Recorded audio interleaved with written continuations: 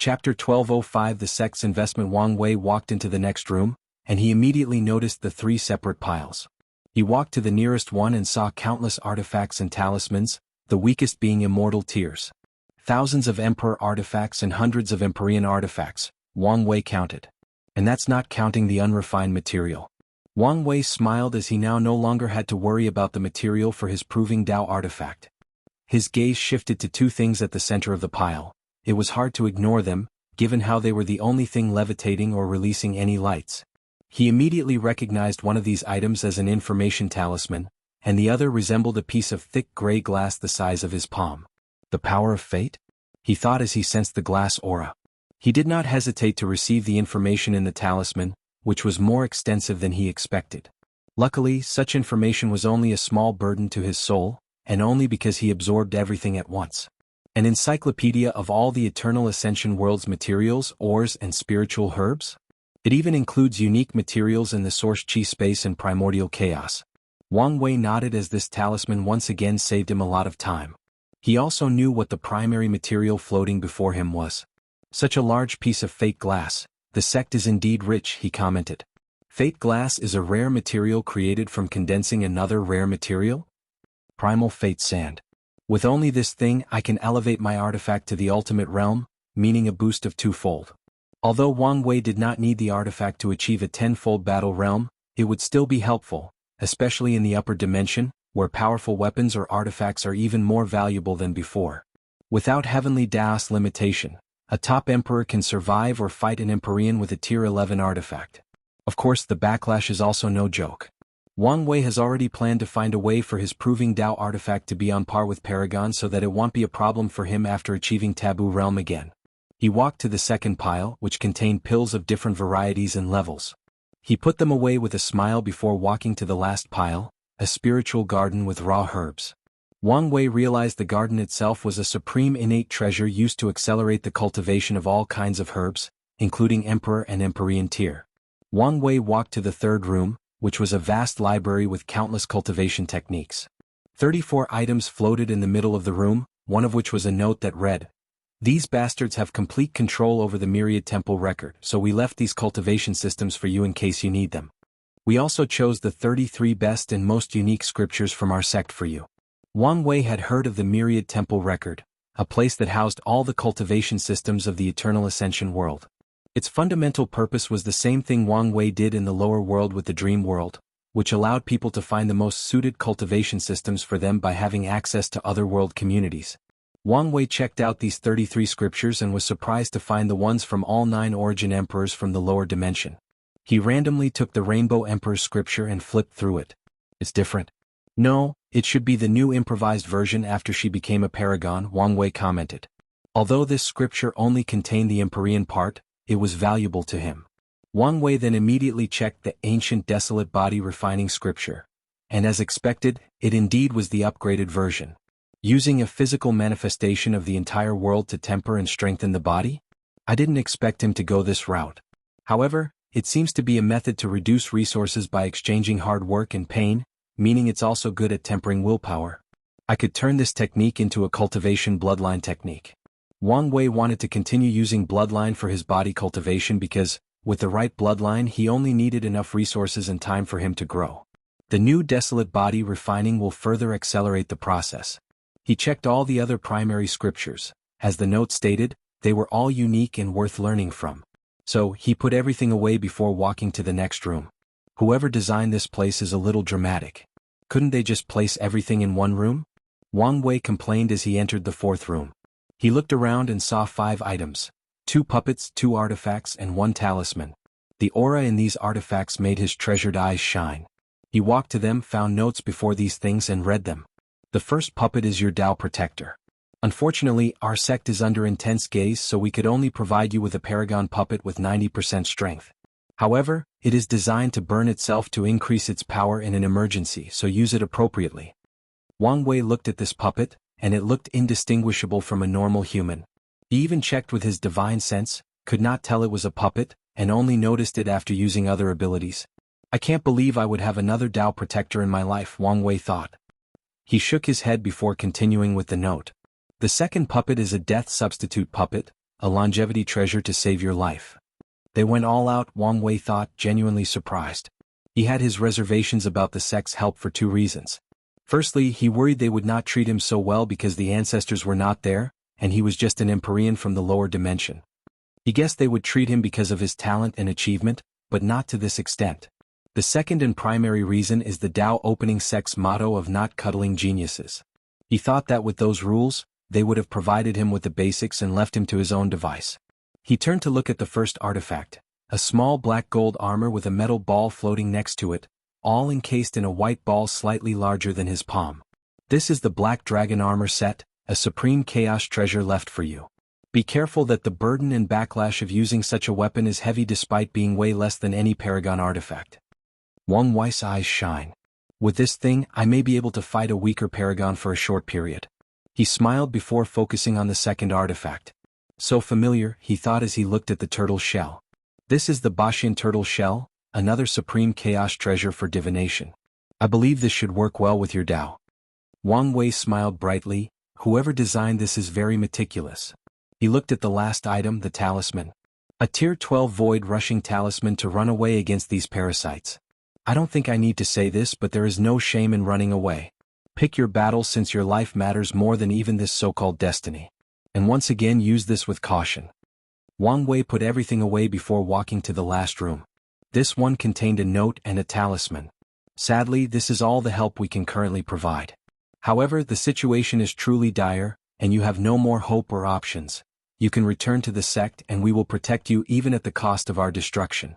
We have held back ourselves and endured the humiliation ever since these people came to power. But if they push us too far, we do not mind dying in a blaze of glory. What a powerful will, Wang Wei thought. He could tell the person who wrote this note truly felt this way. Although it was not guaranteed that this was the whole sect's attitude, it was still impressive. Lastly, the talisman contained ways for you to contact us. You only need to leave a mark at these recorded locations, and we will find a way to bypass our surveillance and contact you. Wang Wei checked the talisman, and it contained many areas all over the world considered safe spots to initiate contact. I don't plan to drag you guys into this, so you may have hope of plausible deniability in case everything goes wrong, Wang Wei thought as he annihilated this secret dimension, leaving no traces. He then used his power to remove all invisible and undetectable traces before teleporting away. His next destination was to find the masked clan. He needed to know how capable these guys were and whether there would be any trouble by using them. Then he would reunite with Wang Qi and the Fate Shadow Guards to start enacting his plan. If you find any errors, ads pop up, ads redirect, broken links, non-standard content, etc. Please let us know reports so we can fix it as soon as possible. Chapter 1206 Who to Target First? Wang Wei's destination was near the Chu Divine Dynasty's area of control, which was the primary base of the development of the masked clan. However, as soon as Wang Wei landed, he immediately discovered an intense surveillance. Myriad invisible ghosts patrolled the area, keeping track of everyone they saw. This is on the fringe of their territory. I didn't expect them to have so many eyes, Wang Wei thought. From what he knew, this world was once divided into 13 firmaments that corresponded to the 13 overlords. However, after the rise of the 2 suns and 7 moons, the world was not divided into 9. However, even in the era of the 13 overlords, they could not completely control their territories due to how vast the world was. The situation of the 7 moons should have been worse as large stretches of their territories were unoccupied or left alone. The current area was one of them, meaning the Chu Divine Dynasty should not have had much influence. Are they desperate to find me? Or just looking for anyone who opposes their power? Wang Wei calmly thought. No, the Blood Dragon's territory was not under much scrutiny, so this must be purely related to the Earth Emperor. Did he learn about my status as an Earth Emperor and is desperately looking for him? Wang Wei was not surprised someone purposely or accidentally revealed his titles and achievements from the lower dimension. He expected it and even allowed it to happen as it could be used for his plan to deal with the Earth Emperor. The more desperate he is to become a true Earth Emperor, the easier it will be to manipulate him, Wang Wei sneered before heading to his destination. Despite the current situation, the masked clan was well hidden in another dimension. Wang Wei quickly found them with the help of the Heaven Seal. Who are you? A man appeared before him, wearing black skin-tight clothes and a mask covering his face including the eyes. He was on high alert with 2 short swords underneath his wrist. Wang Wei calmly looked at him.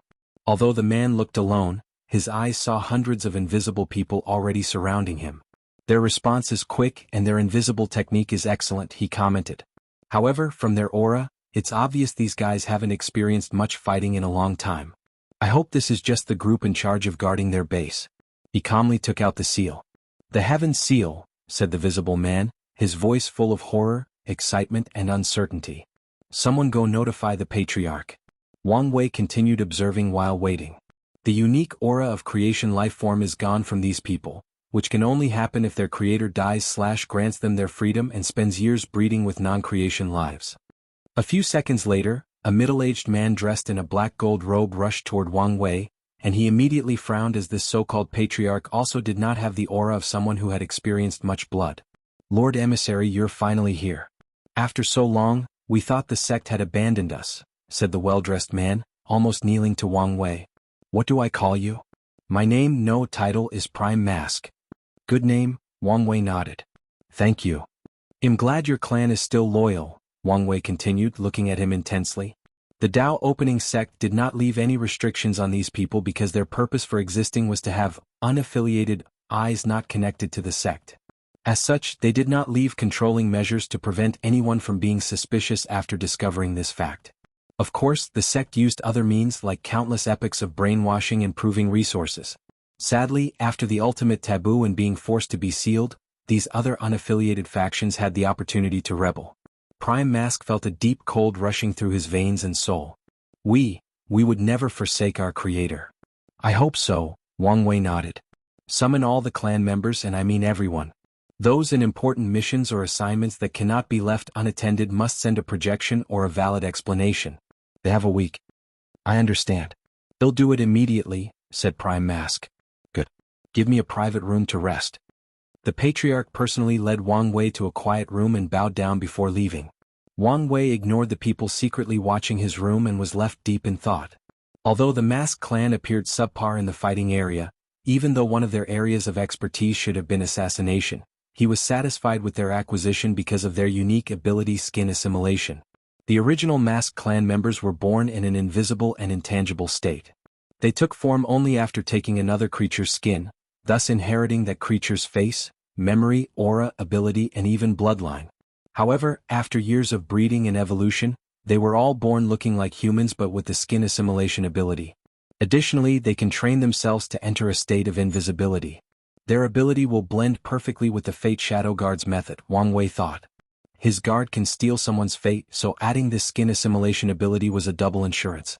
While waiting for everyone's arrival, Wang Wei summoned the Black Dragon armor set and dropped his blood in it to recognize it as its master, followed by using his soul to imprint on the artifact. He did the same for all the others.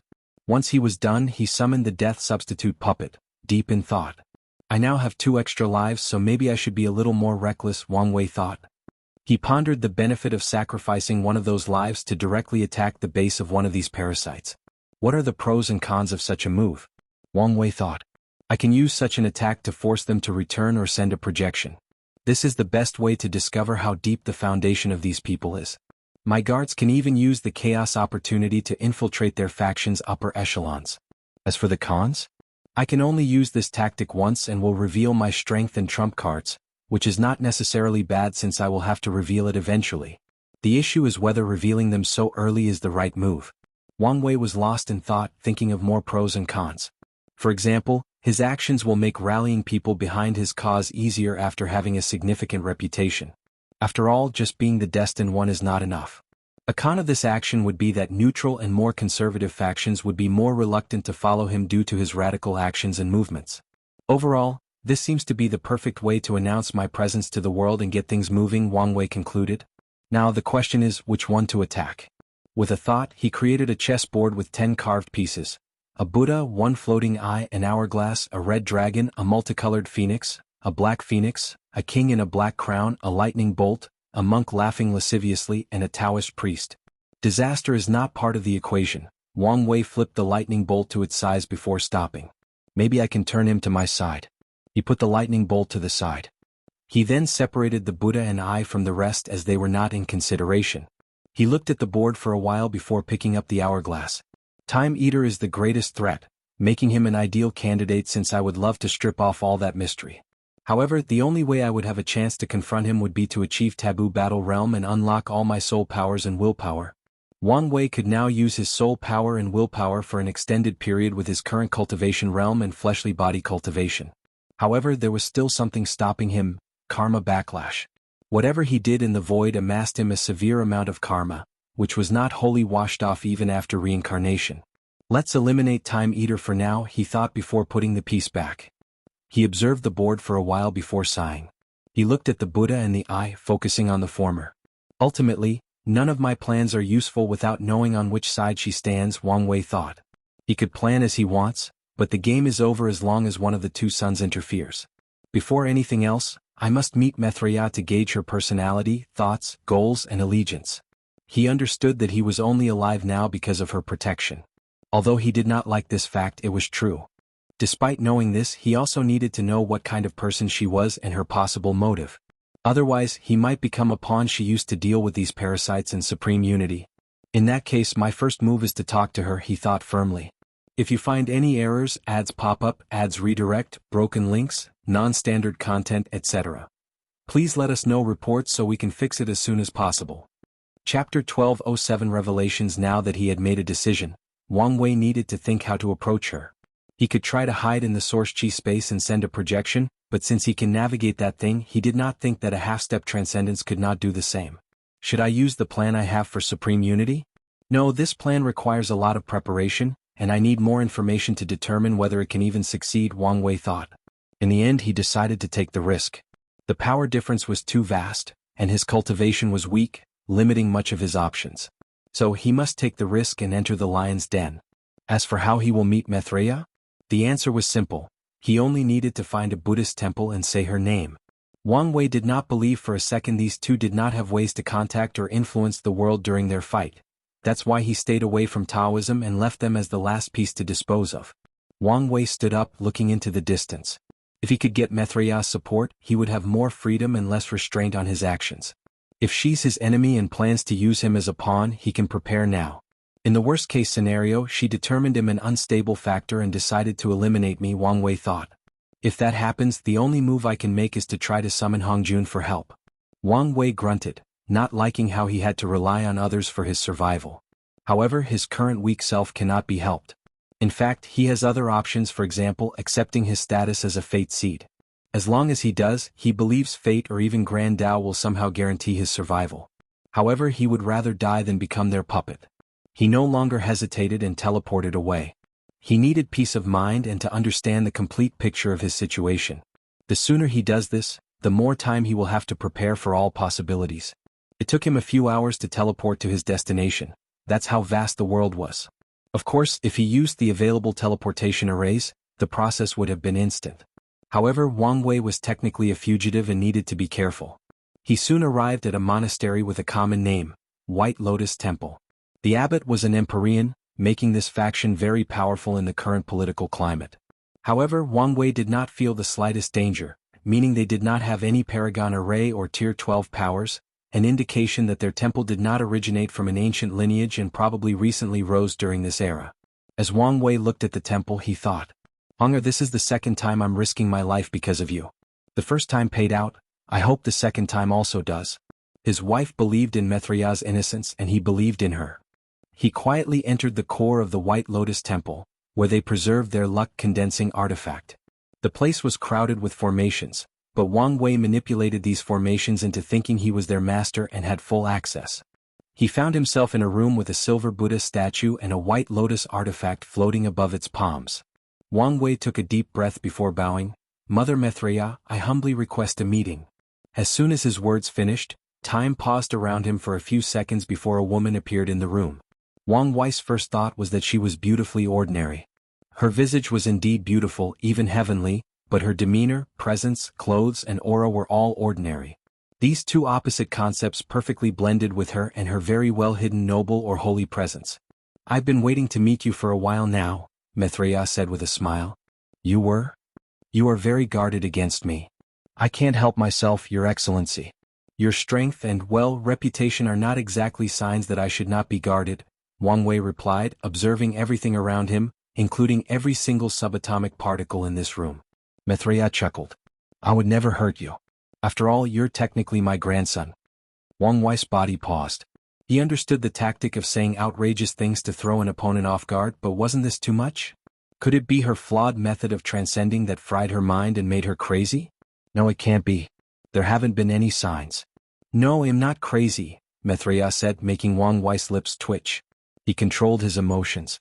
Then what does your word mean? A thought came to his mind, but he could not believe it. You should know what happened to me that led to the corruption of Buddhism in the lower dimension? I only know that Li Bo used some means to divide your mind into two, your pure and devilish side. The consequences of those failures were more impactful than you can imagine, Maitreya stated. In the process, I lost control of many of my true avatars. That's possible? Although rare, it's possible under specific situations. Wang Wei grunted. Then? The escaped avatars knew of their status, and most tried to escape my influence. One was highly successful in this endeavor and became one of the prime Yama kings of the Eternal Ascension world. Wang Wei detected a hint of pride in Maitreya's voice. The way she cultivated involved experiencing countless reincarnations, and one of her clones was Mao Yu, your grandmother. Wang Wei was officially speechless. Is this why she was born with such an unparalleled state of mind? Why couldn't I sense my grandfather's reincarnation? That's correct. It seems she acknowledged the relationship with your grandfather and chose to train him herself. Our Wang clan is truly blessed, Wang Wei commented since he was still processing her words. Indeed, Maitreya nodded with profound eyes. It seems you have many questions. Ask away. From your tone, it appeared as if you never tried to recapture your avatars. What? Wang Wei immediately asked. Li Ba's actions were a blessing in disguise. After I conquered my devil self, my spiritual practice reached another level. It's because of that event that I became a primal paragon. By then, I realized these avatars were now their own individual entity. A few had proven their Tao, and their imprint differed from mine. Even their existence was different, so I let them be. You're a better person than me, Wang Wei commented. He would have hunted these little bastards down and exiled them from this mortal coil. Many of them died fighting each other, Maitreya said with sadness. Some even tried to kill me to become the original. Had they realized they now had their own path and future, who knows what they could have achieved now. Wang Wei nodded before quieting down. You can ask, she reassured. Why did you do it? Maitreya knew what he meant. She was innocent, as she contributed to how the current world situation developed into such a state. After we left the ultimate taboo, supreme unity, and I reached a cultivation level that could be described as pseudo-half-step transcendence, Maitreya calmly explained. If we wanted to reach that level truly, we needed the world to be highly peaceful, with no disturbance. We then worked together to eliminate all the paragons that did not participate in the taboo and the other tier 12 from other paths, and prevented anyone from reviving from limbo. Maitreya sighed deeply. I would like to excuse my action by saying that I preserved the Tao imprint of all these paragons, but I still caused the deaths of countless people, including my own. Wang Wei had many thoughts, but he needed a quiet place to organize and digest them. What about these parasites? Any reason they were chosen? Originally, everyone should have been killed. However, just as we were about to eliminate Time Eater, he convinced us that we needed stewards to keep the world calm and orderly. He suggested most of the others because they were weak and incompetent but ambitious, making them easier to control. We agreed and chose someone from our factions to be part of this new council before retreating. By the time we finished, the situation became like this. The worst part is that Supreme Unity's personality has changed. He became colder and more indifferent and reneged on our agreement. Agreement? We were supposed to reverse everything after the breakthrough, Maitreya explained. Allow our old friend to return and share our progress. Share? You're willing to share such a technique? Wang Wei asked. Of course, Maitreya replied without hesitation. I was stuck in the Paragon realm for a long time. Then Wang Qixin appeared and told us about his plan. He organized the Second Origin War that summoned the ultimate taboo. Although there were some problems throughout everything, my newfound strength was the proof that the plan worked. I understood the need for communication and sharing ideas to walk further in the path of transcendence, so I never planned to hide the technique. But Supreme Unity did not share your idea? Wang Wei asked. He did not.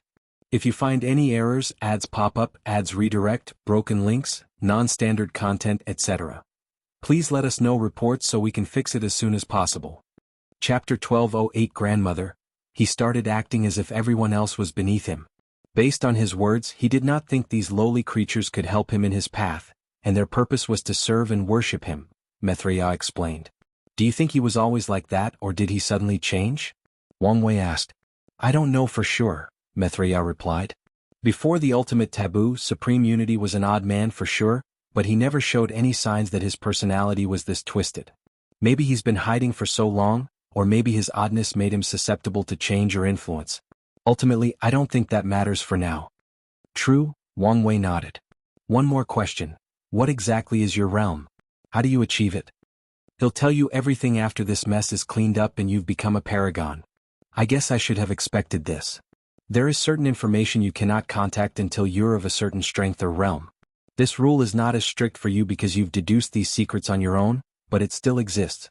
These words brought Wang Wei to his time in the lower dimension when he could ask his wife about many secrets of heaven and earth. Sometimes, Heavenly Tao or even Grand Tao would stop their conversation. Sadly, he was forced to rely on his brain to get these secrets after she left. Any more questions? One last question. Do I call you Grandma? Wang Wei asked without shame, making Mithria laugh. Grandma. I remember years ago when I was a mortal, I always wanted a family, she reminisced. However, I've renounced these sectarian concepts after so long. So, that's a no? Do you want to call me Grandma? Who wouldn't want such powerful and hopefully doting grandparents? Wang Wei replied cheekily. Mithria's smile widened. As much as I would love for us to be this close, you should reserve that title for Mao Yu. She might indeed see it as a sign of disrespect, Wang Wei agreed, so he did not bring it on anymore. Now, let me ask you something. Oh? I think I'm an open book before someone of your level. On the contrary, you're a mystery, Mithria responded. How? For example, I'm still baffled about your birth. Wang Wei frowned, but he did not speak and listened. You were born with a paragon quality and quantity soul. Even if they were sealed during your reincarnation, there is no way that Supreme Unity or I would not have noticed your birth. However, neither of us noticed until your final trial in the pagoda. What? Wang Wei was genuinely surprised by this question. I actually never thought of that. The best answer I can give you is, fate protected me, but something tells me it may not be that simple. Indeed, Mithria nodded. She opened her mouth to say something, and her body suddenly became transparent like a phantom. She looked at the sky. It seems we can't talk for much longer. A few words before I leave. First, Supreme Unity will be doing something significant. I don't know what it is, but his silence is worrying. Second, Time Eater will be your biggest obstacle, not only because of whatever he's planning, which involves the infinite trichiliocosm, but because he's a pawn that Heavenly Book Paragon left in the world while we attended the ultimate taboo. Although he considered himself as breaking away from the latter's control, in a desperate matter, he might have tried to accept his fate to deal with you. Wang Wei frowned but still did not utter a word. Lastly, Wu Hong is in danger, Mithria continued as her body was almost gone. A fierce light flashed in Wang Wei's eyes. She created something that he's very interested in. Adding her connection to you, eliminating her will deal a severe blow to you and kill two birds with one stone. After meeting you, I've confirmed that you two have an unparalleled destiny. However, she received the short end of the stick in that situation since it seems she needs you to activate that destiny. To be specific, she doesn't need you, but it will take too long for her to do it alone, but that's not the point. The point is you're currently protected by your destiny to some extent, but she's not. So, I recommend you remove her from the current situation until she activates her destiny. Mithria disappeared, leaving Wang Wei alone to his thoughts. He did not wholly believe Mithria, but for now, his intuition was telling him she was indeed on their side. He will still be vigilant and also double-check some things she said, but for the most part he's reassured. However, he was concerned about what she said about Wu Hong. Unparalleled destiny? She's probably talking about the destiny to walk the transcendent path. If that is true, she was not entirely correct. Future Honger changed the timeline by sending a clone in the past and, with the perfection method, activated my so-called transcendent destiny. So, I need to do the same by convincing her to establish the perfect foundation, which requires help from the dark truth that no longer exists. Wang Wei frowned. Wait, this might be the best opportunity to check if the dark truth is somehow related to my future self. His future self would find an opportunity to expand the dark truth to the upper dimension. The dark truth is not only the best way to activate her transcendent destiny but also hide and protect her during the current terrible situation. Once she succeeds, she will have a mild destiny protection from half-step transcendence, just like Mithria suggested. Wang Wei had a bright smile on his face. Although he still needed to verify whether the dark truth was here, he was confident in his analysis. Unfortunately, a terrible realization dawned on him. She's technically no longer my wife, he thought with a painful heart. What if I can't woo her again and she severs our bond? No matter how powerful things like fate and destiny are, nothing is set in stone for people of their cultivation realm. They have a lot of choices and free will, meaning it's still possible for him and Wu Hong not to end up together. Okay, calm down, Wang Wei. You're handsome, suave, have a good personality, well, maybe not good but charming, and have great potential. I have hope if she's willing to give me a chance. After giving himself a pep talk, he calmed down. Despite how desperately he wanted to, now was not the time to meet her. Let's check on grandfather. He opened a portal to Samsara. Wang Wei found himself floating above two bridges that crossed a terrifying dark river. One bridge looked ordinary and the other was golden. The ordinary one was a passage for regular souls, but the golden one contained only immortal souls. Yet both were full of souls that kept on coming. The second thing he noticed was how stable this space was. He was shocked as he realized his full strength could not tear the space in this place. He could teleport but could not destroy the fabric of this space. Wang Wei then frowned as he sensed countless powerful gazes locked on him, seemingly warning him. However, they seemed to relax slightly after detecting his minor 3-realm emperor status. He controlled himself and uttered, "Grandma, I'm here to see you." However, nothing happened after a few minutes, so Wang Wei continued. "I know you should be very busy, but my grandfather disappeared as he was reincarnating, and I know the family is worried about his whereabouts." Wang Wei then heard a sigh, followed by a peaceful voice with the power to naturally calm people down. "Did she tell you?" "She did. That was not her truth to reveal." "Probably, but it was also the best way to lower my guards against her," Wang Wei nodded. "Your grandfather is fine," Mao Yu's voice continued. "With my training he will live up to the expectations you have for him." "That's good to hear. However, I cannot meet or help you in any way or form, at least not now. I know there are strict rules and regulations in Samsara," Wang Wei replied. He did not expect any help. "I came to check on Grandpa and to ask your opinion on Betrayal." "It's good to be vigilant," Mao Yu praised. "As for her, she is someone who truly deserves the title of Buddha. However, her actions are the result of the conflicting ideals of Buddhism and cultivating in general. Buddhism requires a kind, peaceful, and non-confrontational mindset.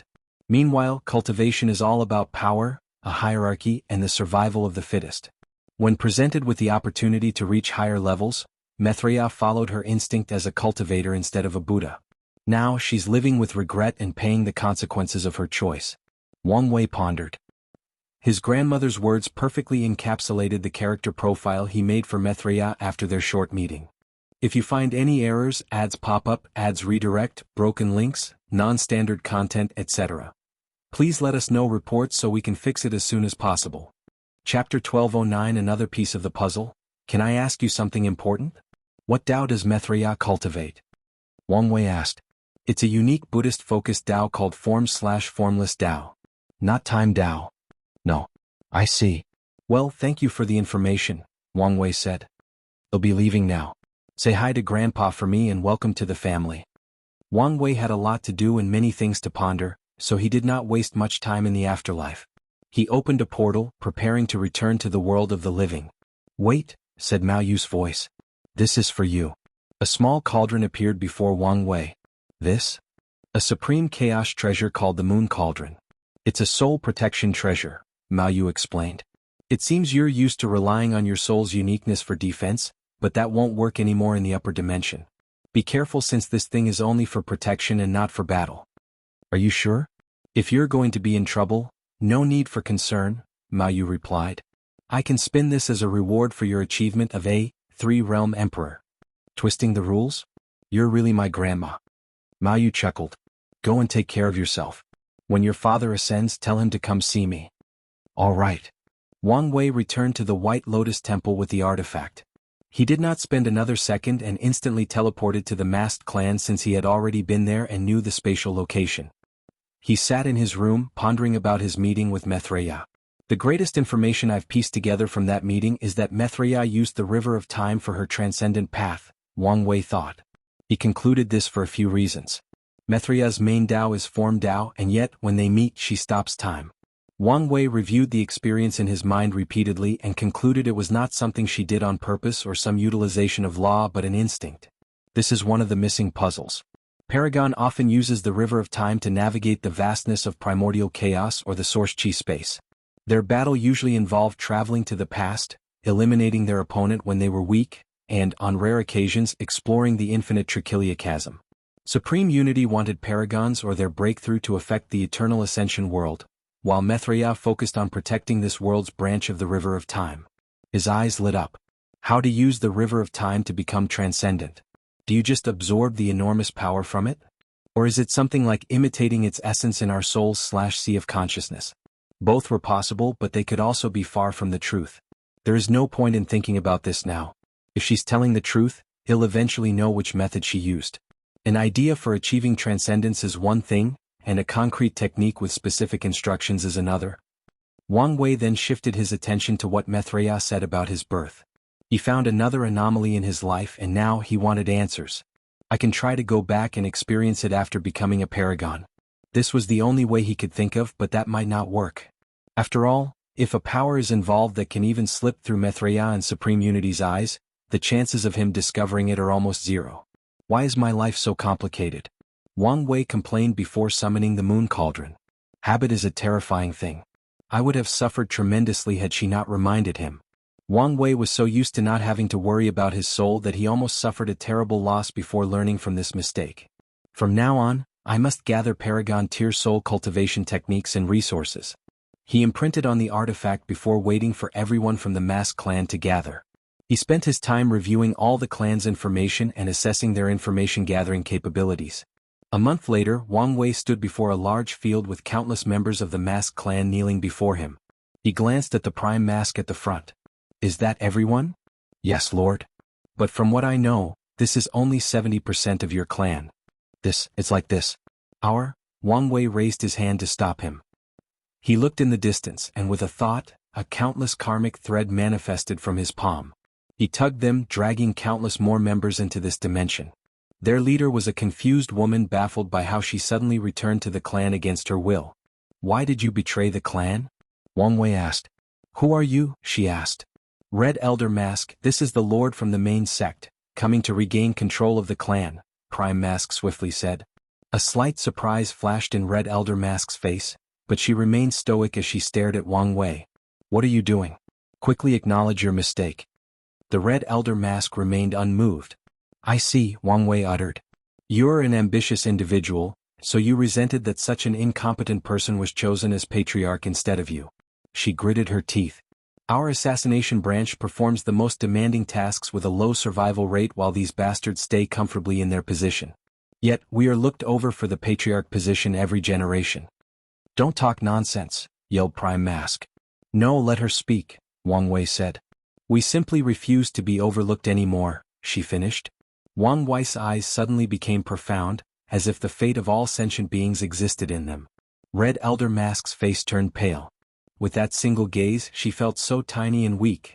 It was as if she was a bug facing not a human but a towering dragon. Her first instinct was to activate her inner world to resist, but her battle senses as a Dao ruler warned her that she would die faster if she did. As she was about to explode from the pressure, it suddenly dissipated. Wang Wei smiled. I like ambitious people but only when they are competent. Luckily, your group is the only one I consider barely competent in this clan. He raised his palm, and the fate lines of all the masked clan members wrapped around his finger and palm. A rune emanated from his soul and fused with the line. Your fates are now mine, he declared before fixing his gaze on another Elder of the Black. This one was the Yellow Elder Mask. Have a problem with what I did? The Yellow Elder Mask's body trembled, and he swiftly lowered his head. You didn't have a problem when the sect supported you for who knows how long. Didn't you already know your fate from the day of your inception? No one said a word, so Wang Wei focused on the group at large. As I said, only the assassin squad is barely competent, meaning you'll need to undergo training, Wang Wei announced. From now on, you're members of my Fate Shadow Guard. I'll advise you to abandon all ideas and notions about your previous life. Do not cling to your former status and power since they are meaningless. This is the mindset you'll need to survive, grow stronger, and regain your honor and dignity. Do you understand? Yes, sir, everyone replied in unison. That's the spirit. Go prepare, he ordered. We will leave here in a few days. Wang Wei walked away waiting for Wang Qi's arrival. Red Elder Mask looked at his back, deep in thought. Maybe this is not a bad thing. All she wanted was an opportunity to display her talent and receive the power and honor she deserves. The Mask clan's corruption blocked her path, but she might have a chance with this new leader and system. 3 days later, Wang Qi arrived at the Mask clan and was directly teleported to Wang Wei's room. You're late. He contacted Wang Qi a month ago as soon as he arrived. Patriarch, you don't understand how chaotic the situation is, Wang Qi replied. Everyone is looking for you. There are random checks in almost every territory, so it was difficult to get here while hiding my identity. Is that so? Wang Wei muttered. It seems we will need an independent transportation system. That is a must, Wang Qi swiftly nodded. Otherwise, our work will be 100 times more challenging. We can create a subspace system for our people to travel. Like the ones we build for mortals? Exactly, Wang Wei nodded. The only issue is how to hide it from everyone else. If we had a Space Chaos Supreme treasure, we could use it, even adding the heaven-deceiving array. However, such treasure is rare. Wang Qi's eyes suddenly lit up. Should we ask the sect for support? No need to involve them, especially since we have a better option. Better option? You mean our base and the former residents of the Dao burial ground? Exactly. We used the ascending treasure chi you provided, evolving the treasure from chaos to supreme innate treasure. However, it's a long way to the Supreme Chaos Treasure tier. If you find any errors, ads pop up, ads redirect, broken links, non-standard content, etc., please let us know reports so we can fix it as soon as possible.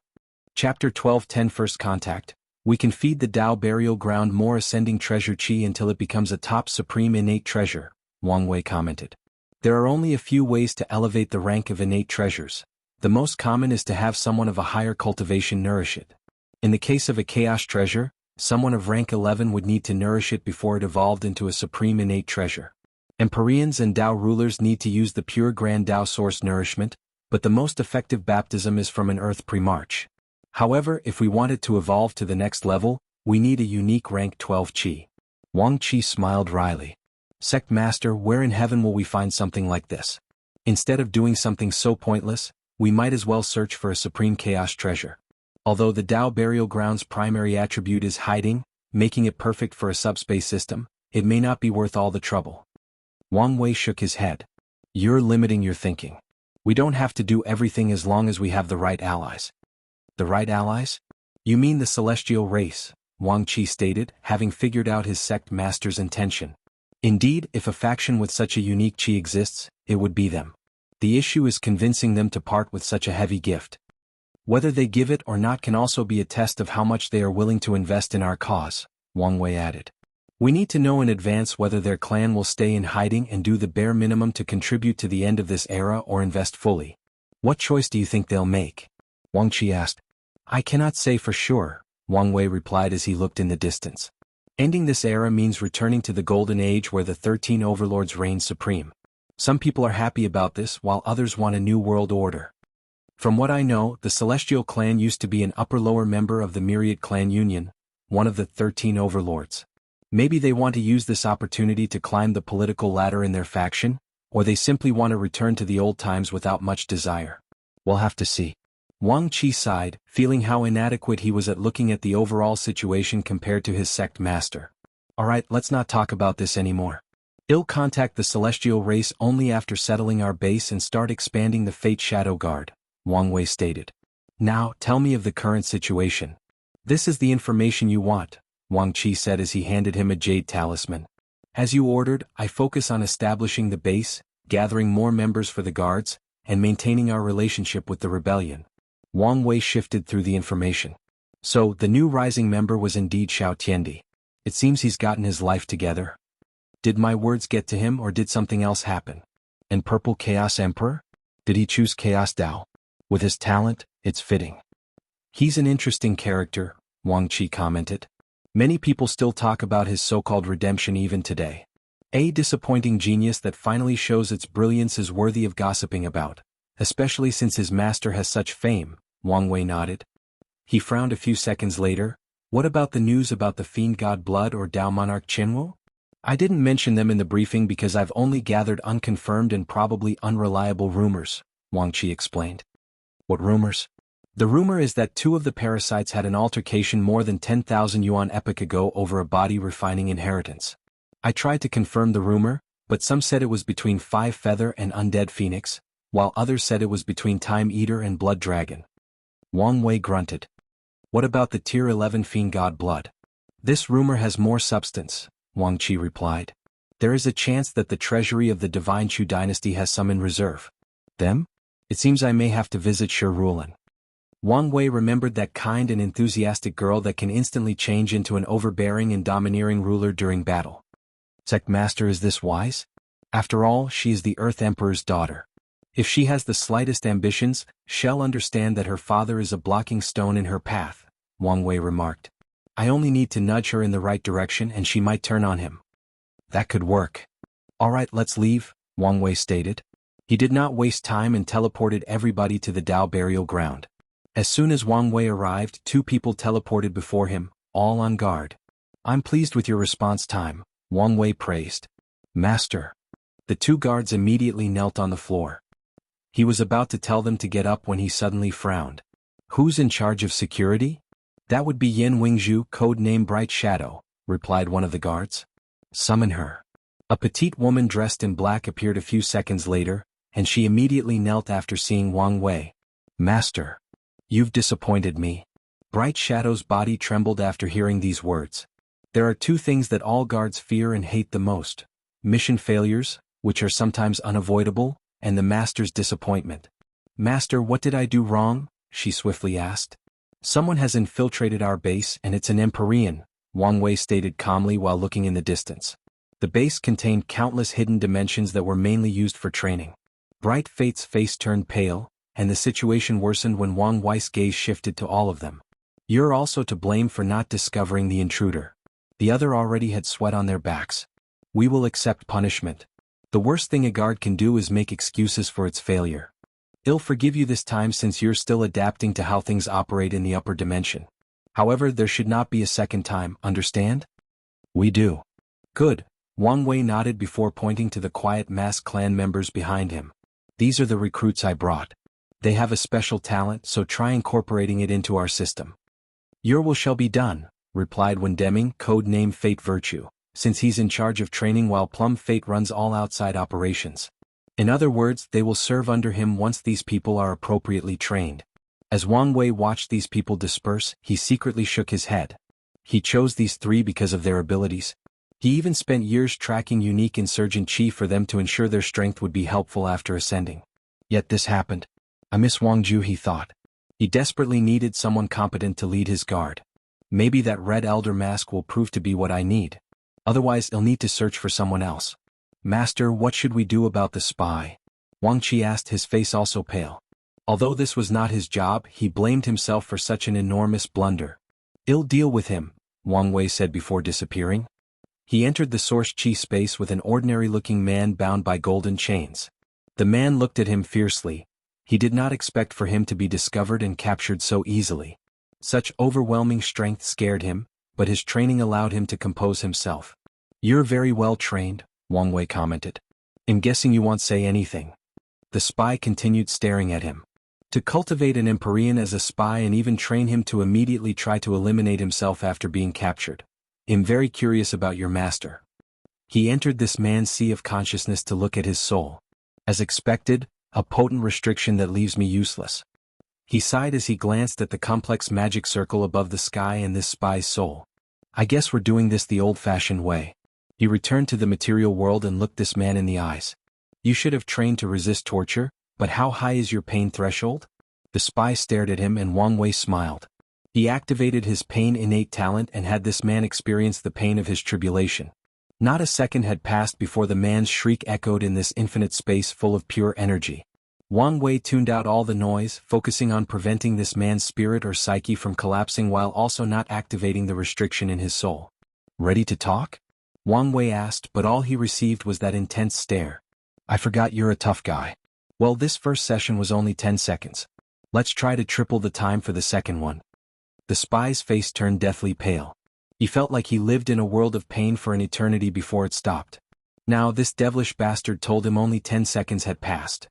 If you find any errors, ads pop up, ads redirect, broken links, non-standard content, etc.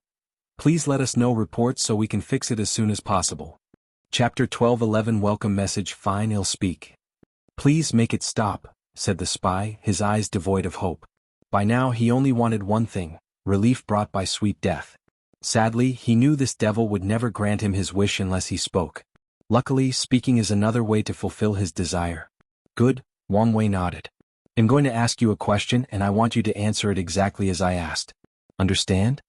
The spy barely nodded. Let's see. I need to be subtle to prevent triggering the restriction, which will most likely result in his self-explosion, Wang Wei thought. After compiling a plan, he summoned the Bashin turtle shell to boost his divination capabilities. His eyes turned all gray as he channeled the power of fate. Will he explode if I ask him what organization he works for? Yes. What about the name of a useless or abandoned base? Yes. A mission with no relevance to his employer? Yes. What if I ask him about his code name? Maybe? Wang Wei thought as he focused. This bastard will actively use a triggering word to commit suicide? I need to watch out for that. He continued his divination for a few seconds before asking the first question. Tell me all the places you've been to before arriving at our base. No need to be specific. Just state the overall area, city, continent, or area. Such a strange question momentarily disoriented the spy, but he answered. Right before teleporting to the base, I was in Sunset City. Wang Wei nodded while observing this man intensely. Sunset City was one of the places where the Fate Shadow Guards recruited new members. Before that, I was on the Black Earth continent. There is a silence. Wang Wei cut him off. Do you want to experience it a fourth time? The spy's body trembled as he shut his mouth. He hesitated for a moment, but he saw Wang Wei's eyes. He told the latter of the last two places he was in before arriving here. If I follow his trajectory, he came from one of Taoism's territories. Is he from a faction under the Seven Cauldron? Or directly from Supreme Unity's core power?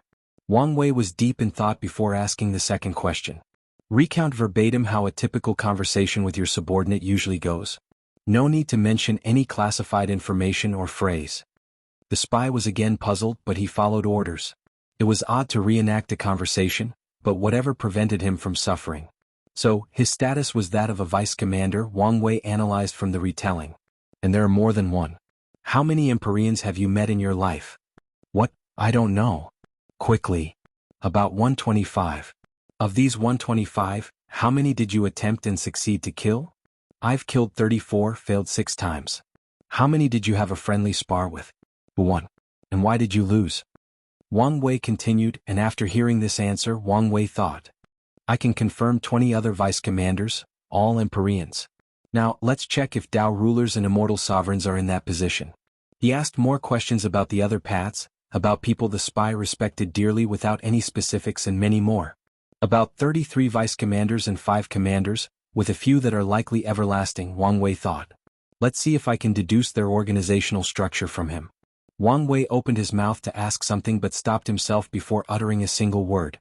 He looked in the distance. Already here? They are faster than I anticipated. He glanced at the spy and without hesitation, he chopped his head and extinguished his soul. Wang Wei disappeared, leaving the headless body on the ground. A group of 5 individuals dressed in all white appeared. That body shape, it's Vice Commander Ershi, said one of the spies. Their leader, the only one whose clothes contained stripes of black, 24 to be exact, calmly observed everything. I can't believe he died so horribly. Wasn't his mission to investigate news about the Destined One? I can't believe that was his end.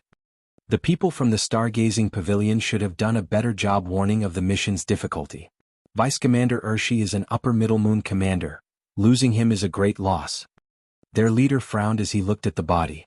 He suddenly felt something was wrong but could not pinpoint what exactly. Quiet, he ordered, stopping this nonsensical chatter. Someone go verify if his Dao imprint still exists. Yes, Vice Commander Ershi. I'll get to. Bang chains suddenly manifested out of nowhere, capturing everyone but the leader. A shield appeared around him, blocking Wang Wei's attack. It's you, Ershi declared after seeing Wang Wei's true face. He also understood what his intuition was warning him. His men are originally better trained than this and should not be discussing the organization's news so openly, even if they were in a safe space among colleagues. So, it's obvious someone used a spiritual influence technique on them to influence them to talk and reveal more information.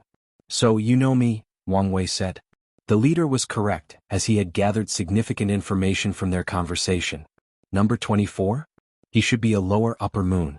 If the person with the number 24 has the same cultivation as me, the strongest, number 33, should be a peak Empyrean. Wang Wei's gaze then shifted to this man's shield. It was not Ursa's strength that saved him, but a potent talisman. I pity you, Ursa suddenly declared after calming down. Do you know the fate of anyone who goes against our supreme ruler? Believe me when Wang Wei did not listen to him as he clenched his hand, releasing a power that broke apart the shield. Ursa's face contorted as he mobilized his 5-element Dao. Sadly for him, Wang Wei sealed him with a thought. A ruthless light flashed in Vice Commander Ursa's eyes, and it followed a small sword that left his head and immediately released a brilliant golden light that wiped out all energy/chi in the surroundings. Ursa immediately knew something was wrong when he realized he was alive despite his severe injuries. His suicidal endeavors should have taken his life as well. He looked at the perfectly intact Wang Wei. What kind of monster are you? He knew the destined one should have just ascended, so he could not fathom how he was already this strong.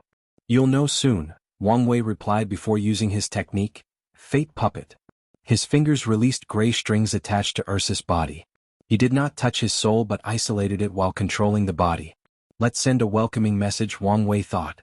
He found the karmic link between Ursa and his Dao imprint in the Grand Dao Source, leaving his true will on it to remove at the correct time. His next step was finding heirs his Dao imprint, which took a little time since he died. Luckily, he died before activating his motion, so Wang Wei was able to find him after using Karma Dao, divination, and the zoning of his Dao will. After properly killing Ursa, he checked the souls of the regular members with no success. They'll need to do something about these restrictions. However, Im surprised Supreme Unity left 7 Cauldron in charge of making these restrictions instead of himself. Did it think it was beneath him? He probably thought such secrets were beneath him to protect personally. Wang Wei could see that only a few things would warrant the Taoist tyrant to place a restriction personally, and it should probably be something he genuinely wanted to hide from Mithraea. Wang Wei activated the restrictions and watched how these regular members exploded. He then disappeared, and immediately following his departure, the only survivor, Ursa, began to fly away desperately, his aura decreasing with each passing moment. A few minutes later, another group found him in the Source Chi space. Hurry, important news, destined one is? Ursa muttered before passing out. The group was shocked and quickly fed him a healing pill. However, he did not wake up, so they returned to their base, hoping to wake him up to get the information he had acquired. Boom. Ursa's body exploded the moment they teleported to their base. The explosion was intense since he was an Empyrean after all. However, the damage it created was 0. The people carrying his body were severely injured, but no one died. The reason is that the Paragon formation in their base immediately activated and isolated the blast. In fact, Wang Wei expected this outcome. That's why Ursa exploded instantly after arriving. He knew there would be a formation to detect that he was controlled. Regardless, he did not care since his purpose was to send a message and confirm that these people were part of 7 Cauldron's forces, which he did after sensing the blast location. Once that was done, he removed Ursa's Dao imprint before returning to his base.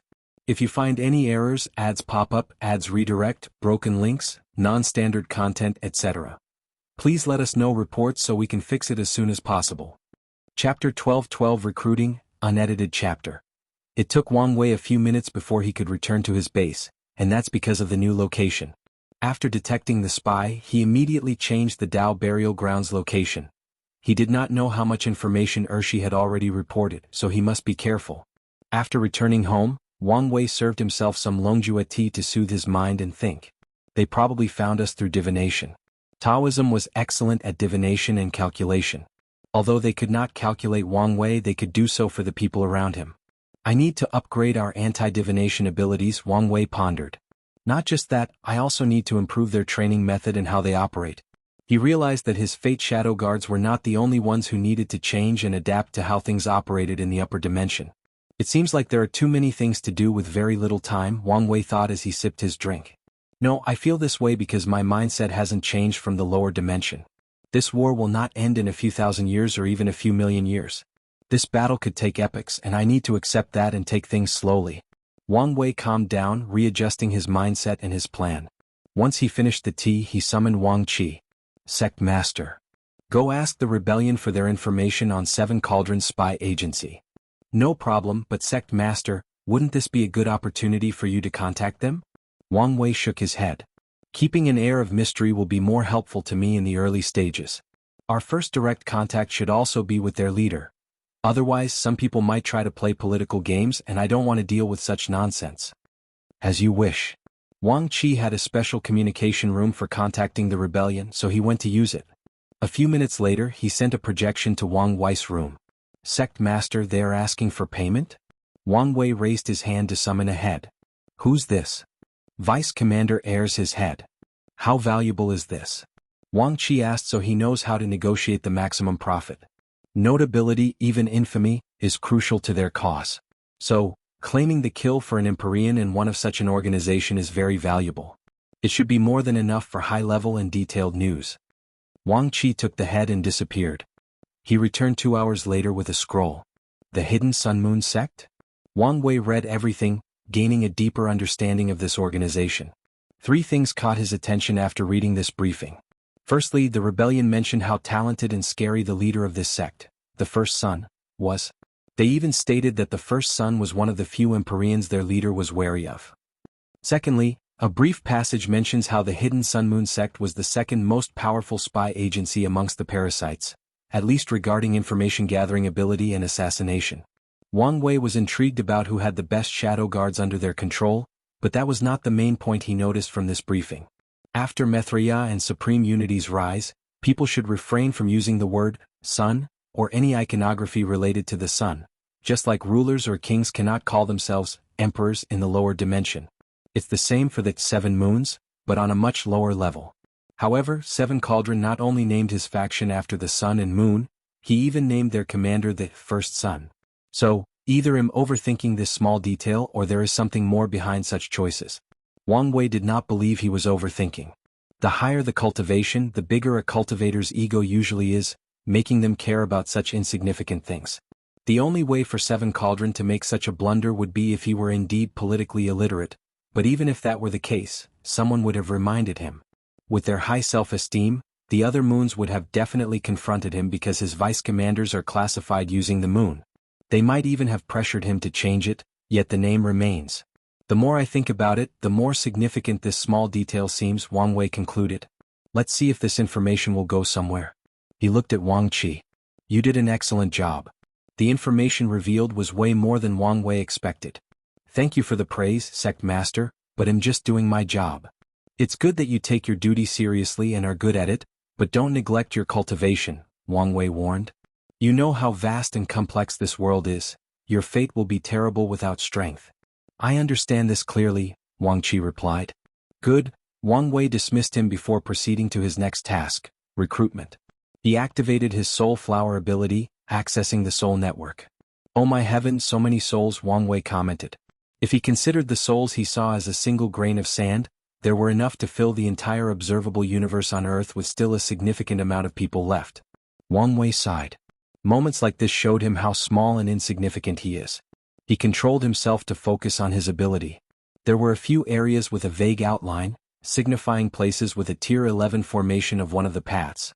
However, he did not care since even the ones with Empyrean's formation meant that he needed to take time to break into them if he wished. So he focused on the all-black areas. Tier 12 protections, Wang Wei thought briefly before frowning. He noticed countless souls with marks on them. Too many people with restrictions in their souls, he complained. Let's filter these souls out, he muttered.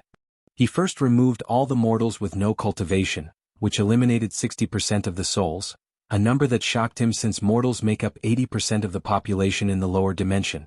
He eliminated the souls with restrictions he could not currently deal with, followed by the ones with deep backgrounds and abundant resources. Lastly, he eliminated anyone with a cultivation less than Tier 7. The next step is the halls and systems. Wang Wei quickly finished everything before forcefully summoning these chosen souls. Many cultivators from Tier 7 to Tier 11 and from all paths gathered in a large room with gray fog for a sky. Wang Wei sat cross-legged in the sky above him. A few Empyreans did not like someone floating above their heads and prepared to display their strength. However, the wise ones knew better, since someone who could summon so many souls at once should not be trifled with. Wang Wei released a bit of his soul pressure, suppressing these bold individuals. Many of you should have heard rumors of me, for I am the destined one charged with ending this terrible era, he declared. I have chosen you because of your talent and abilities. Sadly, fate was not kind, so it did not give luck or destiny. You've come so far without any reliance and background. The people listened attentively. I come with an opportunity, Wang Wei. Source stones, formations, pills, talismans, weapons, luck, anything you want, you can get it. He smiled. Of course, you've lived long enough to understand that there is no free lunch in the cultivation world. So what do I want in return? Well, it doesn't take a genius to figure that out. I want help to end this insufferable era. Your cultivation journey was arduous, making you value power even more. Sadly for most of you, the path ahead is blocked, and all resources are strictly controlled by either those parasites or those ancient sections. Wang Wei raised his hands to summon a few buildings created from the fog. If you choose to join my Changing Fate Hall, here is how things will operate. There is the Mission Hall. You can choose missions, and upon completion, you will receive Dao Source or Fate Points based on your choice. Fate Points come with a 5% discount for all purchases, and it's also a system to increase your rank to access some rare-level resources. He summoned another building. There is the Resource Hall, where you can exchange almost everything, including cultivation, rare chi, and even longevity resources. There is the Profession Hall. Anyone with a profession Dao can receive specific missions that involve their profession. These missions usually refine something, but there are others as well. And yes, the materials will be provided and you can keep the extras. Another building manifested from the fog. The Information Hall. You can exchange and sell news, secrets, and rumors. Lastly, there is Prime Hall. This hall is for people who truly wish to follow me instead of only using this transactional method of exchange. You can imagine the benefits and risks of this hall, so that I won't say any more. Wang Wei finished. Any question? If you find any errors, ads pop up, ads redirect, broken links, non-standard content, etc., please let us know reports so we can fix it as soon as possible. Chapter 12-13 The Changing Fate Hall, and I added the Information Hall in the previous chapter. Empyrean White Cloud was an old man dressed in all white robes with golden cloud patterns. His long hair was white, along with his beard that reached his chest. He calmly listened to this person's words. There is no way for him to be the destined one, he thought. Many information agencies have deduced that the chosen one is from the lower dimension.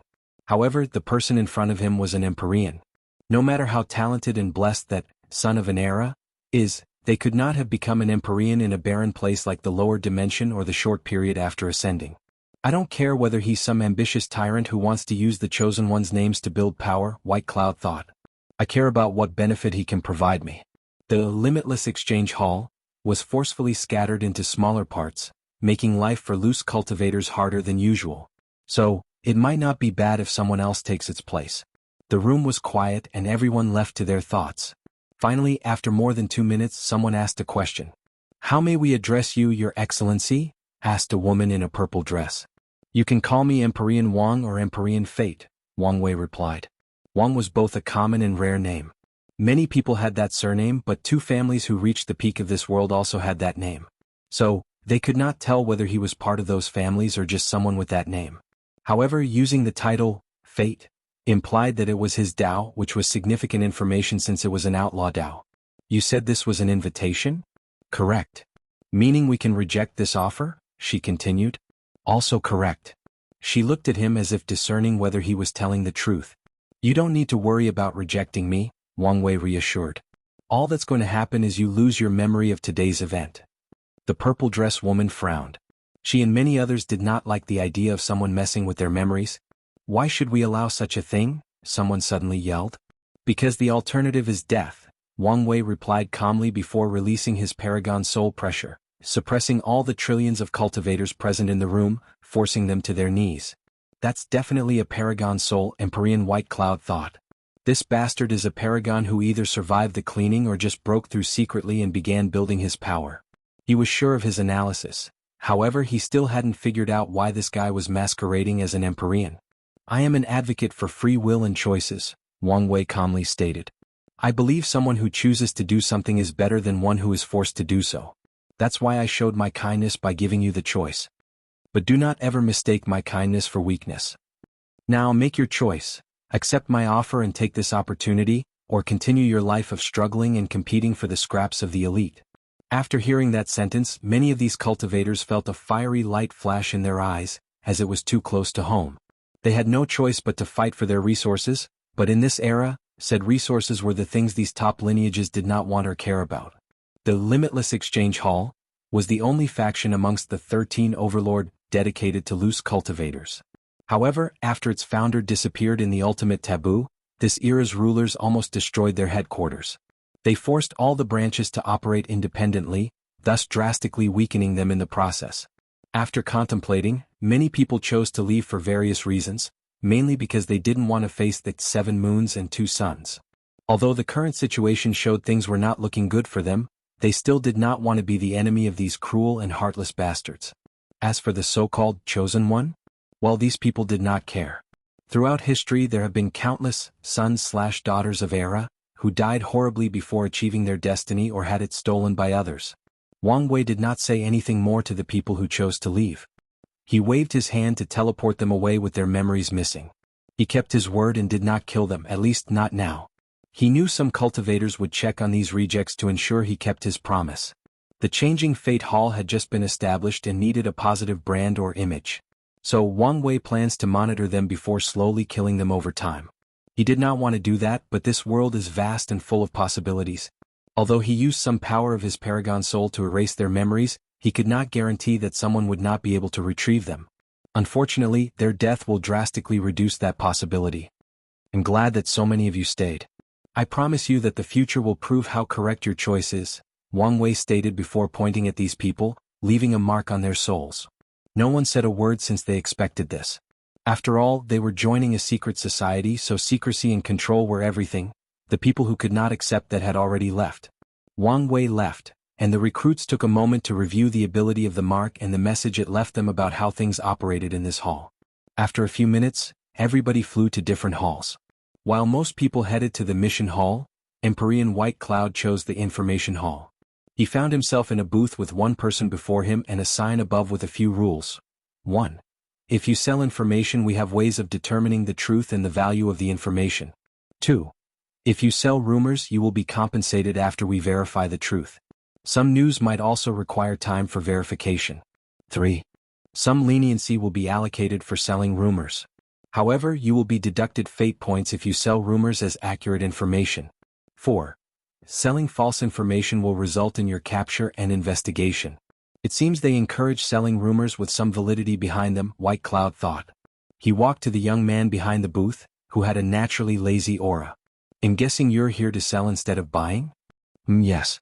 Okay. What is it? Can you tell me what's valuable? Empyrean White Cloud asked. Currently, news about the parasites are the most valued.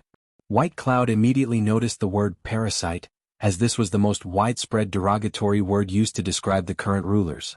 After that is information about lost history, secret realms, and places with rare spiritual herbs or ores.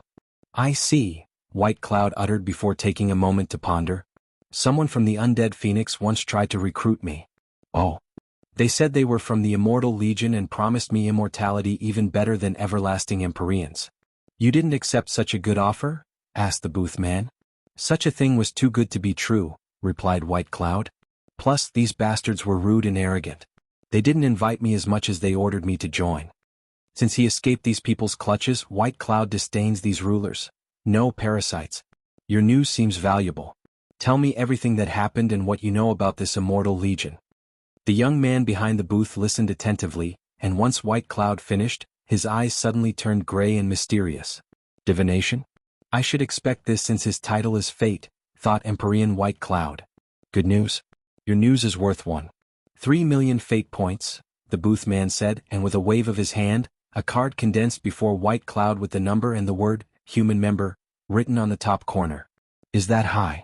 White Cloud had no point of reference, so he did not know how high or valuable 3 million was. 1 million points is the lowest value of any Emperor tier resources and the amount required to become an Earth member. So not high, White Cloud commented. But the booth man only smiled. How much to become a Heaven member? 1 billion points, and it's also the starting sale price of Empyrean tier resources. Such a vast difference? White Cloud shook his head. Shouldn't my news be worth higher? You only knew the name of a secret legion and nothing else of much value, replied the booth man. White Cloud sighed before deciding to sell more information. Unfortunately for him, besides a rumor of the location of a supreme innate spiritual herb for tempering the soul, everything else was useless. So, he walked out of the hall with only a little over 3 million points. I hope the rumor is true, White Cloud thought. Luckily for him, he was one of the few people who used the information hall, meaning the reward for this rumor would go to him. He took a moment to contemplate his next move. There were two ways for him to amass billions of points as fast as possible. Sell Empyrean tier materials, but he was broke, and the other was to take a killing mission.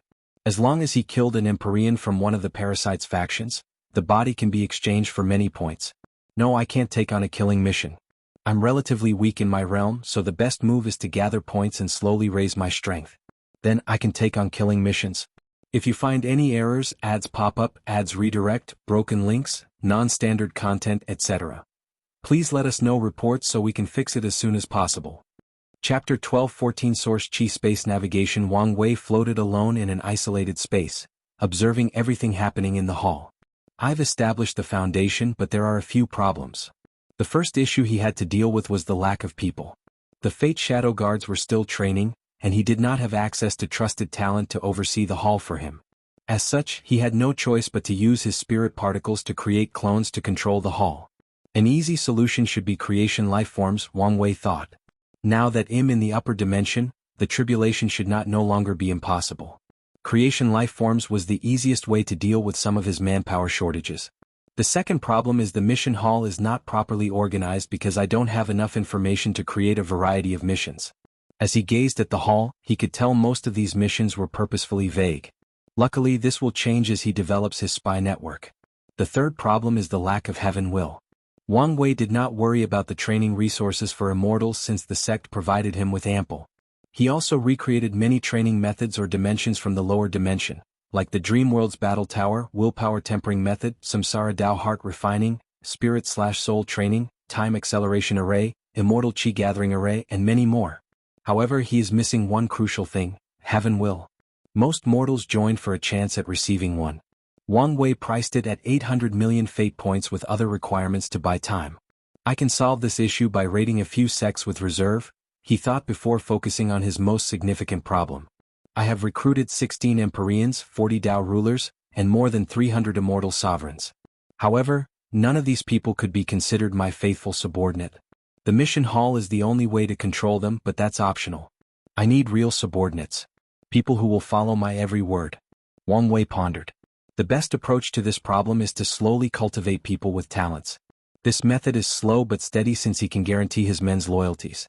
This method is fine and should be on my agenda, but I also need a quick method in case something happens and I need the manpower, Wang Wei analyzed. This war would be long, but anything could happen at any time, so he needed to prepare in case an opportunity presented itself. I need to conquer a few people, but where can I find a large number of subordinates? He asked himself, and he immediately had the answer: the Lawless Zone. His eyes immediately twinkled out of greed. That place was once a place for criminals to hide from the world's powers, but after the parasites took control, many people rushed inside for refuge. It's decided. My next main goal is the Lawless Zone, he decided.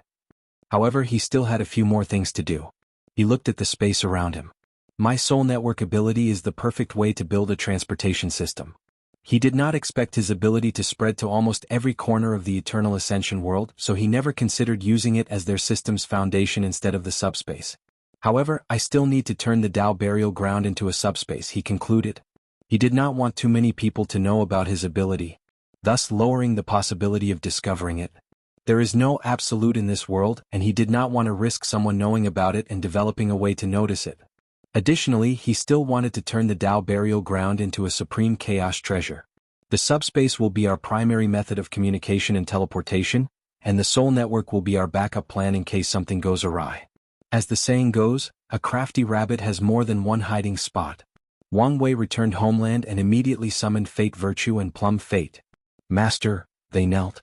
Fate Virtue, you should have trained a few batches since you've arrived, correct? Yes, Master. Where are they? Most of them are operational while a few remain on standby. Summon the ones on standby. Fate Virtue whistled and countless shadows materialized behind him. Wang Wei sent information directly into their minds before teleporting them to the changing Fate Hall. His gaze then shifted to Plum Fate. I have a mission for you, Wang Wei said before pausing. His eyes turned all gray as he manipulated the fabric of fate itself. He condensed an information talisman that he handed over. This is a list of sects with secret reserves of heaven wills. Some have no affiliation with the parasites, so you only need to steal theirs. You can eliminate everyone else. It will be done. Wang Wei dismissed everybody, leaving Wang Qi alone. Why are you here? Wang Wei asked. I don't think I even called you. Sect Master, I think I may have found a way to get you the fiend god blood. Oh, I'm listening. The sect madam. Wang Wei's lips twitched. Don't you think I know many of our problems can be solved if I ask her? There is a reason I haven't asked her. Sect Master, permit me to speak candidly. I notice you lose a lot of your boldness and overthinking regarding things with the madam, Wang Qi said. Exchanging gifts is an excellent way to communicate and get to know someone. I'm sure the madam and you would not want to start the relationship by being indebted to each other. You previously sent her a gift, so it's normal for her to reciprocate. Wang Wei grunted softly, not because of anger but because this bastard was right and he did not like that. She did say she would give me a reciprocating gift. See? She understands, Wang Qi grinned. Fine. You can visit her. Use this to navigate inconspicuously. He granted Wang Qi access to the soul network for teleportation. He only needs to lock on to a soul closest to his destination and use it as an anchor for his teleportation. Wang Wei shook his head as he watched Wang Qi's disappearance.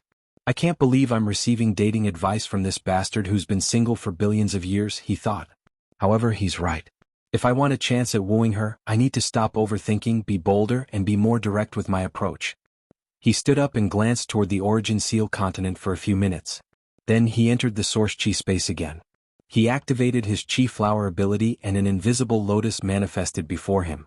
Ascending treasure Chi, he thought, making the lotus tremble before flying in the distance. Wang Wei flew after it. As a precautionary measure, most cultivators will not easily teleport in the Source Chi space for various reasons, but mainly because it can easily lead to chain reactions that result in immense Chi exploding and injuring them in the process. As Wang Wei flew to his destination, everything was all blue, including the ground, the grass, the mountains, the forests, the clouds, and the sky.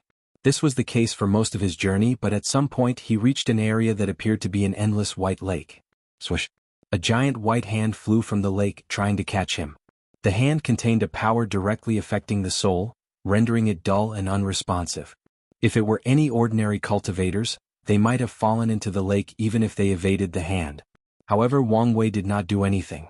As the hand touched his body, a powerful force rebounded it, and a minor scream sounded from the lake. Countless more hands tried to drag Wang Wei, but he ignored them all, except for the last.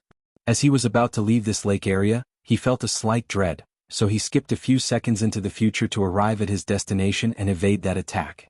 After the empty lake, Wang Wei found himself in a green area. He could see a towering palace radiating with the luster of gold, jewels, and precious ores from a distance.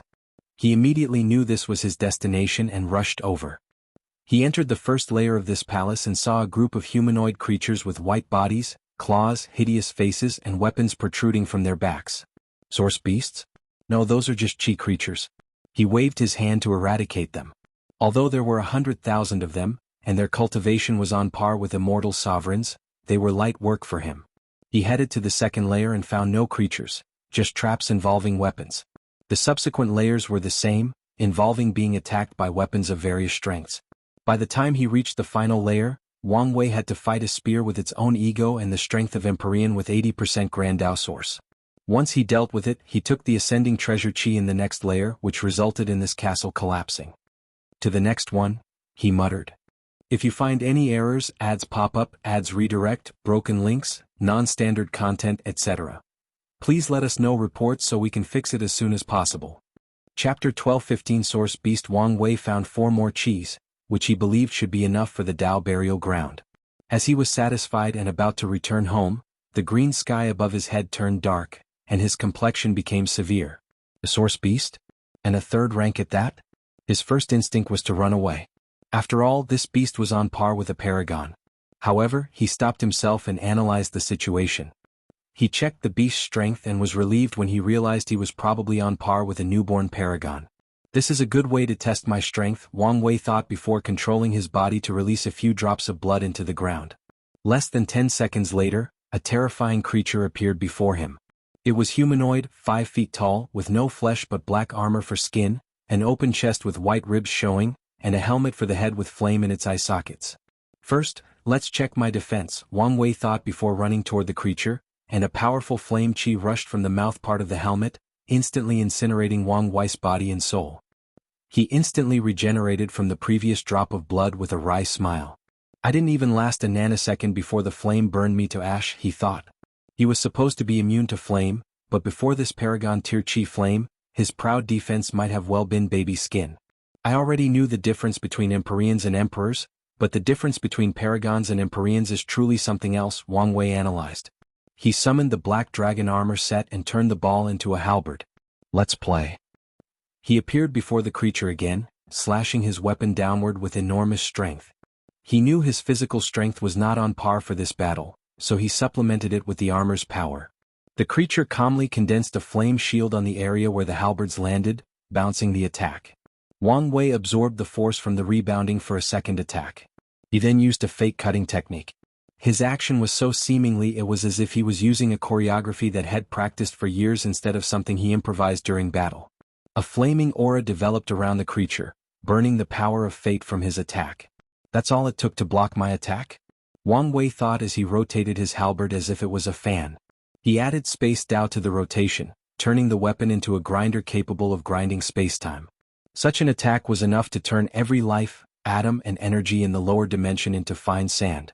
A laser rushed from the source beast's eyes with tremendous heat and force, stopping Wang Wei's weapon.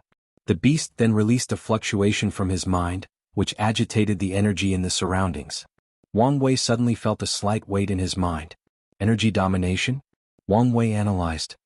Immortal Sovereign can use this ability to influence lower-tier emperors, but it's useless against people of the same rank. However, insurgent Immortal Sovereigns can also use it to affect Empyreans. However, this ability does not influence an Empyrean's Dao as it does for emperors. Instead, it targets their soul, reducing control over their Dao. If I didn't have a Paragon soul, I would have been in terrible shape, Wang Wei analyzed. However, where did it get so much energy? I haven't detected an immortal mansion or chi storage organ. Wang Wei observed his surroundings and immediately found the answer. The source chi space was the beast chi storage organ. It can draw energy from the environment and has an infinite amount. Its only restriction is the amount its soul can bear. The coldness of fate. Is fate cold? Yes, and in every sense of the word. The universe is full of pain, suffering, and atrocious tragedies, and the main culprit behind these things is fate. It ruthlessly created certain lives and gave them such fates. A terrifying chill, even worse than the coldness from hell, rushed from Wang Wei's halberd. He used the creature's opposite element to attack it, which should have worked. However, the creatures manifested a cold blue flame with the same characteristic. The worst part was its flame rapidly absorbed Wang Wei's coldness. Shackles of fate. Wang Wei appeared behind the creature, releasing a gray chain composed of strings. The beast tried to burn it, but it bypassed him and entered its body. The creature's fate was rapidly changed and reduced to a pinnacle rank 2 source beast. Wang Wei took this opportunity to sever this creature's death line, and instantly killed it. Unfortunately, the bones from its back rushed out and hit him in his stomach before his attack even landed. Even my fate shackle did not last long enough to attack? His battle instinct took in, and while flying away he used a soul attack, Soul Sword. As the invisible soul sword rushed to the creature, it finally moved from its spot since the beginning of the battle. Wang Wei already rained on his body and ran toward his opponent. He focused on a double attack approach. He would distract his opponent with his physical attack while the killer moves would come from his soul. Of course, he would also mix in a few potent physical attacks. Unfortunately for him, the beast was now aware of his soul's potency and had already wrapped its soul with a soul flame protection technique. So, the two fought for a few days before the beast left after giving him one last glance. As he stood alone with his armor and weapon, Wang Wei muttered, "This was disappointing. In this battle he found so many flaws in his current strength. All my techniques have not evolved since my time as an emperor. It's no problem dealing with my peers since they were so good in the first place, but they are completely inadequate for fighting above my realm," Wang Wei thought. I have no experience soul fighting with people on the same level as me, let alone more powerful individuals. Lastly, I thought I had adapted to fighting methods rank 11 and above, but I was wrong. The Source Beast did not have a Grandmist Wheel world as part of its fighting arsenal, but if Wang Wei were fighting a genuine paragon, he would have to worry about that. He squinted. All the previous issues are primarily because I'm too young, and despite my decent cultivation realm, I haven't been an Empyrean for long. He knew he could remedy most of his flaws after a long cultivation retreat. However, I still haven't figured out how to make up for the Grand Mist Wheel. His current application and utilization of the Grand Mist Wheel might be sufficient for his realm but far from enough to fight paragons. This battle was a wake-up call. Wang Wei sighed. He realized how much he had underestimated these parasites in the paragon realm. Although he despised these people, his feelings did not change the fact they were paragons and had access to the world's resources for countless yuan epochs. Even a pig will become genius or wise after leaving for long enough, let alone these people who were not stupid, as proven by the fact they became paragons and ruled over the world for so long. Wang Wei exhaled before returning to the Eternal Ascension world. As he calmed down to drink his tea, he muttered, I need to meet Xianxia then Zhenbiu before I go to the Lawless zone. Once those things are done, I should have a decent foundation. I can then stop and calm down to focus on increasing my strength. Wang Wei looked in the distance. I wonder how Wang Qi is doing? Origin Seal City. The Origin Seal continent existed in its own dimension. However, there was a physical location in the Eternal Ascension world for people who wished to enter. Usually he would teleport to the city and utter the Empress' name, and if she wanted to see him, she'd teleport him. However, as soon as he arrived, Wang Qi noticed a disturbance. A group of armed cultivators floated outside the city, facing the city's mayor. The Phoenix's people? Wang Qi. He noticed that most of these people were from the demon race, and their armor contained a symbol of a phoenix in 5 colors. Why are they causing trouble here? He observed around, and after seeing many people snooping, he followed suit. Why are you being unreasonable? Asked the army leader, a woman with purple eyes but no pupil. She was also the only one without a helmet. I'm just following the Empress rules, replied the mayor, a petite woman with pink hair and wearing a white hanfu. Are you aware that you're committing treason? Asked the commander, but the mayor's response was a gentle smile. What if I insist on entering? According to the Empress' words, do so at your own risk. Are you threatening me? I am, so what can you do about it? The smile did not leave her mouth. If you find any errors, ads pop up, ads redirect, broken links, non-standard content, etc. Please let us know reports so we can fix it as soon as possible. Chapter 12:16 Gifts. The army leader took a deep breath to calm down, which was challenging for her since most people would bow down to her when she showed up anywhere. However, dealing with these ancient lineages was usually infuriating, and the Origin Seal continent was the worst since their leader was alive and a potent threat despite her current state. We are only searching for a criminal. Once we find out that you're not hiding it, we will leave, she persuaded. So, just be reasonable. I am being reasonable, the mayor replied. After all, I'm not stopping you from searching. I merely warned you of your fate if you do so. A ruthless light flashed in the commander's eyes. All members of the Seven Moon Council wish to capture this criminal, yet you insist on not cooperating. Are you sure you're ready for the consequences? All of you can enter. I'm not stopping you, the mayor rebutted with her usual smile. The question is how many of you will return. The commander clenched her fists so hard that sparks flew due to the friction of the metal from her armor. The council ignored the Origin Seal continent because of this fear. Even if all of them besieged her, many of them would die in the process. One of the Sun rulers also placed her on the protection list, meaning that Twin Flower would never fight against her. The Hidden Moon was too cowardly to make an enemy out of her. Lastly, the others would not want to risk their lives to eliminate her, so they just ignored her as long as she didn't go too far. Unfortunately, over the years, the Origin Seal continent has become a symbol that their power was not absolute. You'll regret this, the commander declared with raging eyes. She ordered her man to retreat, and a formation manifested above their heads to teleport them away. The mayor sneered before returning to her mansion. As expected of the Sect, madam, Wang Qi muttered. I can't wait for the Sect master to have this level of power. I bet he'll be even more domineering. Is that so? Wang Qi was shocked, and before he could react, his surroundings had changed. When he saw the beautiful woman opposite him, he instinctively said, Sect madam, I mean Empress. He quickly bowed to show his respect. You can be at ease, Wu Hong stated calmly. Why are you here? I came to send the Sect master's regards, Wang Qi said. He suddenly realized he was in too much of a hurry and should have asked the sect master for a handwritten note. However, it was too late, so he decided to improvise. He wanted you to know he was here and was doing fine. Is that so? Wu Hong muttered. She thought briefly, and as she was about to say something, she sensed something outside the cultivation room. She sighed mentally before opening the formation. What do you want? I sense someone with the sect's luck has arrived. I thought the kid came to see you, Yanhai replied.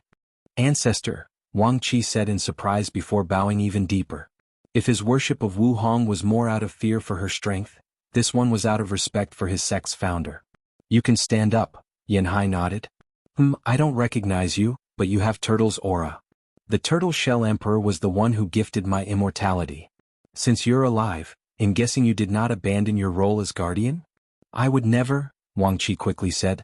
The sect master needed some talent and he chose me. That's good, Yanhai nodded. How is that boy Wang Wei doing? Has he contacted the sect? In a manner of speaking, Wang Qi replied. The sect master doesn't want to get the sect too involved, but they've provided resources as a starting fund. Not getting the sect involved? That's something Brother Qishan would have done, Yanhai muttered. Did they treat him well? Or do I need to intervene? Yes. The sect master was very satisfied with the aid. Don't beat around the bush and speak. Yanhai had dealt with enough of these slimy advisors to know what they were thinking. Well, the sect master is looking for unique resources for his body refining.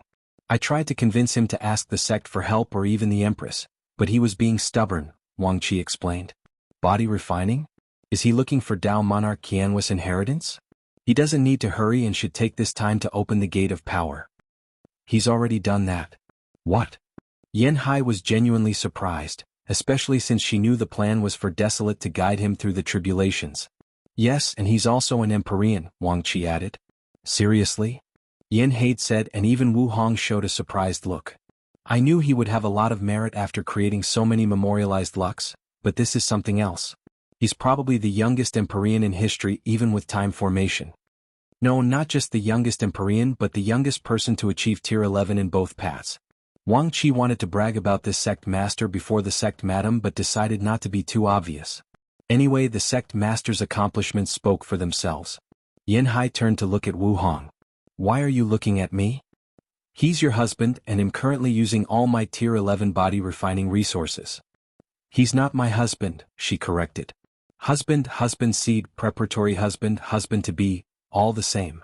Wu Hong wanted to curse.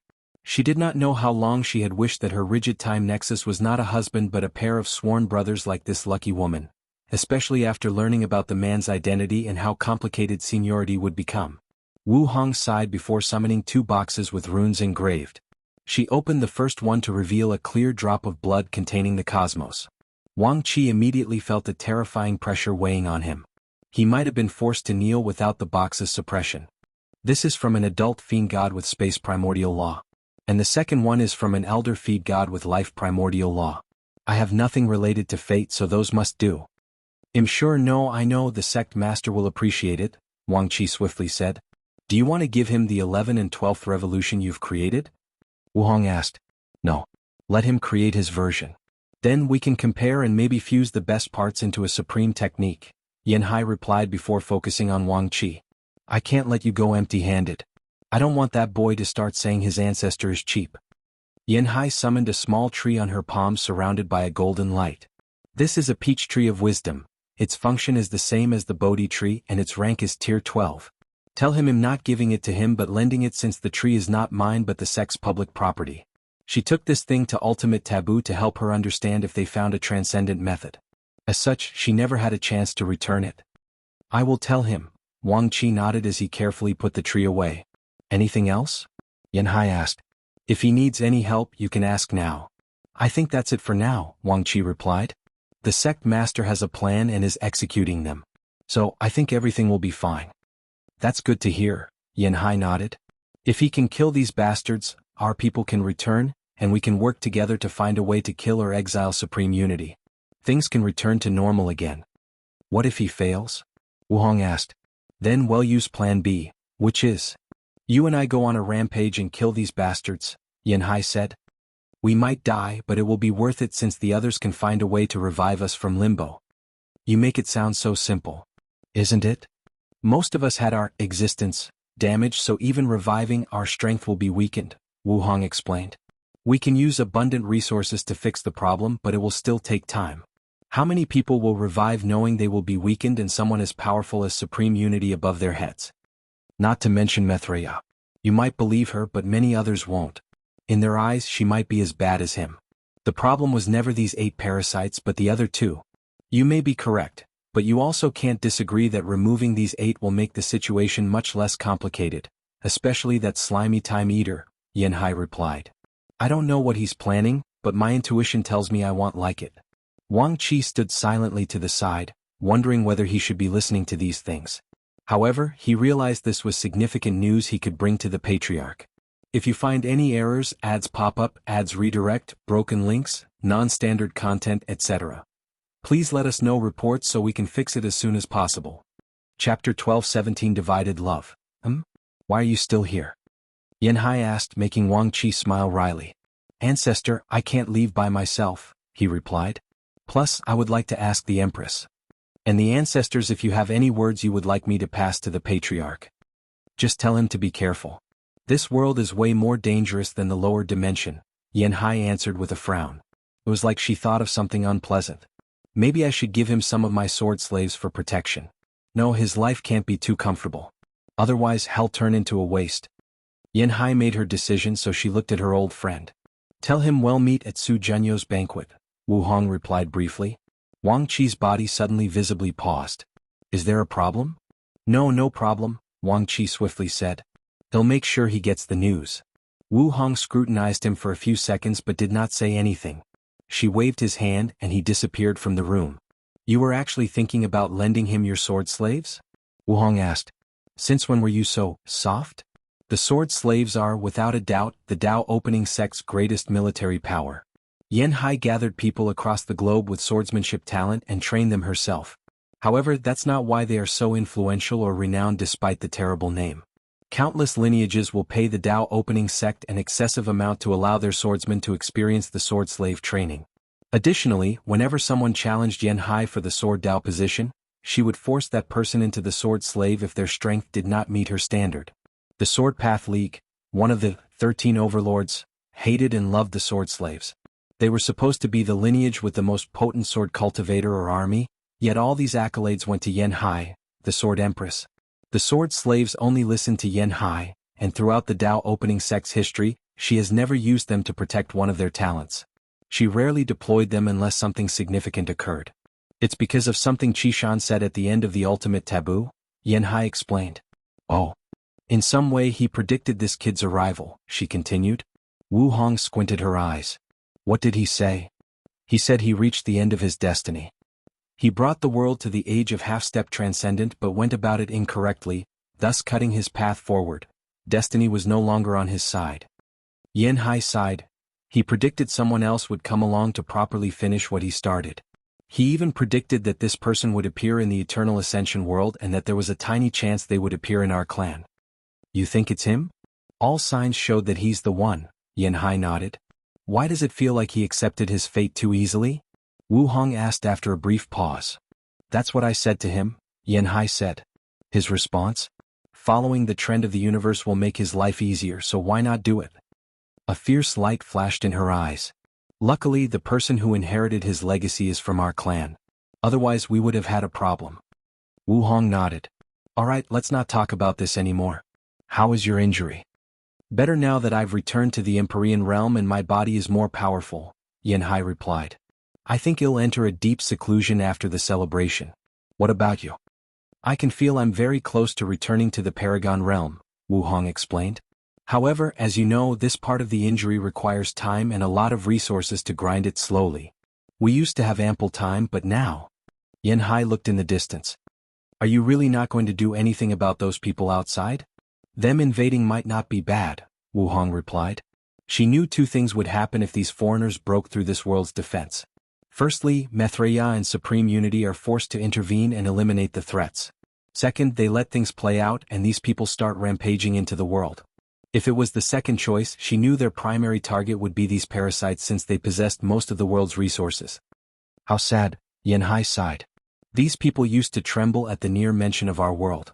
Now, even their scapegoats can put so much pressure on us. Isn't this how the world always operates? What goes up must go down. Their era was a gilded age, and now they must return to the ground and start over if they want to wish the previous height or higher. All this talk is making me depressed.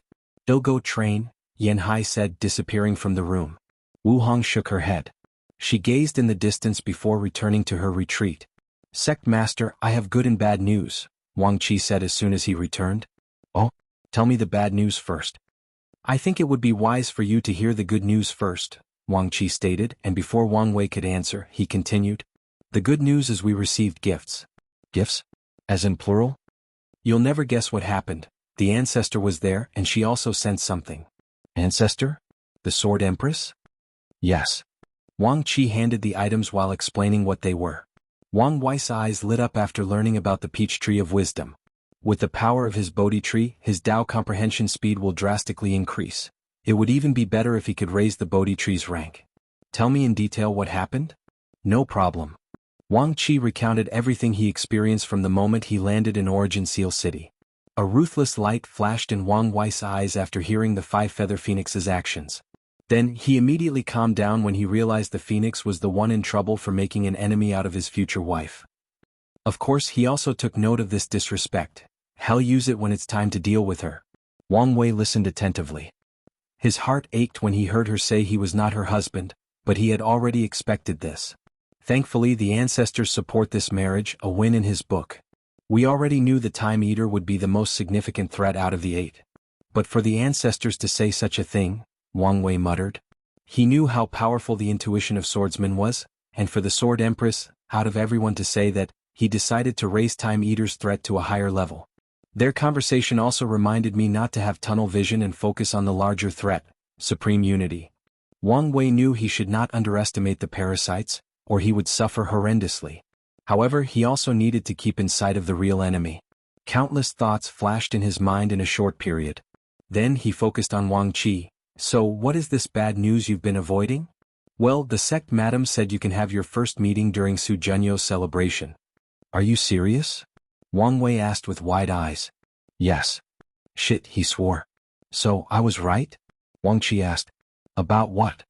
About the fact you have a secret relationship with a woman called Su Junyao.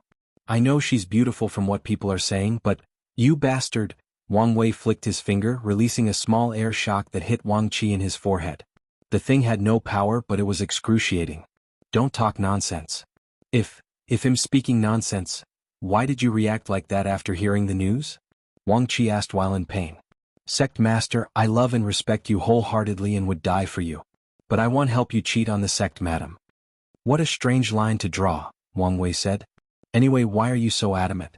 Isn't it normal for a man to have a harem of beauty?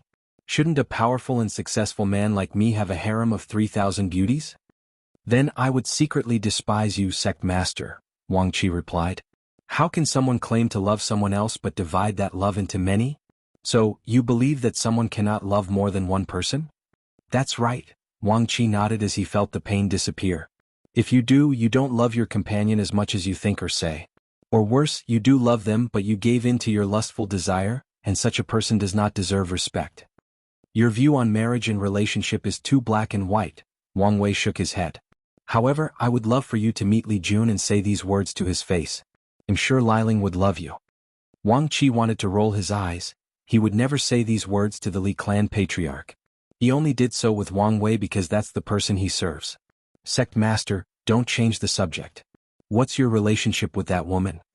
If you find any errors, ads pop up, ads redirect, broken links, non-standard content, etc. Please let us know reports so we can fix it as soon as possible. Chapter 12-18 The Path to 11th Evolution. You only need to know there is a karmic bond between us, and I need to meet her to remove it, Wang Wei explained. That's it? Why do I feel you're not telling me the whole truth? That's all you need to know, Wang Wei stared at him and Wang Qi gave up asking for more information. Well, I believe you. I hope you don't antagonize the Sect Madam for this woman during the celebration. Wang Wei waved his hand to dismiss him and left to his thoughts. His first meeting with the future wife might be disastrous if it happens at Su Junyo's celebration. Did she know about our connection? Logically speaking, this should not be possible. However, Wang Wei once theorized that his Wu Hong left memories for this one, meaning she might not know him more than she let on. She does know why do this? To test me? She should know how I feel about Su Junyao. Is it to see if I've changed since she disappeared? See if I can resist the temptation of the most beautiful woman in the world? Wang Wei felt stressed and wanted to pull his hair. Wait, why am I stressing about this? I didn't do anything wrong and I had no plans with her. So what if all three of us meet? It won't change what I want, so I should not be this overworked over anything. He exhaled to calm down. Now that Head figured this out, he was more excited than worried since he got to see her after so long. Wang Wei smiled before heading to his cultivation room for a brief retreat. He activated the formations before summoning the Space Fiend God blood and studying it. He lost himself in the essence of this blood to find its mystery. After an unknown amount of time, he opened his eyes. It seems Ancient Desolate took inspiration from the Fiend Gods for the higher levels of the Ancient Desolate body refining scripture, Wang Wei muttered. In this retreat, he figured out how to evolve his bloodline to the 11th evolution.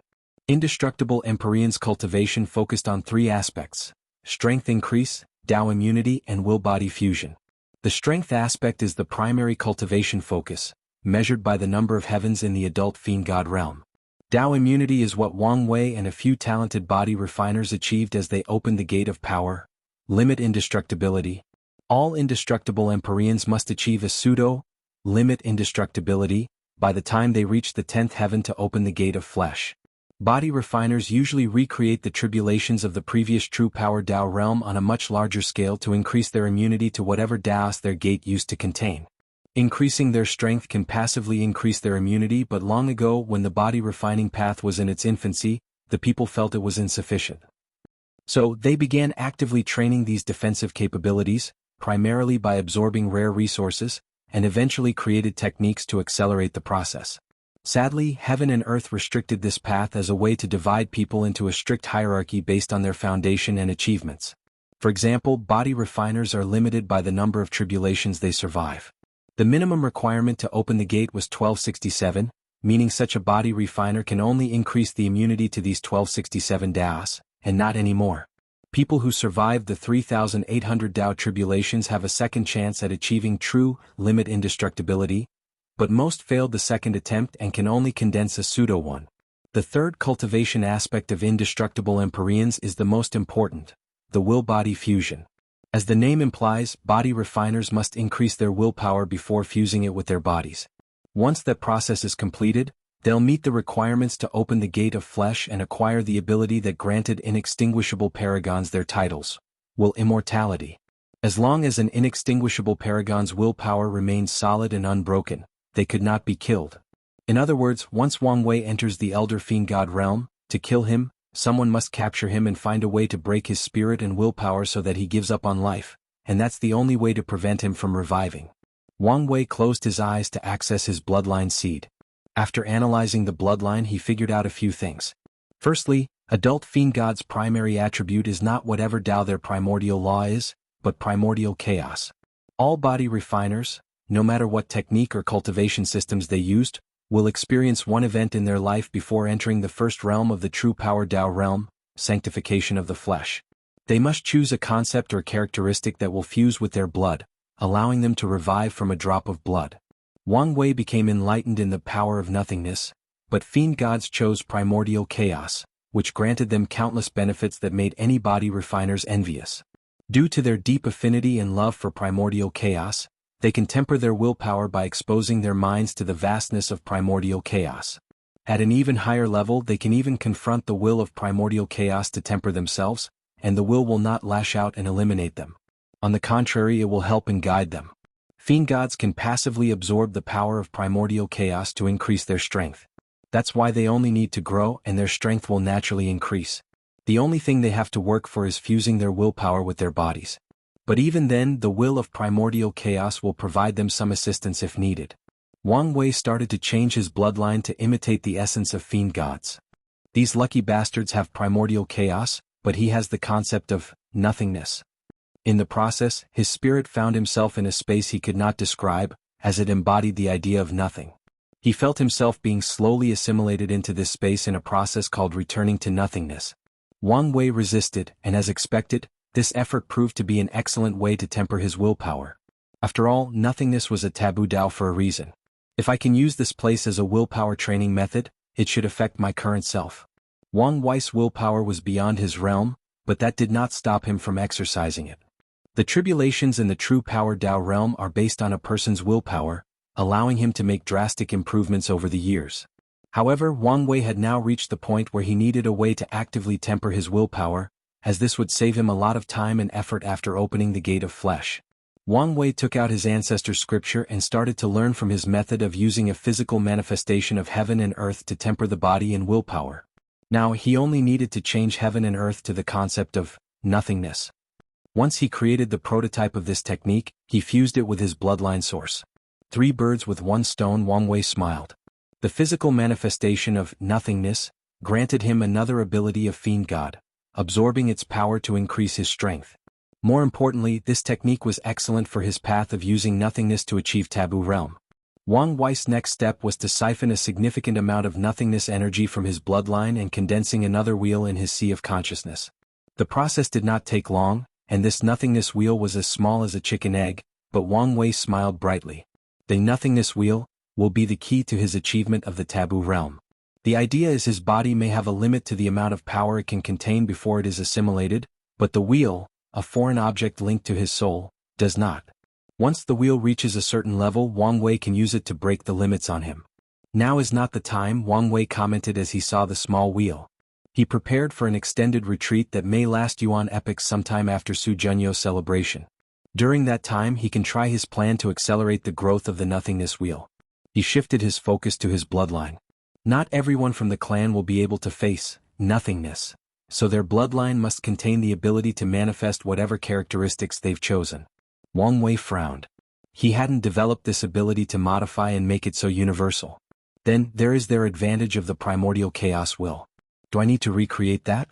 I could leave my willpower in the bloodline to serve the same purpose, but I don't want these guys to rely too much on their bloodline. Yes, it's better if they don't have to rely on any help. These people's bloodline was already potent enough. They did not need any more advantage. The human race became one of the most powerful races in the Chaos universe because of their spirit of hard work. They were born weak, so they work 100 times harder to reach the top. Meanwhile, top innate races like fiend gods require heaven's help to balance races like humans to prevent them from outshining them. Wang Wei moved on after making a decision. Lastly, I need my bloodline ability to become passive. Once that happens, he must survive an immemorial tribulation, and his bloodline will complete the last step to achieve the 11th revolution. Wang Wei exhaled, stood up, and left the cultivation room.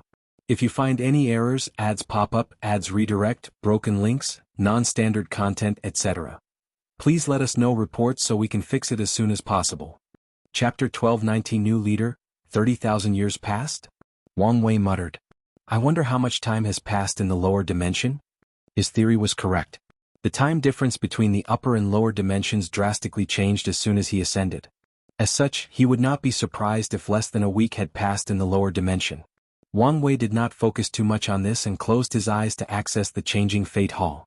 He first checked the mission hall records and nodded in satisfaction after seeing the number of missions completed in this short period. It seems these mortals were motivated. Wang Wei nodded. Many people have exchanged a heaven will, meaning his guards did not disappoint him a second time. The casualty is a little high, Wang Wei noticed next. Many people died during missions, including from being captured and the restrictions he placed on their souls activating. It won't be long before I need a second round of recruitment, he summarized before checking on the news gathered. With so many people selling information and the newly trained Fate Shadow Guard, he now had a decent spy network. It was far from good or even at the level of unparalleled in the lower dimension, but it was decent, especially considering how long they started. There were many pieces of news or information that Wang Wei found vital, so he reviewed all of them. Firstly, the guards did an excellent job of slowly killing the people who rejected his offer. They made most of them look like accidents or the result of disputes with other loose cultivators. More importantly, no one has suspected anything so far, including the people who checked on these individuals to see if Wang Wei was telling the truth. Wang Wei nodded in praise at the result before continuing to sift through all this data. Is that where Jinbiyu is? Wang Wei held a piece of paper with a pondering look. He put it aside before continuing his work. His eyes finally focused on a piece of news from the Lawless zone. This place was usually a place for people to hide from the world, but one of the members accidentally discovered a merchant running away from the Lawless zone. Out of curiosity, they saved him and brought the merchant to this place, and the Fate Shadow Guard protected them because the information was valuable. Why is there no detailed information about the Lawless zone? His men should have interrogated the merchant and learned more about that place. Wang Wei searched for the answer and soon found it. The merchant was an unlucky individual. He went to the Lawless zone to work at the Azure Sky Pavilion, and he wasn't there for a week when he accidentally learned something he should not have and had to run away while being hunted. It's unfortunate, but I guess I can get detailed information once I'm there, Wang Wei thought before finishing his duty. He opened his eyes in his room and summoned 2 people, with Wang Qi being the first. As he waited, he checked the status of the Dao burial ground after absorbing more than 4 ascending treasure qi. It won't be long before it reaches a peak supreme innate treasure, Wang Wei thought. After knowing this, he hoped his meeting with Xianxia would be productive. Wang Wei focused in the distance as he noticed a few familiar faces.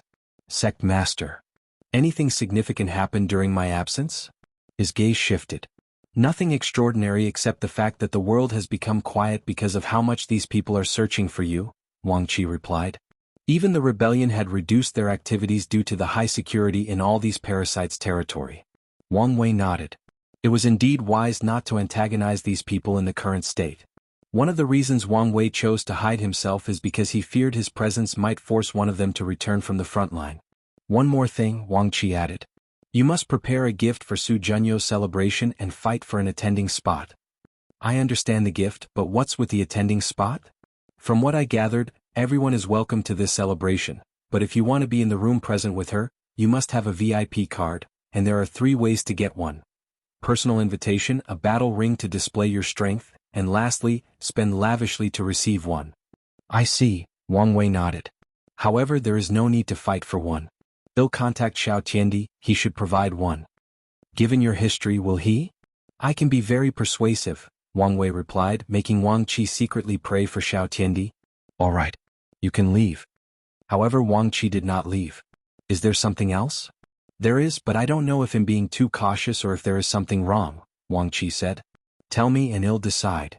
It's like this. I contacted the ascending emperors and immortals without connection or association with a powerful lineage to see if they would work for us, and many accepted the offer. However, I haven't found the demon-suppressing emperor, Wang Qi revealed. During the process, I learned that many of these people were captured to get information from you, and I fear the same might have happened to her. Of course, there is also a chance she found an excellent hiding place. Wang Wei's eyes turned all gray as he checked on her. He soon frowned before summoning his Bashin turtle shell. No, something did happen to her. Her fate is odd, it's a perfect balance. What does that mean? It means things could go exceptionally well for her or extremely bad, there is no in-between. Can you tell where she is? Unfortunately, no. Only Paragon and above power can block your divination. Does that mean she's really captured by these people? Wang Qi asked. It looks like this. Luckily, it seems she has a hope of turning things around, Wang Wei commented. Forget her for now. If we have the chance, well, free her. Honghua is a human and heavenly emperor, meaning she has a lot of potential, and Wang Wei does not want to give up such a talent. Come in, Wang Wei said out loud, and a shadow appeared before him, kneeling on one leg. Red Mask, fate at your disposal, master. So you're the new head of my guard, Wang Wei commented. As expected, the former elder of the Mask clan proved her talent and was now in charge of the Fate Shadow Guards. Thank you, master, for this opportunity, she replied. No need to thank him. The Shadow Guard's ranking system is a meritocracy, and you have your positions because you're capable, Wang Wei answered. However, you should have heard of your predecessors and how capable she was. Do you think you can fill in her shoes? I do. I like your confidence. I don't have time now, but I'll use the Lord Shadow technique on you once I settle everything. Red Mask Fate was surprised. She had heard of this technique but did not think she had a chance since her predecessors and the person who inherited the position had already used it. Of course, she did not know that Wang Wei received the upgraded version of that technique from the sect. The Shadow Ruler Emperor's new scripture allowed for 4 shadows in the Emperor realm, 2 in the Empyrean realm, and 1 in the Paragon realm. Although Wang Wei only had access to the Empyrean part, he was more than satisfied since he could create 2 individuals that could borrow all his strength. The sect even gave him the rare resources to create these unique shadows. Report the situation to me, Wang Wei ordered. Although he had deduced most of it from the changing Fate Hall situation, he still needed to hear the nitty-gritty from Red Mask Fate. And that's precisely what she did, and Wang Wei listened attentively. "You did an excellent job," Wang Wei praised. "I hope you keep up the good work." He ordered a few things before dismissing her. "She's a talent," Wang Qi said. "True, but how much of a talent is yet to be seen." Wang Wei could tell Red Mask Fate was talented, but her current success was primarily the result of the fact she's from the upper dimension and did not have to experience the adaptation period. This fact makes her the best candidate he has for this leadership role of his guard, but hell no if she's genuinely talented once they face obstacles and she has to improvise. Only then will her position truly be secure. Wang Wei summoned a talisman with stars engraved on them from his unique space. He activated it to contact Xianxia, and less than 5 minutes later she replied with a coordinate for a meeting. Wang Wei squinted his eyes because the meeting place was somewhere in the source chi space. "If you find any errors, ads pop up, ads redirect, broken links, non-standard content, etc. please let us know reports so we can fix it as soon as possible." Chapter 12:20 Betrayal, and Myriad Sect Alliance is changed to Grand Sect Alliance to differentiate with the Myriad Clan Union. Wang Wei made some preparations before entering the source chi space. The talisman became a guide similar to his ability, leading him to the meeting's destination. He found himself facing a vast ocean that was the purest of blue. Immortal chi? This place is so valuable. The energy in this ocean was enough to cultivate more than 150 immortal venerables or more than 5 immortal sovereigns. "What a meeting place," he commented with squinting eyes. He glanced in the distance. There was a small pavilion at the center of the ocean with 2 people waiting with already brewed tea that he could smell from such a distance. Wang Wei flew over and slowly landed. He first glanced at Xianxia, and his first thought was how beautiful she was. She had on a blue hanfu with star symbols that illuminated her presence when looked at the right angle. She stopped reducing her aura and beauty, Wang Wei commented. Xianxia's beauty was on par with Su Shi, if not better. However, her reputation in the lower dimension paled compared to Su Shi because she actively lowered her aura and beauty. Wang Wei glanced at the second person. It was a middle-aged man. He looked ordinary compared to Xianxia, but in the depth of his eyes, there was a light more brilliant than any star. "This is our celestial clan patriarch, the Cosmic Earth Empyrean," Xianxia introduced. "You can call me Xing," the celestial patriarch introduced himself by cupping his hands. Wang Wei returned the salute. "This man is the first everlasting Empyrean I've met," Wang Wei thought. He should not be a simple character. It was terrible to be an everlasting in this era. Being an Empyrean, especially the one closest to the Paragon realm, would get someone on a watch list. However, everlastings is on another level. They must survive countless plots and assassinations, and sometimes the parasites will use any excuse to eliminate them directly. The fact that the celestial patriarch survived for so long proved his ability. After an introduction, the 3 sat together and the patriarch served tea. "I heard about all your exploits from Yenner, but seeing in person is something else." The celestial patriarch's cultivation was 85% Grand Dao source, and with his boosts he had no problem fighting peak Empyreans. However, as soon as he laid eyes on Wang Wei, he felt a warning from his intuition. "How old are you, if you don't mind me asking?" "Very young," Wang Wei replied, making Xing sigh. The saying is right, true genius only appears in times of chaos.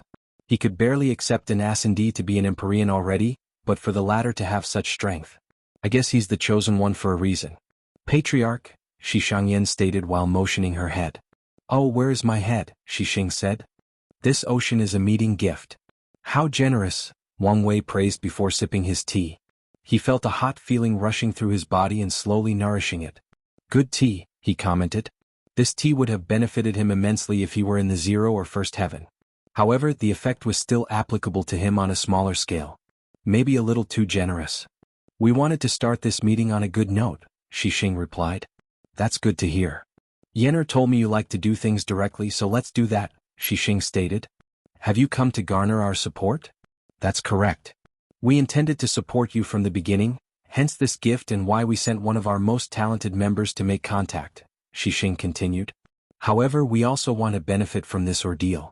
So, to be straightforward, what can we get from you?" Wang Wei put his teacup on the table. "Before I answer, let me ask, who decided to serve the 5-Feather Phoenix? Was it your clan's personal decision or one from the Myriad Clan Union?" "Why does that matter?"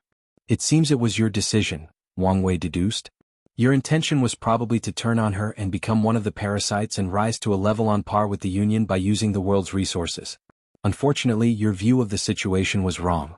The Suns only needed watchdogs, meaning there was no room for you to have a successful rebellion. No room to climb the ladder. Now your only choice is to take down the parasites and convince the Union that you did not betray them. Your plan from the start was to take down the enemy from the inside. Tell me if I'm missing something? Xing was silent, so he sipped his tea. I was warned of your wisdom. He smiled wryly while shaking his head. Let's say you're right. This does not change anything. We can fight these parasites by ourselves. We don't have to rely on you just because you have destiny on your side. Wang Wei agreed. Working with him will only legitimize the celestial race's plan to take down the parasites from within, thus increasing their chances of convincing the Union. You must work with me because I can guarantee the Union will not treat you as traitors. Even better, I guarantee they will praise and reward you for your actions. Those are bold words, Xing said with squinted eyes. But how exactly will you do that? Don't you remember who one of the 3 primal paragons of the Union is? The heaven-opening paragon, Wang Gua. Yes, one of my ancestors. Wasn't the Wang clan divided? I don't see how you can influence him. Our relationship is closer than you think, Wang Wei said. However, we know the backlash that would occur if the world knew how close or united we were. Indeed, no one wants a truly united Wang clan, Xing commented. He had to admit this proposition was alluring.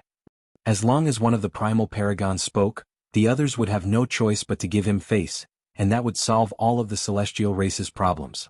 Are you sure your words are so valuable? Xing asked. What do you think is my most valuable aspect? Wang Wei asked instead of answering. Do you think it's my destiny? No, that's worthless in the eyes of many people. My greatest asset is my talent and the fact that I can be considered a primal paragon seed. Can you imagine how much the Tao opening sect and my ancestors value me? As long as I say something, they will listen and value my opinion. Indeed, Xing thought. He focused so much on this man's destiny that he overlooked his greatest value, his talent. Very few people can receive the title or position of a primal paragon seed, and are all supremely talented individuals. Xing had to admit that Wang Wei's talent trumped all the seeds he's read about in records. I have to say, I'm convinced, Xing stated. The celestial race will be more than happy to ally with you. However, are you interested in establishing deeper bonds through marriage? He motioned to Xianxia. Yen'er is our clan's most beautiful woman, and she has unparalleled talent. Usually, such a woman would be the core of our clan, but for you we're willing to make an exception. Wang Wei looked at the calm Xianxia. By her demeanor, it appeared she knew of this before and was prepared. As appealing as your offer is, I have to decline. My heart belongs to one woman. Xing gritted his teeth. We don't mind if she's not the main wife as long as you promise to treat her fairly. The answer is still the same. Xing looked at his clear eyes and knew this man would not budge. It's a shame, he sighed. Let's discuss the terms of the alliance. They spent the next few hours discussing the nitty-gritty before coming to an agreement, which primarily involved resources and manpower. The celestial race will send powerhouses for certain battles or missions once Wang Wei requests them. Secondly, they will provide him with unique cheese to help him build his power, but there is a limit. However, Wang Wei will have priority in buying them. Wang Wei convinced them to donate the treasure King Qi, which can evolve a supreme innate treasure into a supreme chaos treasure. However, he needed to negotiate and buy rank 12 Qi since the clan had a small quantity and wanted to rebuild their powers. After signing the agreement, Wang Wei took this ocean of immortal Qi away, leaving the two alone. Once again I apologize, Xing stated. I know someone of your talent should have the power to choose your Tao companion, but we had to risk it for such a talent. If you find any errors, ads pop up, ads redirect, broken links, non-standard content, etc. Please let us know reports so we can fix it as soon as possible. Chapter 1221 Blank check. Wang Wei was in deep thought after returning home. He had technically written an empty check for the celestial race. His relationship with the heaven-opening emperor was not so close. He now knew the man wasn't as bad as history or he believed him to be, but that was the extent of their relationship or communication. His promise relied entirely on his talent/prospect, as he told the patriarch, his ancestors' words or power, and his interest in taking the celestial race in case the heaven-opening paragon proved stubborn. Plus, maybe I should start thinking about reuniting the Wang clan, Wang Wei thought. However, this would not be simple. According to the book Wu Hong left for him, The official most powerful faction during the Golden Era was the Grand Sect Alliance with 5 primal paragons. These bastards would never allow for the Wang clan reunion since that would mean the Dao opening sect catching up to them. Additionally, the Myriad clan union would lose 1 primal paragon, so they would also fight tooth and nail to prevent this union. The other factions may also be dragged. For example, Wu Hong's Origin Seal Continent was one of the 13 overlords, and an ally of the Dao opening sect.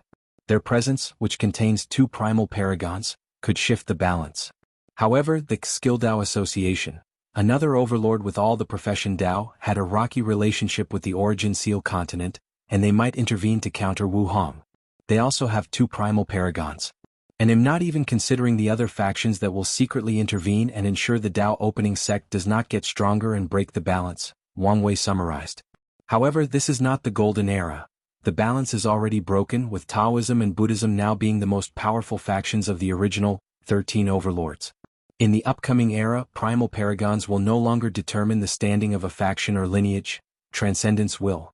So, as long as I can become the 3rd half-step transcendence of the eternal ascension world, no one can stop the Wang clan's reunification, Wang Wei thought with a smile. Although this plan is far away, I can lay out the foundation now by establishing a good relationship with the heaven-opening emperor, get to know what kind of person he is. Wang Wei teleported to an isolated mountain and created a cave.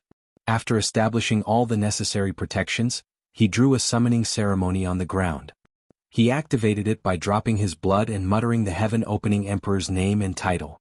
Wang Wei had to wait a while before getting an answer, but soon enough, the summoning circle shone, and a muscular elderly man appeared at the center. Ancestor, Wang Wei bowed politely. It's you? Wang Guo scrutinized Wang Wei. Why are you suddenly so polite and sincere? Isn't this the normal attitude of a descendant facing their ancestors? Wang Wei replied, greatly puzzled. His tone hinted that it was the greatest travesty for his ancestors to have such a terrible opinion of him. The last time we met, you were polite, but that was only on the surface. You were on guard against and even had a hidden disdain, Wang Guo stated. These old monsters are really keen, Wang Wei complained to himself. You can't blame me, ancestor. I had a lot of misinformation about you. After our discussions, I researched your life more closely and learned how our family's recorded history wronged you. Wang Guo looked him in the eyes. This brat wants something or is planning something, maybe both. He smiled internally. He is like Qiyuan, especially with his weird destiny. Maybe it's not such a bad idea to have a relationship with him. Brat, I've lived too long, and one of the side effects is that I've grown to despise people who spoke like politicians with flower tongues, speaking in a roundabout way and never getting to the point. So, state your intention directly. Wang Wei sighed internally. I guess being direct is another trait of the Wang clan. Fine, but I'd like to point out that I wasn't lying about researching your life and getting a new perspective, Wang Wei stated before explaining the entire situation with the celestial race. So, ancestor, are you going to give this descendant a little bit of face? No problem. Really? So simple? Even if you didn't say anything, we wouldn't annihilate them or something for their betrayal, Wang Guo explained. Why? The celestial race is the primary reason our union has the largest number of Tier 10 and 11 cultivators among all the overlords and the highest number of insurgents. They are more valuable than they realize. Indeed. Their ability to safely navigate the source chi space makes them crucial to building middle-level officers. Although paragons and above are usually the determining factors in battles between lineages, when their strength is relative, the deciding factors are the number of emperors, empyreans, insurgents, and immortals from the other paths. Are you sure the other 2 families won't give you much trouble? Wang Wei asked. Even if they would not eliminate the celestial race, this was a perfect opportunity to weaken and ultimately control them using their treason as an excuse. Your interference will prevent that. You don't have to worry about that, Wang Guo replied. He knew how to get them to agree. The Yi clan is the only non-human amongst the 3, which makes them wary of the Wang and Xiao clan. As long as Wang Guo approaches them, they will accept his offer, as they'll see this as an opportunity to weaken the bond between the Wang and Xiao clan. Of course, Wang Guo will only see them if the Xiao clan does not want to give him face. Okay, now is my time to be direct, Wang Wei stated. Your unilateral cooperation is suspicious. Even the political implications behind Wang Guo's actions cannot wholly explain why he agreed so readily. Wang Guo chuckled. You can think of it as a way for me to repay you. Repay me? For what? For the human fiend god bloodline, Wang Guo revealed. It is an excellent way to push the Wang clan's bloodline to another level. Another bastard that stole my idea, and this time without me even knowing, Wang Wei thought while sighing. I guess I should be glad it remains in the family. I guess that makes sense. Is there anything else? No, but we can have tea if you want. I'm a dead man, where can I enjoy tea? Plus, I hate tea, Wang Wei stated. Since there is nothing more, I'm leaving. Here. He raised his hand to condense a necklace with a blood-red crystal. What's this? It's to hide your bloodline fluctuation, Wang Wei explained. We don't want others to notice its uniqueness and have ideas. As far as these people are concerned, they only need to know our Wang clan's bloodline is unique, nothing more. Although he knew not everyone had the knowledge, capabilities, and luck to elevate their bloodline to be on par with fiend gods, Wang Wei did not even want these people even to have the thought. Wang Wei's lips twitched. The bastard stole his idea and wanted to protect him from others stealing. Wang Wei took the necklace while secretly complaining. He wished the patent system he created in the lower dimension would apply to the upper dimension. No, he wanted it to be even more strict. Thank you, ancestor, Wang Wei said as he put the necklace on. You're welcome, and clean this mess up as soon as possible, Wang Wei added.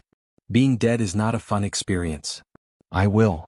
After the heaven-opening Emperor's limbo projection disappeared, Wang Wei eliminated all traces of his presence in the mountain before returning home. He removed the necklace and temporarily unsealed his soul to access most of its power. He scanned the necklace to its subatomic particle but found nothing wrong. Wang Qi, he summoned. Sect Master. Take this necklace and ask her if something is wrong. Wang Qi held the necklace and observed it briefly. Sect Master, do you want me to ask the Sect Madam for a communication talisman? He did not mind being the intermediary between those two lovebirds, but he also felt it might be time for them to start communicating directly now that they were in the same place and not separated by dimensions. No need, Wang Wei replied. We can establish communication after meeting during the celebration. If you say so. Wang Qi left and returned a few hours later. The Sect Madam said there is nothing wrong with the necklace. Its purpose is to hide bloodline, and whoever created it has an extreme understanding of genetics. However, she added her own seal to reassure you. That's good to hear, Wang Wei nodded. He observed the thing and sensed a potent seal. Then, without hesitation, he absorbed the necklace's crystal into his bloodline source, sharing this protection with all members of the Wang, Yan, and Li clan. If you find any errors, ads pop up, ads redirect, broken links, non-standard content, etc., please let us know reports so we can fix it as soon as possible. Chapter 12:22 Betrayal?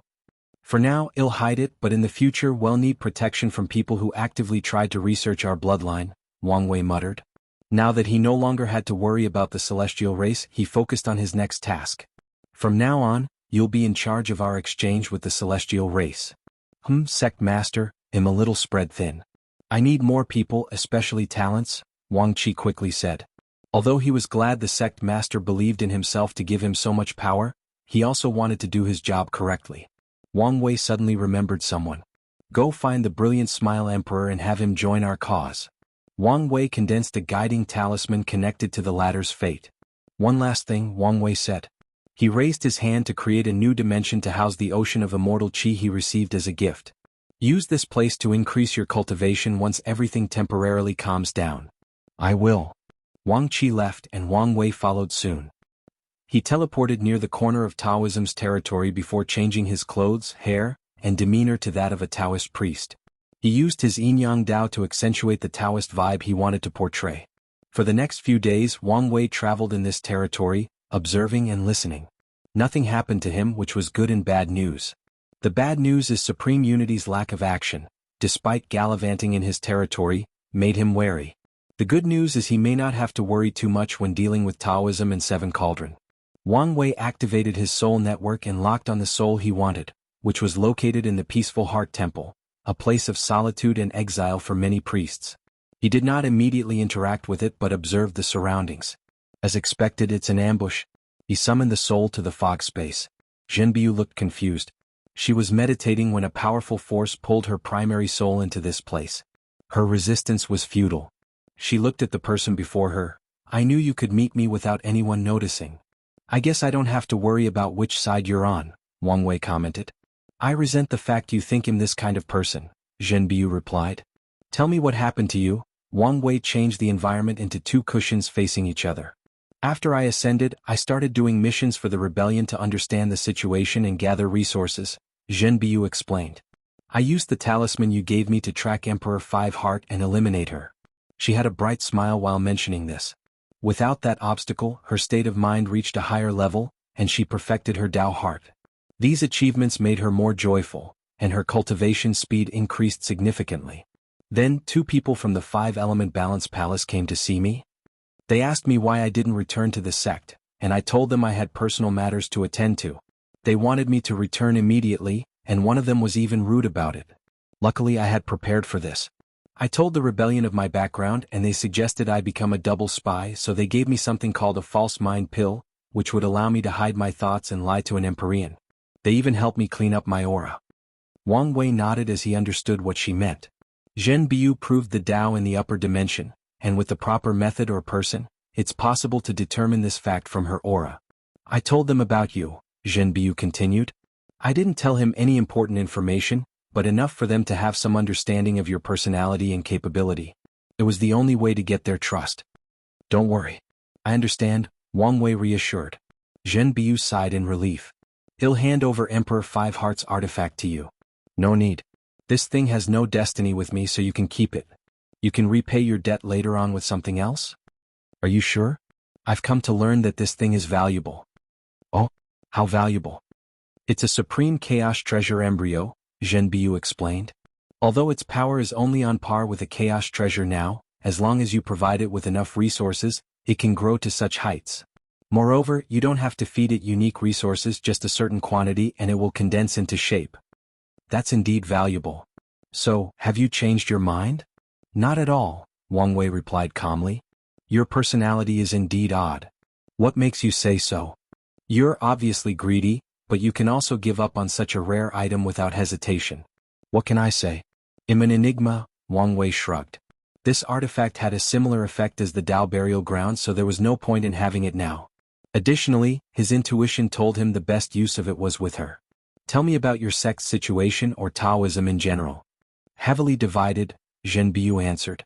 A small and new faction supported by the Supreme Ruler and 7 Cauldron ruled the sect, while the majority faction, which originated from ancient times, is very dissatisfied with the current situation. I haven't figured out exactly why the old faction is unhappy, but my deduction is something to do with the restrictions that there can be no paragons born in the world. And from what I gathered, most other Taoist lineages are similar to ours. Wang Wei pondered. He could deduce the source of these people's dissatisfaction. Supreme Unity and Mithriya killed all their previous paragons and prevented them from reviving or creating more. Additionally, the resources they used to control were not drastically reduced and were in the hands of 7 Cauldron. It would be weird if these factions were not dissatisfied. Why are you in this place? Wang Wei asked. It was a big deal after you ascended, so I approached the sect and said I owe you karma, and there is a chance you may contact me. They agreed to this ambush operation, but I just wanted an opportunity to contact the outside world. You have something you want me to pass to the rebellion? Yes, I've gathered valuable information and unfortunately, I still have a debt to pay them for the heaven will, Zhenbiu explained. You can read it before passing it on. Her soul condensed a talisman and Wang Wei took it. You don't have to worry about them. I'll pay your contract, so from now on, you report directly to me, Wang Wei said. That's fine. Zhenbiu would rather deal with Wang Wei than the rebellion because he knew what kind of person the latter was. However, the rebellion was an assembly of all types of individuals, many with different ideals and goals from their primary cause. If you want to contact me, leave the sect to an area not covered by a paragon formation, and I can reach you anytime and anywhere, Wang Wei added. I understand. They'll give you a parting gift. Wang Wei condensed his soul network ability into a seed that manifested as a lotus flower on his palm. He accessed his paragon soul temporarily to bless the lotus and did the same with the sect's void-rushing talisman. Finally, he fused the lotus with Zhenbiu's soul. If your identity is detected, activate this ability, which should take your soul away even from a paragon formation. However, you must be quick and decisive. This thing might work on a formation in passive mode, but once someone takes control of it, you're screwed. Don't worry, you'll be fine. Zhenbiu was confident she would not be caught. The false mind pill mutated after she used it due to her 2 personalities or souls, granting her a new ability to hide her thoughts and memories in an undetectable layer in her sea of consciousness. She was even confident about lying to Seven Cauldrons' face. It's good to be confident, but don't be cocky, Wang Wei warned. I know. Her personality was usually calm and patient, so she would not do anything unnecessary or stupid despite her confidence. Wang Wei waved his hand to teleport a small pile of second-rank Dao sources. This should be enough to turn your artifact into a peak supreme innate treasure, but be careful that your sect doesn't force you to hand it over. I won't let them, Zhenbiu nodded with determination. She was more confident with her mission as a double spy with the artifact once this thing evolved to the next level. And if she could somehow get the resources for a second evolution, that would be ideal. That's good to hear. However, I'm now more indebted to you. I'm sure one day I'll need you to return the favor, Wang Wei stated. Now, let's put on a little show to increase these people's trust in you. If you find any errors, ads pop up, ads redirect, broken links, non-standard content, etc., please let us know reports so we can fix it as soon as possible. Chapter 1223 The Lawless Zone. Zhenbiu opened her eyes, and Wang Wei's projection manifested before them. They glanced at each other briefly before Wang Wei started speaking. I'm glad to see you too, but I'm not here for pleasantries. Do you remember the favor you owe me? Well, I'm here to, bang. The space around him trembled and everything turned black and white. He immediately noticed someone teleported the room to another space. Wang Wei raised his head to see a yin-yang formation above his head, and his expression turned ugly. You betrayed me? Tease, this guy is the destined one? Said an annoying and arrogant voice. Fate is blind to choose such a stupid person. We are all humans and make mistakes, said a calm and peaceful voice. There is no need to judge something for something uncontrollable. Two people entered the room, followed by 100 more behind them. The arrogant voice was a young man with short red hair, permanent smoke, and an overall punchable face. The other was a middle-aged man in a blue Taoist robe and a blindfold. It appeared he was cultivating a technique that required him to block his sight. Wang Wei observed these two with an angered face. 2 Empyreans and their cultivation are both 85%. 20 Emperors, ranging from 15% to 69%, and many other path cultivators. The red-haired young man spit on the floor. They'll judge if I want to, and this guy is useless. At least his face is handsome, he has that going for him. Unfortunately, I hate pretty boys the most, so your life will be hell once I get my hands on you. Wang Wei ignored him and looked at Zhenbiu with fiery eyes. No one has ever betrayed me and gotten away with it. Mark my word, you'll regret this. Stupid bastard, he yelled before punching forward, releasing a maelstrom of red flame. However, his attack was useless as Wang Wei's body rapidly disappeared. A projection? How is that possible? Remarkable, the blind priest remarked. My hollow eyes could not detect it was a projection. Damn it. Scatter around and search for his original body, it might be close, the red-haired youth yelled, and all his men followed orders. He also flew away, using all detecting means he knew to scan the surrounding territories. In a short period, the team covered an area about 100,000 times more extensive than the lower dimension, but they did not find Wang Wei. Fuck, this is all your fault, the red-hair yelled, pointing at Zhenbiu. He bypassed your surveillance and I had to call you secretly, but it's fault. That makes sense, she replied straight-faced. Are you trying to be snarky with me? The red hair released his powerful aura, trying to suppress her. Enough. The priest stopped his companion's actions.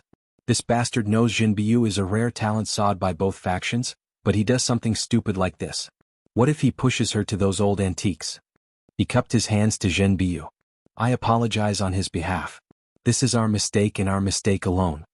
The blind priest sensed his partner was about to say something stupid again, and he gave him a deep glare, sending chills down his spine. Despite their similar cultivation realm, the red-haired youth knew he was weaker than the latter. It's fine, Zhenbiu. Let's return to the sect and report the situation. She then pretended to pause before saying, let's go slow. Is there a reason? Wang Wei is a vindictive person, and he refuses to suffer any losses. He might attack us on our way back. Is that so? Then we will do as you say.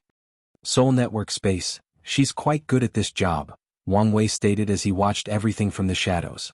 He condensed one of his spirit particles into a clone and sent it to harass this group during their return. He then reviewed the information Zhenbiu gathered before sending it to his guards to archive. He teleported away to his next destination, the Lawless Zone. The entrance to this bizarre area was a massive purple black hole. Wang Wei immediately felt a weird aura emanating from it, and after brief observation he allowed the gravity pull to suck him in. As soon as Wang Wei appeared on the other side, he sensed a terrifying pressure weighing on him. This power. He summoned his Dao Protector puppet and observed the effect. The puppet can only use peak Empyrean strength. This was in line with what he knew about the Lawless Zone. This place forbids strength higher than Empyrean, meaning their strength would be limited even if a primal paragon came here. I understand why this place became a place to hide from the top powerhouses of the world, Wang Wei commented. However, I wonder whether this place will have the same effect on half-step transcendence. The Lawless Zone has existed for a long time, so long that no records of its origin are left. As such, there are many rumors about how this place came to be, and the most popular theory is true Heavenly Dao created this place as a haven for loose cultivators and balanced out the top lineages of the world. Wang Wei did not believe in this theory. In his opinion, true Heavenly Dao operates much more cruelly in the upper dimension, meaning it would not care if top lineages hoard all the wealth and resources, especially if they keep cultivating top talents and cultivators. Wang Wei put away the puppet and looked at his surroundings. He was in a desolate field with dark red earth. The world around him was not clear but slightly dark, and it was not due to the purple sun above his head. Someone with karmic ties with me is here?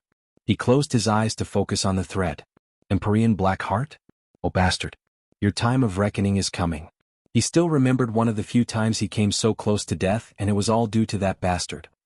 Previously, I had to rely on someone else's name to deal with you, but now the situation will be reversed, Wang Wei sneered. He focused on his surroundings and immediately picked on clashing sounds more than 300 light-years away. His divine sense scanned the area and noticed two people fighting. A black mantis over 5 meters tall was slashing a woman with long dark hair more than 2 meters long. She tried to resist, but it was futile as the opponent's slashes were too fast. That's what you get, you lowly missed life. You should have died with your creator, the mantis yelled before leaving a severe wound on the woman. Then a ruthless light flashed in her eyes. The Grand Mist Gang will not perish, she roared. Her hair turned into snakes that bound the mantis before exploding herself, taking him out with her. Wang Wei calmly watched everything before shifting his gaze to a dozen more battles in his vicinity. A chaotic place indeed, Wang Wei thought. He changed his appearance, reducing his aura, making his face more fierce with a scar on his left eye, and transforming his clothes to appear more ordinary. He raised his hand to summon an ox demon that had just won a victory against another creation life form from the Grand Mist Gang. Wang Wei searched his soul and learned two important pieces of news. He was from the Bloodline Gang and was in the midst of a war with the Grand Mist Gang. Secondly, if he wanted to get detailed news of the Lawless Zone, buying it from the Dark Cloud Pavilion was best. Where to go next? Wang Wei calmly eradicated the ox demon, who was only on par with a saint, before teleporting away to an enormous city floating in the void. He frowned as he pondered whether to enter through the regular entrance or secretly break through the formation covering the city. After hesitating for a few seconds, he decided to stay low-key. He rushed to the entrance and waited in the short line. Less than 10 minutes later, it was his turn. Two Dao rulers stood guard at the gate, and one had heterochromia. He glanced at Wang Wei and frowned. After a few seconds he motioned to his partner, who asked for the lowest fee. Wang Wei paid the Dao source before entering. The first thing that popped into his mind was a city of sin. 90% of mortal cultivators he saw were full of karmic sins, and the only reason it was not the same for the others was because they were immortals and had higher immunity to karmic sins. Even then, some had a red cloud hanging above their heads. Wang Wei headed directly to the city's center. Flying and teleportation were prohibited, so he had to pay for more than 5 teleportation arrays to reach his destination. He cursed these black-hearted criminals who designed things purposely to make more money. His destination was a towering building that surpassed the artificial clouds.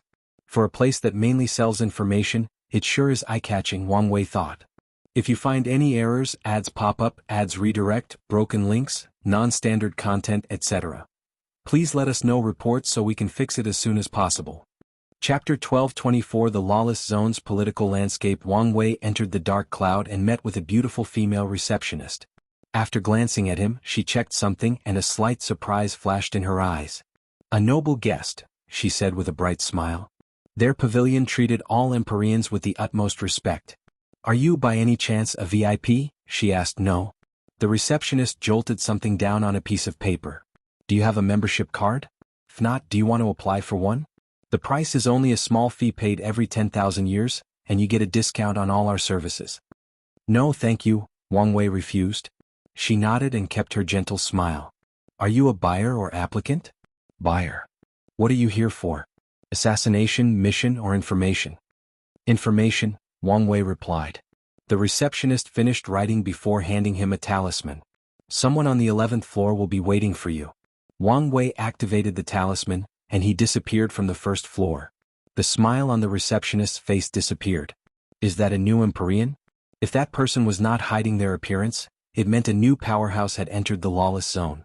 Based on what he does, the current situation might be shaken. She immediately reported this news to her superior before attending to the next person in line. Wang Wei found himself in a well-decorated room with beautiful vases and paintings. A middle-aged man dressed in flowing green and an infectious smile awaited him. The name's Tang Yi, and it's my pleasure to serve your excellency. Empyrean Restless, Wang Wei replied succinctly. An odd title which can mean many things, Tang Yi thought. Please sit in. I've served tea. Wang Wei immediately noticed this room did not have cushions and a small table, but 2 comfortable chairs and a medium-sized table. It felt like he was at a restaurant instead of a personal meeting, but there was still a sense of intimacy to the decor. It'll be straightforward, Wang Wei said after sitting, not touching the tea or snacks. I just arrived here and need to know who not to offend. You've come to the right place, Tang Yi replied. The most powerful forces are the 1 hidden master, 2nd kings, 3 pavilions, 4 gangs and 5 demons. These forces have the highest combat powers and the highest number of powerhouses, and they control most of the resources. You can join them but must avoid them if you want to remain independent. Tang Yi closely observed all of Wang Wei's reactions. Interesting name, but it would have been better if they went to 9. There used to be 6 halls, but not long ago, it was revealed that one person secretly controlled all of them, and he died, so the other forces divided his assets. Oh? Who is so capable? Wang Wei asked. A man named Gu Xian. The one who cultivated Deception Dao? You know him? Tang Yi asked. He has some fame on the outside. I see. Wang Wei was not surprised that Gu Xian had its own power in this place. As a Dao monarch, he was on the list of people to be hunted down. This place was the only way to hide. He even knew that Gu Xian had left his treasure for recultivation in this place. However, he did not know the exact details of Gu Xian's power since Wang Wei only had his partial memories. How much do I need to pay for detailed news on information about these factions? How detailed are we talking about? Thing. The highest level your pavilion is allowed to sell. That will be costly, Tang Yi replied, rubbing his hands. I'm good for the money. Tang Yi pondered briefly before mentioning an absurdly high price. Wang Wei did not hesitate to pay, no bargaining whatsoever. This sucker must be a nouveau rich, spending money like it means nothing, Tang Yi thought. Little did he know that Wang Wei did not care about the money because it would return to him 100-fold after conquering this place. Excuse me, Tang Yi went to a back room and returned with a talisman half a minute later. Wang Wei used his divine sense to receive the information it contained. His first major observation was how little information about the Dark Cloud Pavilion this thing contained, which made sense they would not sell themselves out. His second observation was about the hidden master. Why is there so little known about this hidden master? Wang Wei asked. There were no pictures, information about his realm or even his Dao. The only information was that whenever the Time Eater came to this place to clean it up, the hidden master would appear and band everybody together to deal with him. Afterward, he would disappear and never show his face to the world. I'm sorry, but this is the only information that our pavilion is willing to sell about the hidden master, Tang Yi swiftly replied, his face showing genuine regret. Their pavilion did not even have much information about this person, so there wasn't much to sell in the first place. Wang Wei nodded. What about independent powerhouses? Is there anyone I should be wary of? There are a few. Although they don't have a large force behind them, their fighting prowess is top-notch, said Tang Yi. Do you want news about them? Yes. A moment. Wang Wei then paid an exorbitant price before receiving the talisman. He stood up. Well, thank you for your service. Wait, Tang Yi said before handing him a purple card. This is our VIP card. Next time you arrive, someone from the 12th floor will serve you. Additionally, the card comes with a free mansion. Wang Wei took the card and received the information it contained before calmly putting it away and leaving. His new house was in a prime area near the pavilion, meaning he did not have to travel too far. The card served as the control center of the mansion's formations, so Wang Wei took control of them. They should have done a better job monitoring this place, he thought. He removed all the flaws in the mansion's formations and the ones on the VIP card. Wang Wei found a room he liked and settled down. Let's get some more information. He used his Bashin turtle shell to divine more information on these factions and their leaders, especially for the Dark Cloud Pavilion. The effect of my divination has dramatically decreased in this place, Wang Wei complained. But even so, it's odd that I found nothing about this hidden master. He was not satisfied with the result of the divination, but it still provided him with crucial details/information. The best place to start is with either the Second Kings or the Five Demons, Wang Wei thought, and after analyzing everything he chose his first target, the Barbarian King. The man is simple and lives his life by the creed that strength is above everything. So, as long as I can defeat him, he will willingly become my follower, Wang Wei concluded. Now that he had a plan, it was time to execute. However, he did not immediately leave this city. Instead, he spent the next few days traveling around this city, observing and leaving the seeds for when he conquered the Dark Cloud Pavilion. Once that was done, he headed for the battle Colosseum ruled by the Barbarian King. After flying quite a distance from the city, Wang Wei stopped and turned around. His gaze focused in one specific direction, and a group of people appeared after a minute. "So, you found us?" said a petite woman, accompanied by a thin man beside her and a dozen more individuals behind them. "It seems we underestimate your capabilities." Wang Wei looked at this group composed of 2 Empyreans and a few more great emperors. He did not care for them since the highest cultivation was the woman with a 73% Grand Dao Source comprehension. However, he detected a strange aura from them. The petite woman frowned, displeased at his lack of response. However, she controlled herself for the sake of the mission. "Our pavilion master would like a meeting." Wang Wei did not answer, focusing on these people's strange aura. His intuition told him it was valuable information once he figured it out. "Are you not going to give our pavilion master face?" the woman asked in a grave tone while releasing an intense killing intent. "How annoying," Wang Wei uttered before his soul released a fluctuation that knocked out all these people. He immediately searched their souls and as expected they had restrictions. However, by all standards, these restrictions were subpar in quality despite containing the power of a peak Empyrean. Wang Wei pondered briefly before placing a deceiving heaven array in these people's sea of consciousness to deceive their master from knowing when he breaks and replaces the restriction in their souls. Once that was done, it was easy for him to search their memories before enslaving all of them. "Master," said the petite woman while kneeling in the void. The other people followed him. "If you find any errors, ads pop up, ads redirect, broken links, non-standard content, etc. Please let us know reports so we can fix it as soon as possible." 1225 The Battle Colosseum, "So, that's why their auras are so weird," Wang Wei commented, finally figuring out the puzzle. "So many talented individuals, it seems I made the correct decision to come here." He glanced at his new subordinates and started beating them up. He then handed a talisman with access to his strength to the petite woman before disappearing. The petite woman then secretly led the group back to the pavilion. They immediately entered a secret room to activate a formation. "Pavilion Master," they all saluted as they knelt on one knee. "Things didn't go well?" asked a hoarse voice hidden by a black mist. "We have failed you." "How strong is he? Do you have a reference?" the Dark Cloud Pavilion Master asked. "He defeated us with such ease, I'm guessing a minimum of 80%. Guess. "I'm sorry, sir, but it was truly an overwhelming defeat." "Is that so?" the shadowy figure muttered. "One last question. Why are you still alive?" "He wanted us to send a message," the petite woman replied. "A message? What a bold fellow," the pavilion master sneered, not hiding his slight irritation. "What message?" The petite woman hesitated. "Speak." The hesitation did not abate. "Do you want me to repeat myself?" the pavilion master asked sternly. So, she quickly answered, "He said the next time you people play such tricks on him, he will burn our pavilion down." The pavilion master laughed, his voice containing a hidden chill. "I can't remember the last time an overconfident brat has entered this place." He exhaled deeply. "Maybe this is good news.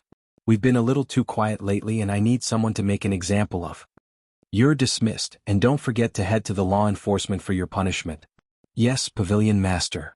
The communication ended, leaving the mysterious figure alone with his thoughts. "I need to start moving." The Dark Cloud Pavilion's current situation was not ideal, especially compared to the other pavilions. The Azure Sky Pavilion sells weapons, talismans, and special ores. The Green Earth Pavilion's primary focus is pills and spiritual herbs. Both these people control over 90% of the market. The Dark Cloud Pavilion's primary service is information and assassination, and they also control the market. However, the nature of their work was different from the others. Resources are rare in this desolate place, so the other pavilions could only do business because of their secret connection to the outside world. However, the Dark Cloud Pavilion did not have to rely on the outside for their work. This fact was previously a great advantage to them. After all, they did not need to risk trips to the outside world for their business to continue.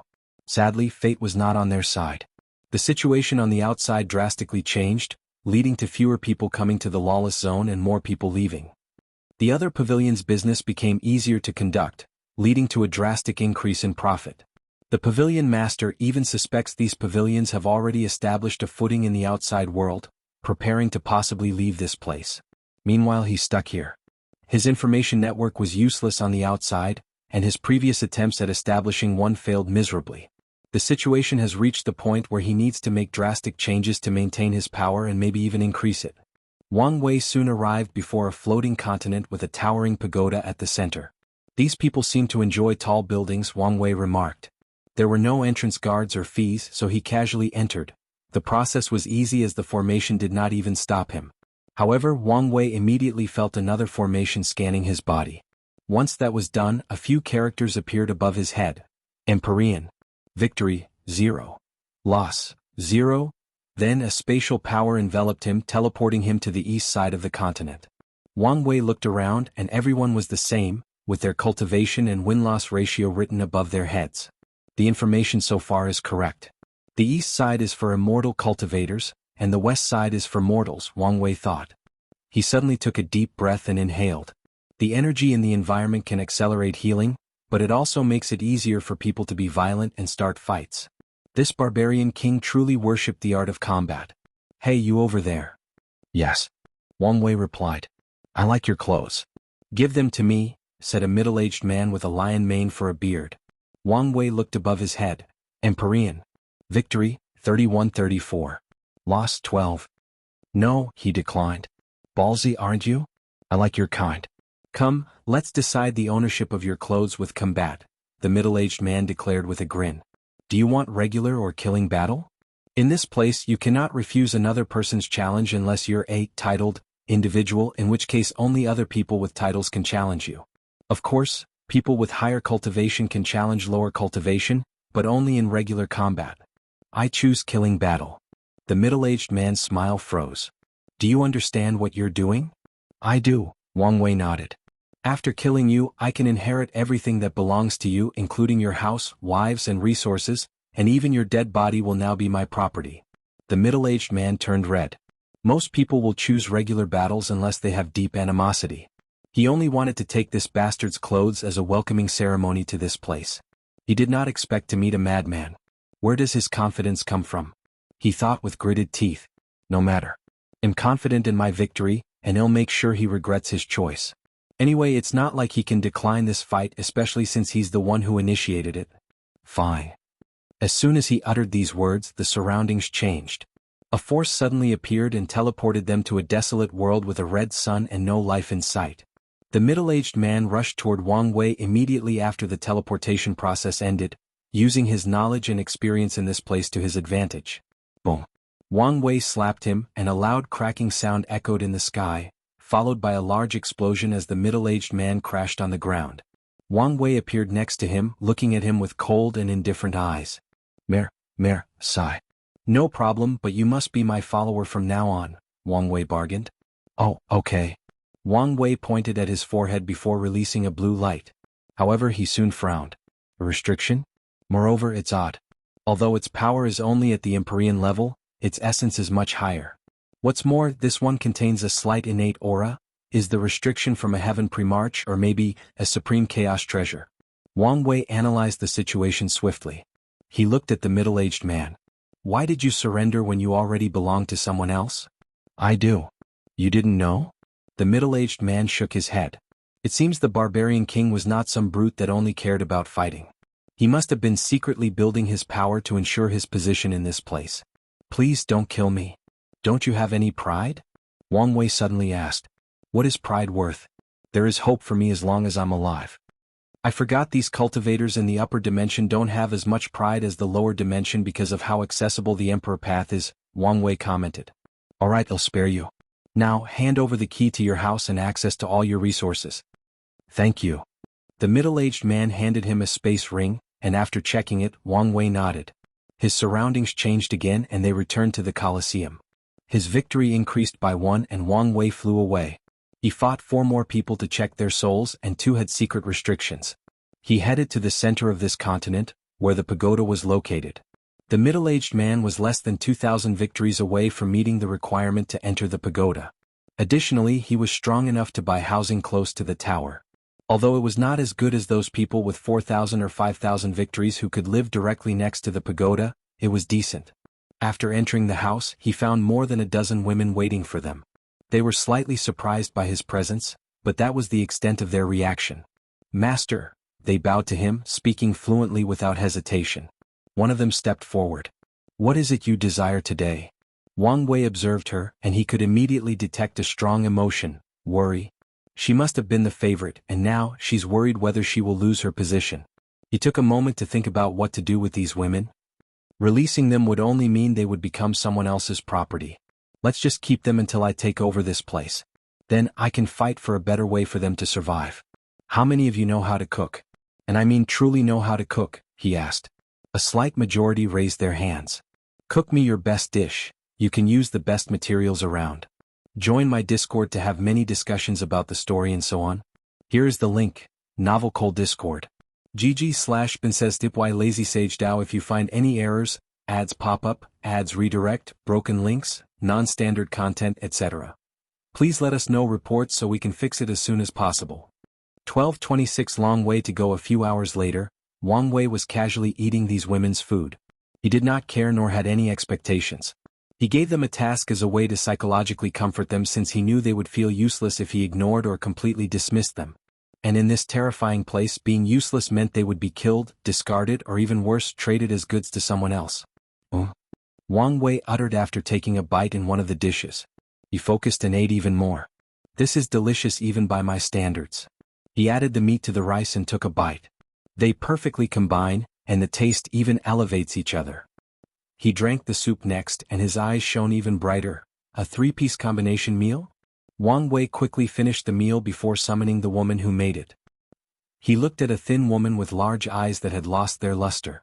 She had shoulder-length black hair and a mole underneath her eyes, and her body smelled of naturally alluring herbs. She was an unconventional beauty. "What's your name?"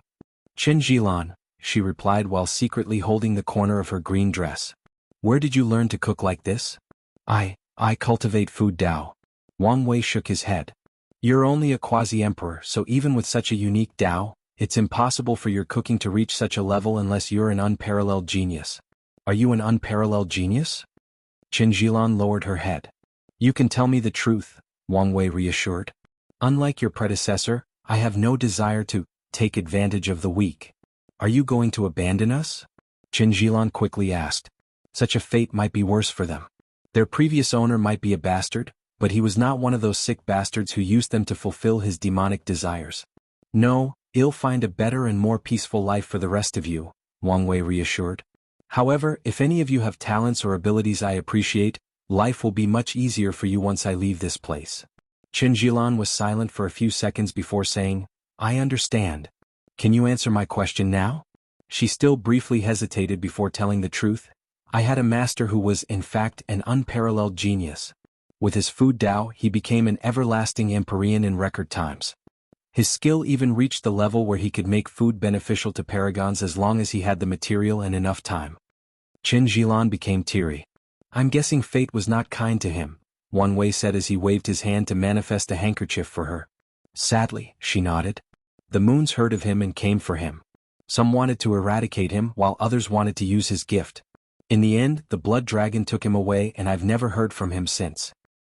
She's not an immortal and her lifespan is limited, so this should have happened recently, probably between 1,000,000 to a few billion years." Wang Wei leaned on the ladder because the main events that occurred in the past few million years mainly involved the lower dimension. If anything had happened before, his guard should have records of it. "What happened to you afterward?" "Many of the master's apprentices died or scattered during the confrontation," Chen Jilan explained. "I was one of the lucky ones who escaped." She wiped out her tears. "Life was hard after that, but with my cooking I could live a decent life even in hiding." Unfortunately, I was caught by slave traders and brought to this place and... I understand, Wang Wei nodded. Well, you don't have to worry anymore. I'll even help you find your master. Thank you for the offer, but I doubt he's still alive. She's not that bright, is she? Wang Wei thought. Maybe just ignorant. You said your master was an everlasting Empyrean, correct? That's right. In that case, he's definitely alive. After all, you remembered him, didn't you? Wang Wei explained. Qin Zhilan looked at him with shock. That's right. How can I forget about that? Then she started to sob again as she sat on the floor. What is it? Wang Wei asked while helping her up. I spent so many years mourning him, she replied with tears and snot on her face. I even built him an ancestral shrine. Do you think he's going to be mad at me? I'm sure he'll understand, Wang Wei reassured. Poor girl, all that trauma must have severely affected her spirit. His mind released a unique fluctuation, making Qin Zhilan pass out as her body and mind completely relaxed. Then her body flew to her room. What a strange girl, Wang Wei shook his head as he walked to his room. However, he suddenly stopped. I did something on a whim but found a pair of talented master disciples with a rare food Dao? Is my luck this good? His essence flower ability required him to consume delicious food, which was a welcome surprise. However, Wang Wei felt something suspicious. His luck was excellent, but many good things happened recently, meaning it was time for him to calm down. Could it be that fate realized it might be a while before I can taste the future wife's food and sent me a temporary replacement? Wang Wei thought but soon shook his head. It loved me but not to this extent. He looked at Qin Zhilan peacefully sleeping and his eyes changed. She's related to Su Junyao? Wang Wei's lips twitched as he put the pieces together. He had a fated love connection with Su Junyao, meaning they must experience many events to build an emotional bond naturally. Qin Zhilan and her master are part of those events. Wang Wei exhaled deeply. It's horrifying if you think about it logically.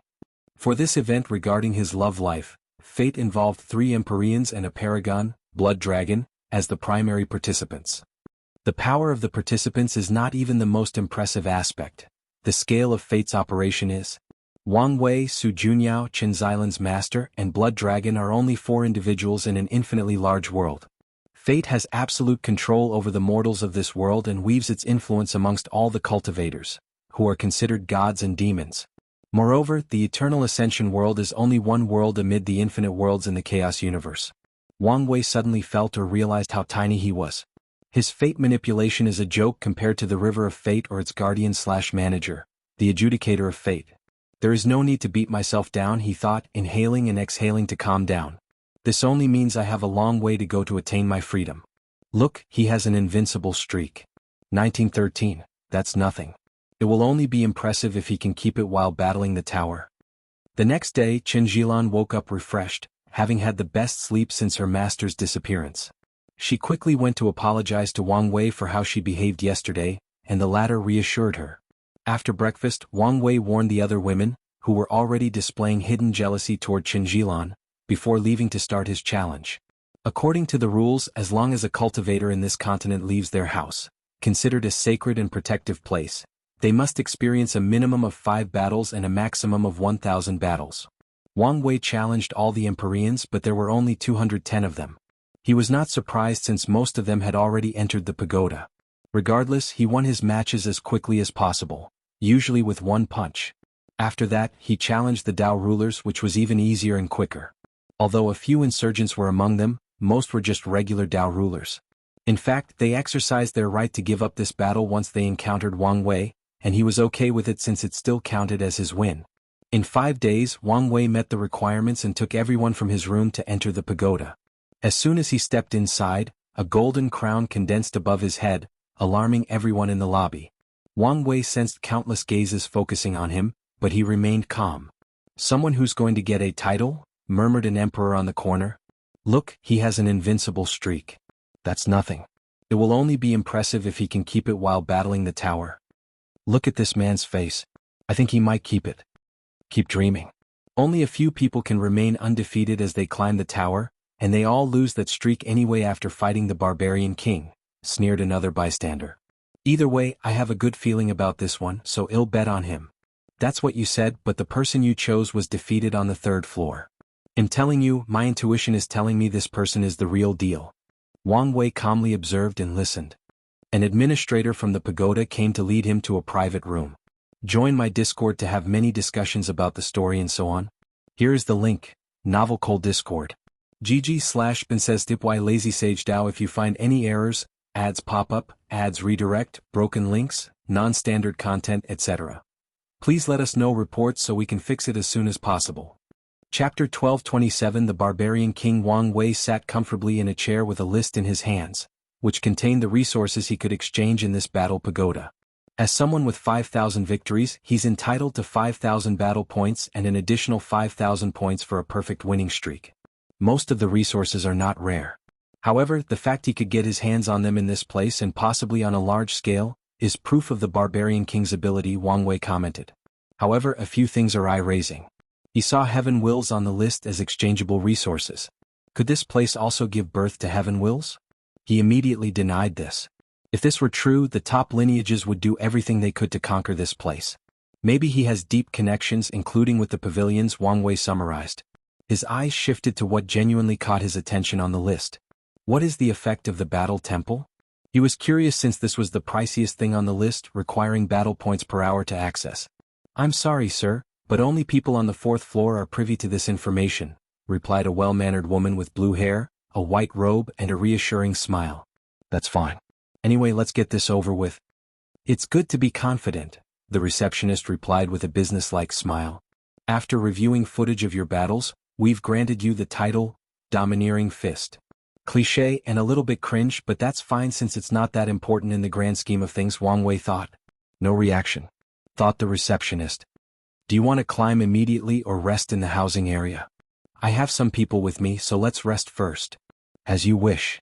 Someone led Wang Wei to a mansion on this floor. He let all these women stay there while he observed the house. He sensed something, so he closed his eyes.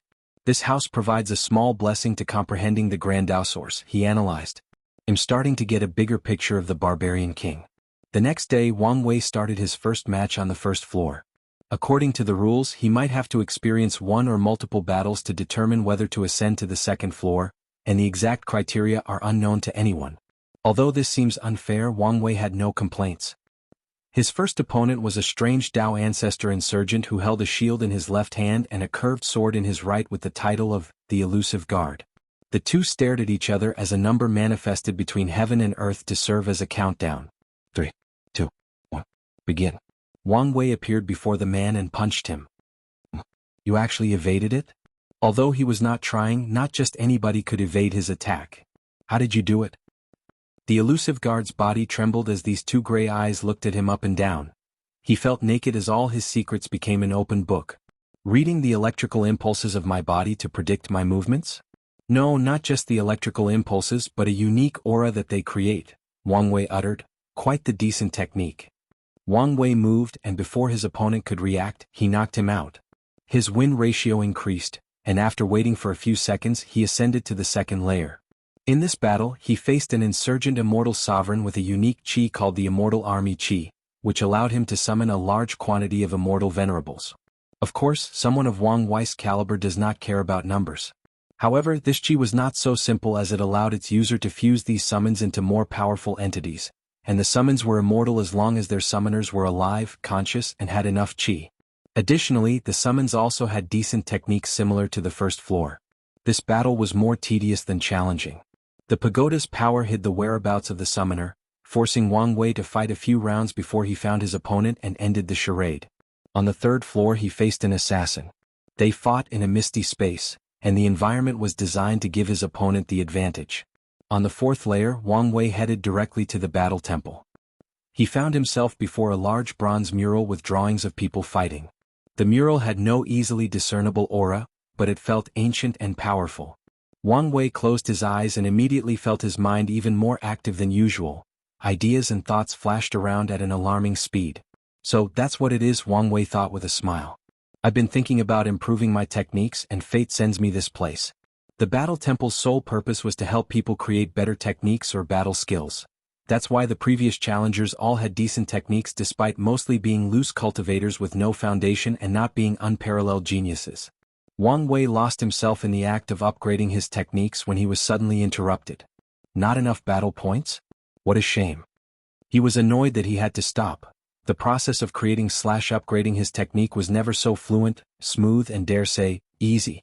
He exhaled, no need to be upset. Once I defeat the Barbarian King, this place will be mine to use as I see fit.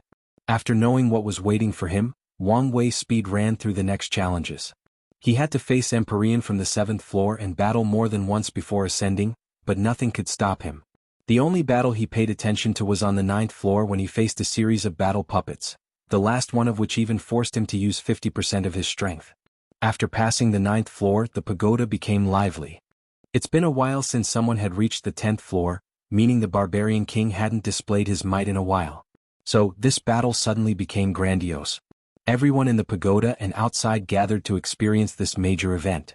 People bet on who was going to win, and of course the majority favored the Barbarian King. The official gambling hall of the pagoda focused on specific bets, for example, how long will Wang Wei last? Or whether he'll be able to injure the Barbarian King in the slightest. Wang Wei floated in the air with his arms crossed, ignoring all the whispers outside.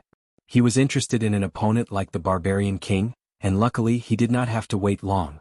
A space crack appeared in front of him to spew a towering, muscular man. The Barbarian King was 3.5 meters, making him a small giant compared to Wang Wei's 1.95 meters. His braided hair made his face fierce but with a hint of suaveness. The Barbarian King wore a simple black robe but did not put on the top, leaving his upper torso bare, showing his intimidating physique. His muscles were so defined that it could be said his muscles had muscles. Above him, a win-lose ratio of 2,349 to 0 manifested. This ratio might appear small, but considering the high requirements for the 9th floor, it was actually impressive that so many people finally received the opportunity to face him. A barbarian with a giant race bloodline? Wang Wei commented. What a strange combination. This battle might be interesting.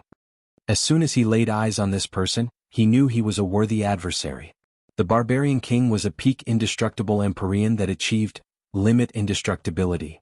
His body will fusion is already in the advanced stage, one step from perfection, Wang Wei thought, and his eyes immediately shone. This man is an unparalleled genius. Interesting indeed, the Barbarian King spoke, his voice deep but also reassuring. I thought this would just be a match to display my power after so long. But you might be a truly worthy opponent.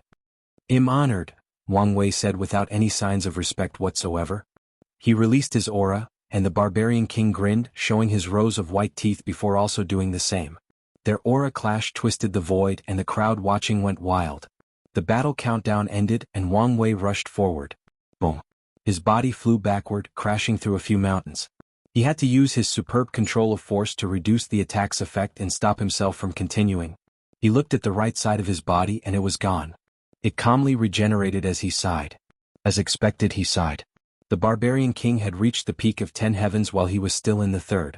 Additionally, this monster had the bloodline of the giant race while being a barbarian, meaning strength was his strong suit. The Barbarian King laughed as he appeared before Wang Wei. You have it. The madness of truly talented body refiners who wish to test the limit of their bodies against anything and anyone. It's been a while since I met another kin. If you find any errors, ads pop up, ads redirect, broken links, non-standard content, etc. Please let us know reports so we can fix it as soon as possible. Chapter 1228 A Battle of True Will. Wang Wei smiled at this comment. Few body refiners can reach their level without being masochists and mad. After his body regenerated, he clenched his fist. His body had high immunity to all Dao, including the power Dao. So, he had to deactivate that immunity to test his strength, which is why he was hurt. However, he was prepared for a real battle after learning about the wide gap between the 3rd and 10th heavens. He activated all his Grand Dao boosts.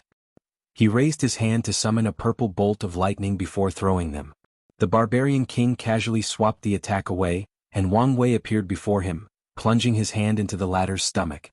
He used his 5 fingers as a spear, and normally such an attack could pierce a universe, breaking it into 2 parts. However, it did not even scratch the Barbarian King's skin. The king responded by dropping his massive elbow on Wang Wei's cranium. The viewers expected to see a headless corpse with blood spilling, but the attack merely created a massive shockwave that destroyed the surroundings. As for Wang Wei, he was perfectly intact. The two stared at each other before clashing repeatedly. Wang Wei mostly used elemental attacks, while the Barbarian King was direct, using his fist and powerful body to annihilate anyone or anything in his path. After clashing for over a minute, the two stopped. They immediately knew that with their limit indestructibility, no attack would work on each other. There was only one way to determine the victor. Willpower manifestation / Tao will / true will.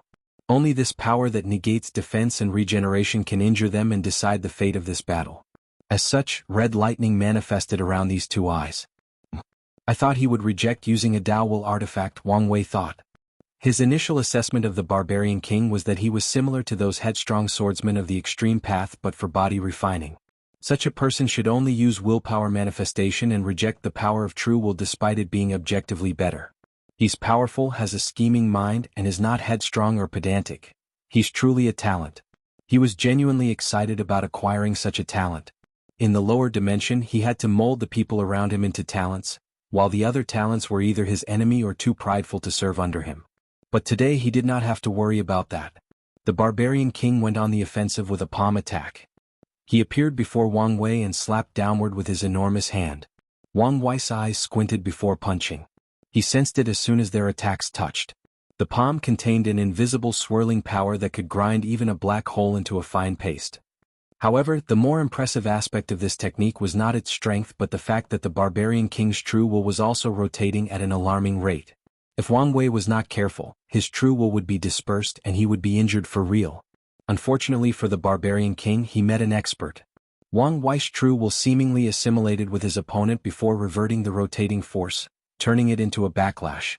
The Barbarian King's huge body moved with terrifying speed a few kilometers away, and he glanced at a tiny red part of his palm. He was injured. "I haven't bled since I fought that old man," he commented, his voice trying to contain his excitement. Then he grinned. "It seems I still underestimate you." What a quick reaction, Wang Wei thought. That attack should have pulverized the Barbarian King's entire arm, just like what had happened to him. More importantly, his body is unnatural. After these short clashes, Wang Wei realized the Barbarian King's body was not due to a special physique or bloodline but more so the result of a body refining technique. Unfortunately, the opponent's information was protected by this pagoda, so Wang Wei needed more time to gather and analyze more data. "You should take this seriously," Wang Wei replied. "Otherwise you'll suffer, and I won't accept any excuses for your defeat." "I would never do such a sacrilegious thing and tarnish the sacred art of combat," the Barbarian King responded seriously. "Sacred? I never thought I would meet someone more battle-hungry than me," Li Jun or the monkey, Wang Wei thought. "Maybe my ancestor was like this." After all, he chose the battle maniac name. The Barbarian King's body suddenly lit up as if it were a shining diamond. He slashed his hand downward, managing to generate a sword slash more than 10 meters long, heading toward his opponent with unparalleled speed. Wang Wei waved his hand to the side to break the attack, and his eyes squinted. "That bastard learned my technique," he thought. The Barbarian King learned his true will application of melding his power into his opponent to disarm it. Wang Wei was sure he did not know it beforehand, given how he reacted after coming into contact for the first time. The Barbarian King did not give him time to respond, so he continued. He jumped higher into the sky. As he reached a few kilometers above Wang Wei's head, he landed and the space underneath his feet caved in. The Barbarian King expertly controlled his strength to bend space-time under his feet. He then used it like a slingshot to shoot himself with immeasurable speed toward Wang Wei. Wang Wei would have praised such a brilliant body-refining movement technique, but the opponent's speed had reached the same level as him, maybe even slightly higher, so all his focus was on how to react. He did not evade and clashed head-on with a fist of his own. To the normal viewers, this clash was a confrontation of power or attack potency. However, only a few people and the two involved knew this was a confrontation of their true wills. This is the deciding factor in a battle with strength that is so close together. The Barbarian King used a different true will technique. This time around, he condensed his true will to increase its potency before exploding. The explosion should have eliminated the opponent's true will while also doing great damage to the body. Unfortunately for him, Wang Wei retaliated with the same condensing approach but executed more brilliantly. The clash of true will is invisible, undetectable, and indescribable to normal individuals. However, if it were to be expressed in a way for mortals to understand, then it could be summarized as such. The Barbarian King's condensation was as if he took the tallest mountain possible and condensed it into a ball the size of an egg before removing the pressure and allowing it to explode. However, Wang Wei's was as if he took the largest star possible and condensed it into a tiny dot. The result was the Barbarian King's right arm exploding in a pool of blood. However, this injury was nothing. On top of his cultivation talent, the man also had a terrifyingly high battle IQ. He accepted his loss in the confrontation, and before his arm was entirely blown up, he removed a significant part of the right side of his body to prevent Wang Wei's true will from remaining inside his body. The Barbarian King also realized that for an opponent of this caliber, the less than a nanosecond his body needs to regenerate is plenty of time. So, the moment his arm was blowing up and he was protecting himself, he was also making a third move, growing 3 more limbs from his back. So, when Wang Wei was about to follow up with a second attack, the Barbarian King's 4 arms slapped each other, releasing a potent force that pushed the space between him and his opponent, thus separating them by a few hundred light years. The Barbarian King expected the opponent to be more aggressive and come after him, but Wang Wei stopped and waited for him. The king frowned. "What is this? Pity? Mockery?" His voice did not hide his annoyance. "Not at all," Wang Wei replied. "I just know this is still not your true pinnacle state, and I want to see and fight you at your best." "I understand," the king replied, his voice containing a deeper respect for his opponent. "I prepared this technique for the old man, but I guess you'll be the first one to see it." This was not the first time the Barbarian King faced an opponent that was exponentially better than him at utilizing their true will.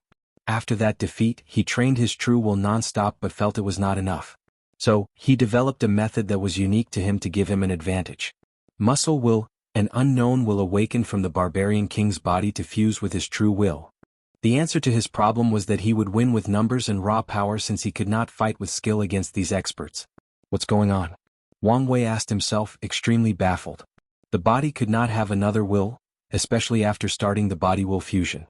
Any will awakening from the body would just be part of someone's will manifestation. Unless he has 2 souls, which could make it possible, but it doesn't seem to be the case, Wang Wei thought as he observed every detail of this technique, trying to figure out its in and out. His gray eyes lit up and he saw something. This bastard. No wonder his body is so abnormal. Who knew he could think of such a thing? If you find any errors, ads pop up, ads redirect, broken links, non-standard content, etc., please let us know reports so we can fix it as soon as possible. Chapter 1229 A Monster in the Flesh. As the Barbarian King used his technique, Wang Wei was able to notice the changes in his body, allowing him to know why he was such an anomaly and solve a mystery that puzzled him.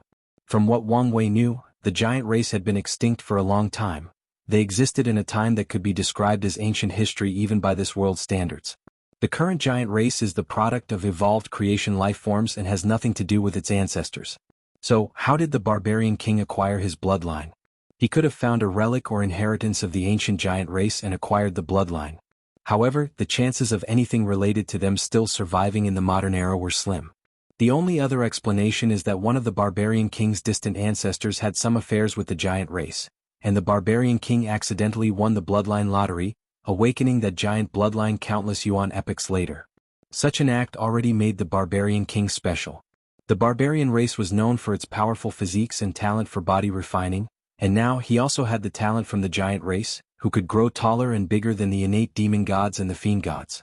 However, what truly impressed Wang Wei was what he did with that bloodline. The Barbarian King's body refining technique involved using his bloodline to condense a giant clone. He would cultivate that clone to be as big or strong as possible before fusing them into himself. This technique was like an origin cultivator had cultivated hundreds of Dharma bodies to fuse with. Wang Wei could tell that the Barbarian King's skin, muscles, flesh, bones, organs, and blood were fused with hundreds of giant clones, turning his physique into the monstrous entity that it is currently. One giant already takes so many resources to cultivate, but he fused with hundreds of them, Wang Wei lamented. The Barbarian race must have dedicated so much effort to train this bastard, but why was he living in this desolate place? As soon as he asked his questions, Wang Wei had an answer, so he could only shake his head. The Barbarian King awakened the will of all the giant clones he had previously absorbed, fusing them into one before combining them into his true will. The lightning around his eyes was no longer red but purple. "Now I'm at my best," the Barbarian King declared. "Indeed. In that case, let's get this show started." Wang Wei used his Fate Escape technique to appear before his opponent and punched him in the stomach. The Barbarian King responded by blocking with his left elbow. This attack was an initial test, so Wang Wei used the previous condensing technique.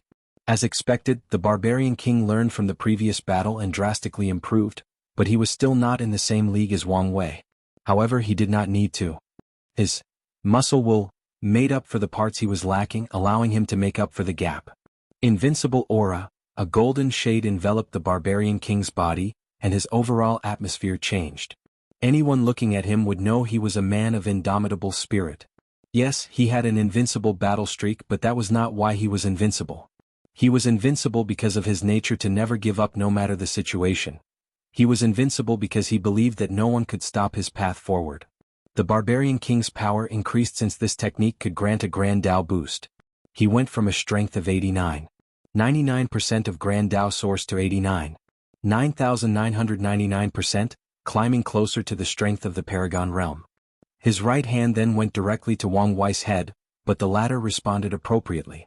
Determinism aura, a dark gray hue emanated from his body and enveloped the world, turning into a dark shade. The golden light around the Barbarian King's body faltered as a terrifying feeling of fatalism. The Barbarian King's mind was suddenly full of the idea that a higher power determined everything in his life, and all his accomplishments, including his battle victories, were not the result of his actions or capabilities but determined by fate. These thoughts almost destroyed his belief system. Luckily, he was a man with incredible willpower, so he soon overcame these thoughts and feelings.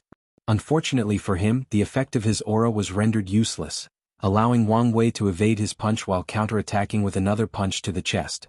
The Barbarian King took a dozen steps back with a hole in his stomach. Wang Wei had finally used the true trump card of his true will technique, versatility and change. So, in this attack, his true will started with a condensing method to lure his enemy into a sense of complacency before turning into a twisting attack, which caught the Barbarian King off guard. However, the talented body refiner also made the correct choice in this situation. He used his two wills to force the opponent's power from his body, allowing him to continue this battle.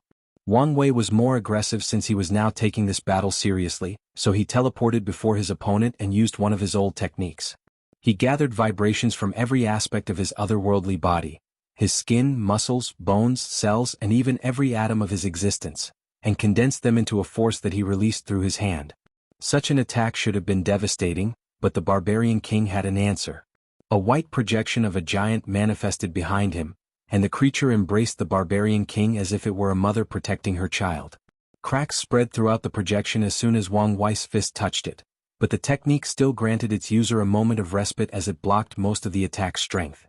Wang Wei's eyes suddenly released a beam of chaos flame as a follow-up, and the Barbarian King responded by opening his mouth and swallowing it.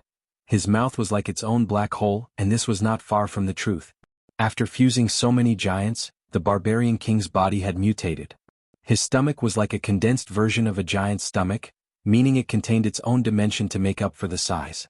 Wang Wei manifested strings that swiftly attached themselves to the Barbarian King's limbs, but the big man escaped this technique by a surprising means. In a matter of less than an attosecond, he shrunk his body to the size of a particle before returning to its original size after escaping the immediate range of the strings. War God's 3 talents. The Barbarian King created 3 projections/clones with the same strength as him. He decided to use numbers to give himself the advantage in this battle, so he ordered the projections to attack as he waited on the side to assist or make use of an opportunity. The clones immediately surrounded Wang Wei before attacking his head, all their first turning into a lion energy projection. Boom. The attack seems to have worked. Upon contact, Wang Wei exploded into a gray mist, but before anyone could rejoice, the mist enveloped the clones. The mist dissipated soon after, leaving an intact Wang Wei and the clones with a mark on their forehead. They then looked at their creators with undisguised malice. Of course, the Barbarian King tried to secretly disperse his technique, but it was useless. Ancestral Roar. He opened his mouth for a sonic attack with a wide area of effect. 2 phantoms, a barbarian and a giant, manifested behind the Barbarian King and roared along with him. This sonic attack not only released a potent vibrational effect but also contained an oppressive power that wanted to crush everything in its path. It also includes a third characteristic, attacking the mind/spirit/soul. Wang Wei controlled the 3 clones to stand before him and combined their strength for one attack, which created a direct path into this terrifying roar. He then manipulated his blood to condense into a spear and threw it through that path. The Barbarian King's face changed as he sensed an unbelievable penetrating power from that spear. Even the true will attached to it involved a skill based on penetration. His mind went into overdrive to analyze the situation, and he realized that most of his defensive skills would be instantly pierced. So, he controlled his body to dissipate his skin, muscles, flesh, blood, and organs, leaving only his bones, which were the hardest part. He raised his bony arms to block the blood spear. For a brief moment, the Barbarian King stopped the attack, proving he made the right choice. Sadly, his opponent was thinking a few moves ahead of him. The blood spears suddenly exploded into blood needles with the same piercing potential, embedding themselves in all his 365 bones. The Barbarian King's face changed as he realized the severity of his situation. The needles contained scattered true will, so he immediately tried to remove them. Unfortunately, there were so many of them that it would take him way too long to deal with every individual one. The king turned his attention to Wang Wei, who was already before him. As he was about to respond, the blood needles and true will exploded, temporarily paralyzing him. Then Wang Wei calmly touched his bones and sealed his power. "You lose," he declared. "If you find any errors, ads pop up, ads redirect, broken links, non-standard content, etc. Please let us know reports so we can fix it as soon as possible." Chapter 1230 Monk. Indeed, the Barbarian King nodded. This feeling is still terrible. Had only been defeated a handful of times in his life, and it was never a positive experience. "That's true," Wang Wei nodded. "You've tested defeat?" "Once, well, a few times, but only once that I truly acknowledged," he nodded. "Someone has defeated you? I would love to meet such a talent." "Dead. That makes sense," the Barbarian King nodded. He took a moment to break the seal from his body as he did not like the sense of weakness he was currently feeling. "My intuition tells me you came here for a purpose, so let's talk somewhere private." He punched the air to create a space passage and Wang Wei followed him. They soon arrived in a lavish palace, and as soon as they landed, a beautiful woman rushed into the Barbarian King's arm. "Monk, are you all right?" Wang Wei looked at this woman. She wore an elegant dress that reminded him of Mongol royalty from Earth, especially with the over-the-top headdress. She was taller than him but still looked tiny before the Barbarian King. The barbarian race's culture and identity resembled Mongolia from Earth. Why is that? Could there be other races inspired by Eastern Asia? What is the connection with Earth? Why is Grand Dao allowing their existence but not other races from the prehistoric world? Wang Wei had these thoughts for a while after meeting the barbarian twins during Gu Xian's trial. However, they resurfaced after today's meeting and he hoped he could find some answers. "I'm fine," Monk reassured his wife. He then introduced her to Wang Wei. "This is my main wife, Dulgun." "Main wife?" Wang Wei thought, but he did not state that out loud. He saluted. "It's a pleasure to meet you, madam. You have defeated my husband in combat, meaning you're our honored guest." "So the pleasure is all mine," she saluted back. "Give us some privacy while I talk to him," Monk said, and his wife nodded. The Barbarian King led him to a beautiful garden with a waterfall that spewed rainbow-colored water.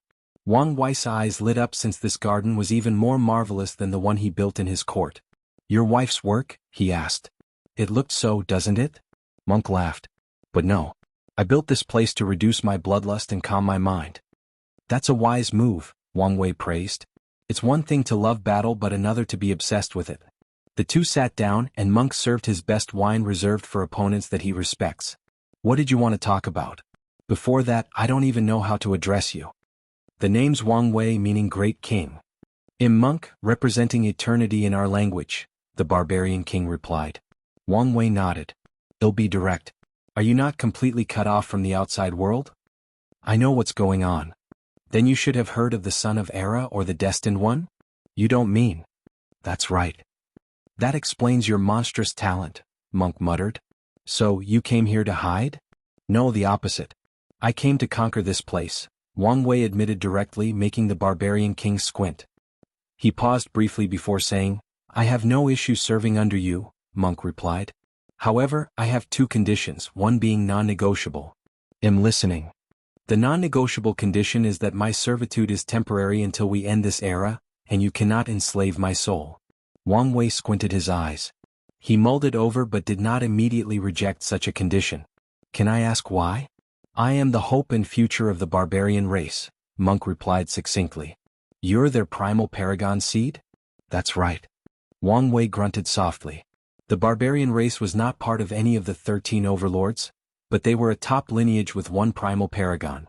However, if they had a second one, they would meet the minimum requirements for a seat as one of the overlords. I can accept your condition and we can even sign a binding contract. Wang Wei agreed after pondering about it for a while. He considered many things before making this decision, but the crux of the reason he accepted is the barbarian race. Firstly, they acted similarly to the Dao opening sect when it came to treating their people, especially their genius. As such, Wang Wei knew there was a high chance these people would go to war with the sect for MÖngke, even knowing they had a small chance at winning. In general, the barbarian race is a low-key and pretty isolated faction, probably due to their different culture and customs. As such, they are neutral in most situations or events, but their only enemy is the pre-March origin temple, one of the 13 overlords composed of the innate demon gods. Their feud started because one of their geniuses was assassinated, and since then, they've been at odds with the innate demon gods. They even formed a loose alliance with the tribal Sacred Mountain, another overlord ruled by the demon race and enemy of the pre-March origin temple.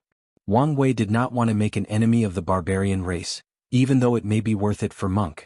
In the new era coming, primal paragons will no longer be the deciding factors of the top factions, but half-step transcendent will. He hasn't known MÖngke long enough to determine whether he's talented enough to walk the path of transcendence, and forcing him to serve him might ruin his talent. So he accepted his proposal. Having the barbarian race as an ally should be very beneficial to the sect, Wang Wei thought. What's your second condition? I want the opportunity to personally tear off the Earth Emperor's head, MÖngke said with bloodlust in his eyes. He's the reason you're here? That's right, MÖngke nodded, his eyes containing deep hatred. The bastard envies my talent, so he first tried to force me to become his son-in-law. When our tribe refused, he found an excuse to persecute us. To save me, the clan had to label me as a traitor and exile me, but even then the bastard would not let it go. I had to come here to hide. Given the fact he might have secretly eliminated some of his talented children, I'm not surprised by this, Wang Wei commented. Well, I have no issue with this condition. Anyway, whether you kill him or I do is fine by me, as long as he's dead. In that case, I'll offer you my strength and talent. MÖngke raised his large wind bowls and Wang Wei followed him. They toast to their new alliance before chugging the bowl down. The next step was to sign the contract, but MÖngke said his wife would negotiate the nitty-gritty details, and Wang Wei was fine with that. Can I ask about this pagoda? You can use it, but you can't have it. Wang Wei's lips twitched. I didn't want it, I simply wanted to know its details. I see. Well, this is what I received from my blessing ceremony. You received a supreme chaos treasure from your ceremony? That's right. No wonder your race has so much faith in you, Wang Wei sighed. The barbarian race was not a monolith, meaning they were divided into tribes and different bloodline lines. One thing they had in common was their spiritual practice, which involved worshipping spirits. As such, each barbarian tribe had a different spirit temple, the most famous ones being the War God Temple, the Wolf Spirit Temple, and the Life Tree Temple. Every barbarian child between the ages of 0 and 10 must experience a blessing ceremony in one of the temples, which usually increases their luck and talents or allows them to receive gifts from the temple. MÖngke smiled proudly. Stories of his ceremony are still talked about to this day in the clan. Many people even argued that he was responsible for the War God Temple's current domination over the other two. Enough with the chit-chat, Wang Wei said. Tell me your opinion on my attempt to conquer this place. Your biggest obstacle should be the Hidden Master and the Ruthless King, MÖngke responded. Why is that? The Ruthless King will not surrender to anyone no matter what. His pride is too high, so he won't ever serve under someone else. On top of that, he technically has the biggest force in this place since the martial outlaw gang is one of his hidden powers. Wang Wei nodded. What about the Hidden Master? Him? He will only intervene when the lawless zone faces an external threat, and he might interpret your actions as such. So, what makes him so dangerous? He's a paragon that survived the cleansing, MÖngke said. Are you serious? I don't need to lie about such a thing. How did he survive? Is he that powerful? Wang Wei asked. I think it has more to do with his hiding abilities, MÖngke explained. From what I know, he always hid once the parasites came to this place together to clean up the hidden paragons and only fought them individually. Wang Wei frowned. What about the sons? There are no records of them entering this place. That's odd. Indeed, MÖngke nodded. If you find any errors, ads pop up, ads redirect, broken links, non-standard content, etc. Please let us know reports so we can fix it as soon as possible. Chapter 1231 The deployment plan. Could this place be, as the rumors said, under the influence of heavenly Tao, which may thus affect even half-step transcendent? Wang Wei did not like this line of thought since that would indicate that Heavenly Tao was a much more powerful transcendent than Supreme Unity and Maitreya. However, if that were the case, how could it allow Supreme Unity to take its power? Unless achieving half-step transcendence was a standard method allowed by Grand Tao, thus granting sentient beings a chance at controlling Heavenly Tao, Wang Wei analyzed. He grunted softly, still not liking this explanation. Another possibility is that Heavenly Tao used Grand Tao's power to create the Lawless Zone, which is why its effect may still apply to these beings. However, why would it have to do so? Balancing the distribution of resources in the world is not a good enough reason to involve Grand Tao. So, is there a deeper secret about this place, or is my theory completely wrong? Wang Wei wanted answers, but he also realized that thinking alone would not help. Once he's done conquering this place, he might have to take some time and investigate its secret. I have one more thing to ask you about, Wang Wei asked. Am listening, Monk nodded. Do you know whether the barbarian race has an unknown origin? Monk stopped drinking and looked at him. What is it? Did I mention a sensitive topic? Kind of, Monk replied before finishing his wine bowl. We suffer much discrimination because of our culture and language, especially in the early days of our history. Yet, Buddhism is perfectly fine despite also being an anomaly. Wang Wei understood what he meant. Buddhism's name and culture still retain aspects of their origin in India, meaning they are also an anomaly in the universe. However, they are widely accepted and even worshipped across the chaos universe. Your race should have been curious about your origin. Didn't you try to explore it? Wang Wei asked. We did, Monk replied. The result was that we were born in the eternal ascension world just like everyone else, and our culture diverged from others at a certain point in our early history. Meaning there was no anomaly from your development? You just naturally evolved such a culture? Correct, Monk nodded. Another possibility is a higher power influenced you without even noticing it. Wang Wei nodded, and Monk gave him a praising look. We deduced the same thing after realizing that most of our brethren from other source chaos worlds evolved in the same way. They developed the same culture with minor changes in languages and so on. Wang Wei pondered about the situation. He was intrigued by Buddhism and the barbarian race's origin, believing them to have some connection with the prehistoric world in one form or another. He also thinks Grand Tao is involved in this, and probably the cause of the uniqueness of these two groups. Well, thank you for answering my questions. Wang Wei knew he wouldn't get an answer about these things until he was a half-step transcendent. By then, it might not even be difficult, as asking Hongjun directly might get him answers. It's fine, but can I ask you a question? Monk nodded. By all means. Why is your battle IQ so high? Monk asked. The way you fight is not the result of talent alone. It's more like you've experienced trillions of battles, but from what I can detect, you're a very young Empyrean, maybe too young. So how is that possible? Quite observant, Wang Wei praised as he raised his hand to condense a talisman. Consider a meeting gift. Dream combat. Monk uttered after detecting the information inside. He closed his eyes before opening them 5 minutes later. The big man did not hide his excitement. Thank you, he said sincerely. He could not fight and learn at all times, even when awake or doing menial tasks. There was no greater gift for someone like him. No problem. I did not expect someone else to love battle as much as I do, Monk added. Such a brilliant technique. Why didn't I think of it before? I wasn't the sole creator, but we indeed enjoy the art of combat, but I doubt as devoted as you. Oh, there is someone else? Can I meet him? He's still in the lower dimension and probably won't ascend for a while. That's a shame. However, when he does, please notify me, and I will hold a grand banquet to welcome him. No problem. The two chatted briefly before ending this meeting. The outside world was shocked by the barbarian king's defeat, but the big man lay on his huge bed beside his wife. So what do you think? Only someone chosen by fate with such tremendous destiny could defeat you, Dulgun nodded. Then she asked, you said his name was Wang Wei? Yes, why? Do you think he's from that Wang clan? It's possible, but Wang is such a common surname. What do you think is most likely? That he's an extremely talented individual with great destiny with that surname, or chosen for that destiny because he's from that Wang clan? You have a point, Monk nodded.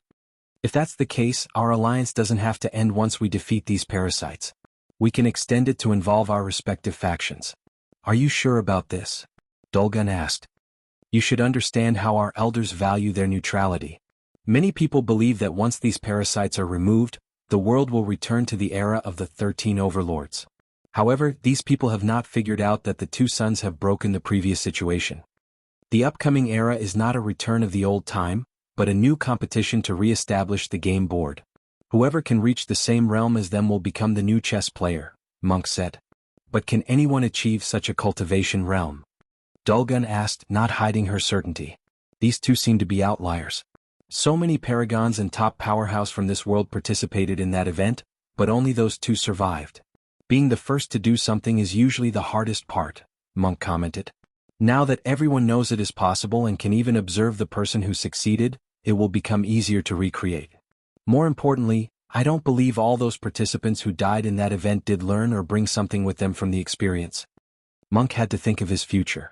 Once he perfected his body-will fusion, he can open the gate of flesh to become an inextinguishable paragon. With his talent and the support of the clan, he had complete confidence in attaining the title of a primal paragon. So, his vision must be wider and look beyond the paragon realm. You have a point, Dulgun nodded. The two discussed their future in the night, and the next morning they started the negotiation. To their surprise, Wang Wei was not strict or difficult about the binding contract they needed to sign, making Dulgun, the master negotiator, suddenly feel at a loss given how easy and smooth the entire thing was. Wang Wei could discern MÖngke's personality, and he was the loyal and honorable kind who would keep his word even if it meant his death. As such, he showed his charisma through this discussion by being lenient. This was an excellent way to show his trust and create a better relationship with such a talent as MÖngke. Since everything has been negotiated, let's discuss our next step, Wang Wei declared. The three of them pooled their knowledge together about this place before laying out a plan to sweep the place. The simplification of the plan was that Wang Wei would deal with the pavilions while MÖngke dealt with the demons. Then they worked together to take down the gangs before facing the ruthless king and the hidden master. Once everyone had their roles, they deployed. Wang Wei went to the Dark Cloud Pavilion, MÖngke visited the Poison Demon and his main wife, Dulgun, who was an everlasting Empyrean with a cultivation of 73%, went to see the puppet demon. Wang Wei secretly returned to the Dark Cloud Pavilion city, and a few people were already waiting for him. He calmly looked at these assassins that he took control of. What is the situation? We've taken control over the law enforcement hall, replied the petite assassin. However, the most powerful members of the pavilion are the Dark Mist assassins, and they only serve the pavilion master. We could not even come close to them, let alone try to control them. You did more than enough, Wang Wei nodded. Anything else to report? The pavilion master may have been suspicious of our movements. May. He has always been suspicious by nature, the petite woman explained. Suspicions came with this job, so that was not surprising. However, lately, he has been ramping it up a little. It's fine if he's suspicious since we can use that against him. The only problem Wang Wei feared was the pavilion master to hide and now show his face, forcing him to waste time and search for him. If you find any errors, ads pop up, ads redirect, broken links, non-standard content, etc., please let us know reports so we can fix it as soon as possible. Chapter 1232 Experimental Material. The Dark Cloud Pavilion Master stood on the hidden 13 floors of his pavilion, overlooking the city. Although a mist still surrounded him, any discerning individual could detect his slightly restless mood. He suddenly sensed something somewhere in the city. Although it was brief and swiftly disappeared, he sensed one of his people somewhere they should not be. Was I right? Did something happen to my people? He resisted his first instinct to immediately check out and, instead, sent a communication talisman to assemble the Dark Mist's assassins. Not even 10 seconds passed before countless mist shadows materialized behind him. Master, they said in perfect synchronized voices. Some rats have infiltrated our order. Let's remove them, the pavilion master ordered, and the group answered, as you wish. Everyone disappeared from their locations. The pavilion master led them to a house hidden underground in the worst area of this city where only mortals lived. Whoever picked this location chose an excellent spot, and the protection around this hidden base was also well done, the pavilion master sneered. He expected as much from someone who may have successfully corrupted his men against him. However, it did not matter how capable the person was or who was behind them. He would eradicate this threat as soon as possible. I hope it's one of the other pavilions so I can use this excuse to extort resources from them, the Dark Cloud Pavilion Master thought as he ordered his people to break in. As expected, the people inside resisted, using the formation in this base to fight them off.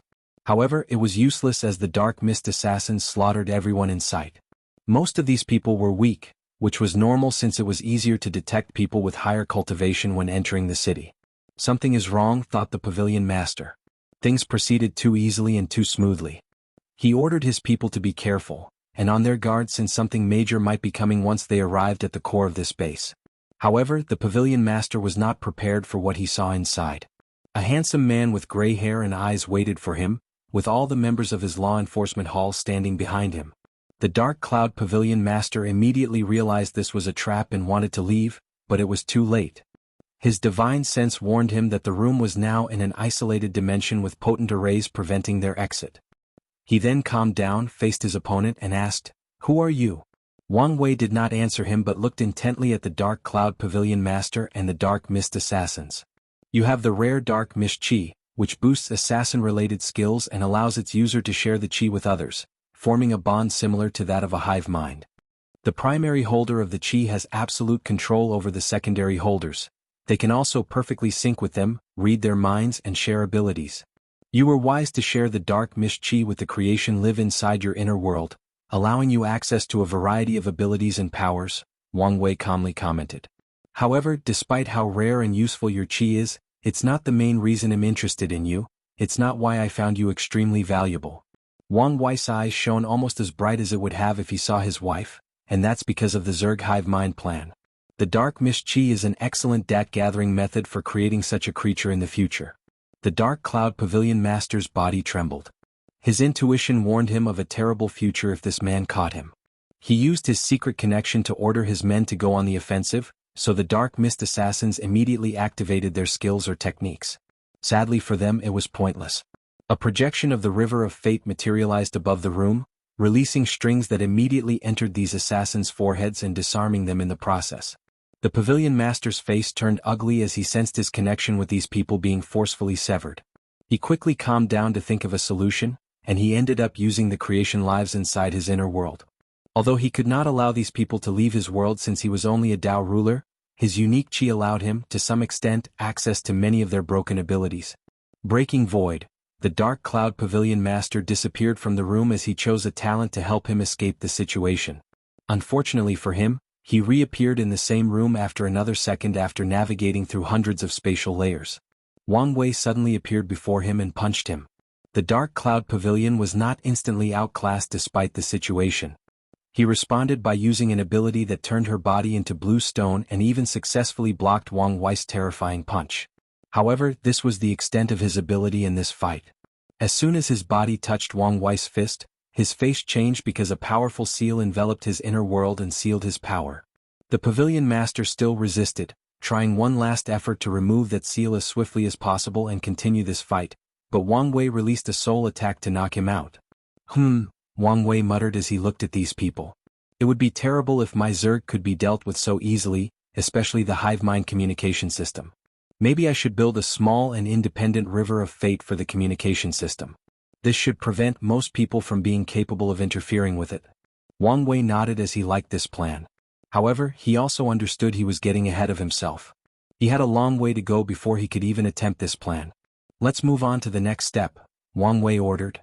With the Dark Cloud Pavilion under his control, Wang Wei swiftly took control of over 80% of the pavilion before targeting the remaining 20%. The pavilion had its own people for assassination tasks. However, the pavilion master was a wise man who still found a way to expand his numbers and preserve his strength in the process. He divided the assassination hall into the inner and outer halls. The inner hall belonged to the Dark Mist assassins or people close to him, while the outer hall recruited foreigners who served as assassin mercenaries. Anyone can join the assassin hall. They complete missions and receive resources as compensation. The pavilion will even invite talented individuals to join the inner hall. Thus, this hall also serves as a recruiting method. Wang Wei controlled the pavilion master to activate the Supreme Summon, which is a rare event in which the pavilion demanded all the outer members to show up for an important meeting. This was the only mandatory thing in the outer hall, and anyone who refused the call could forfeit their identity. Based on the situation, these people might be blacklisted from the entire Lawless zone. With this massive summon, assassins as low as iron and as high as gold swiftly headed to the Dark Cloud Pavilion. Sadly, they were walking into a lion's den. Wang Wei showed no mercy and controlled these people, forcing them into his servitude. Once everything was under control, He prepared to head to the Green Earth Pavilion when he received a talisman from MÖngke. Did something happen? Wang Wei read the information and soon afterward, the space between him opened a portal to release something. MÖngke traveled to a small planet. At first glance, this planet seemed beautiful and could be described as a heavenly paradise. The mortals were happy, had plenty to eat and lived fulfilling lives. However, only a few people knew this was just a facade. MÖngke teleported directly to a towering mountain surrounded by a mist. As soon as he arrived, the mist on top of the mountain receded, showing a woman who embodies the idea of a demoness. She wore a long white robe that trailed behind her, but her hair was abnormally dark. It could be described as Vanta black. She used a dark green powder to shade her lips, and her pointy nails were purple-black. The poison demoness looked down the mountain with her violent eyes. "Barbarian King? Why are you here?" she asked before suddenly remembering something. "I heard you were defeated yesterday." She did not hide the schadenfreude from her voice. "Are you here to get some poison from me to defeat your opponent? Do you think him that kind of person?" MÖngke rebutted. "True," nodded the demoness. "So, what's your purpose here?" "I haven't cultivated a new batch of poisons that are somewhat effective for your body tempering." Her voice contained a hint of annoyance and embarrassment at the last sentence. "I'm here on behalf of the new lord I serve under," MÖngke said calmly, making the demoness squint her eyes. "Surrender or be forced to do so. If you find any errors, ads pop up, ads redirect, broken links, non-standard content, etc. Please let us know reports so we can fix it as soon as possible." Chapter 1233 Death Root. "Are you serious?" the poison demoness asked. "Do I look like I'm joking? What the hell happened to you?" The poison demoness was truly baffled. She had a decent relationship with the Barbarian King, as he sold the latter unique poisons that helped him temper his willpower. However, he suddenly turned on her out of nowhere. "Aren't you tired of hiding in this tiny place?" MÖngke asked. "Forced to leave on the little resources and being alienated from the outside world. Well, if you join us, you'll have an opportunity to live freely in the outside world." "You're really crazy," the poison demoness stated. "So, is that a no?" MÖngke asked, his voice no longer as calm and reassuring as it used to be. The two looked at each other from across the mountain, and after a few seconds the demoness walked away, and the mist completely swallowed the mountain. Boom. The mountain trembled as MÖngke attacked the arrays. The mountain's defense force activated, releasing thousands of horrifying poisons, but they were useless to him. "Damn it, I must run away," the poison demoness thought as she quickly flew to her palace at the center of the mountain. Although she was an Empyrean, and a scary one due to her high achievements in the Tao of Poison, body refiners like MÖngke were her antithesis, rendering her abilities useless. The demoness heard a terrifying sound from a distance, and she knew the bastard easily dealt with her formation, meaning time was running out. She did not care about all the disciples/slaves around the mountain and activated the power from her palace, which was, in fact, her Empyrean artifact called the Poison Garden. The palace turned into a green light that flew into the sky, trying to leave this planet as swiftly as possible. However, the humongous hand of a giant manifested in the void and slapped the palace down, crashing it down to an ocean on the planet. "MÖngke, do you think I'm scared of you? Do you take me for a soft persimmon?" The demoness shrieked, her voice scattering the clouds and agitating the ocean. She immediately summoned the Tao Will artifact she had spent so much money on from the Azure Sky Pavilion. Her gaze penetrated the walls to see the intimidating small giant floating outside her palace. The demoness gritted her teeth before going on the offensive frowny face lust poison. She waved her hand to summon a pink fog that surrounded MÖngke. However, the Barbarian King remained calm and composed. Although the enemy had boosted this poison with a Tao Will artifact, their utilization of this power was leagues apart. As such, the powerful illusions/projections of beautiful women that he saw meant nothing to him. Additionally, his absolute control over his body prevented him from even reacting to this poison. So, this is a distraction? MÖngke thought, so he focused on the poison palace. As expected, the latter had applied another poison that could create illusions to hide herself and escape.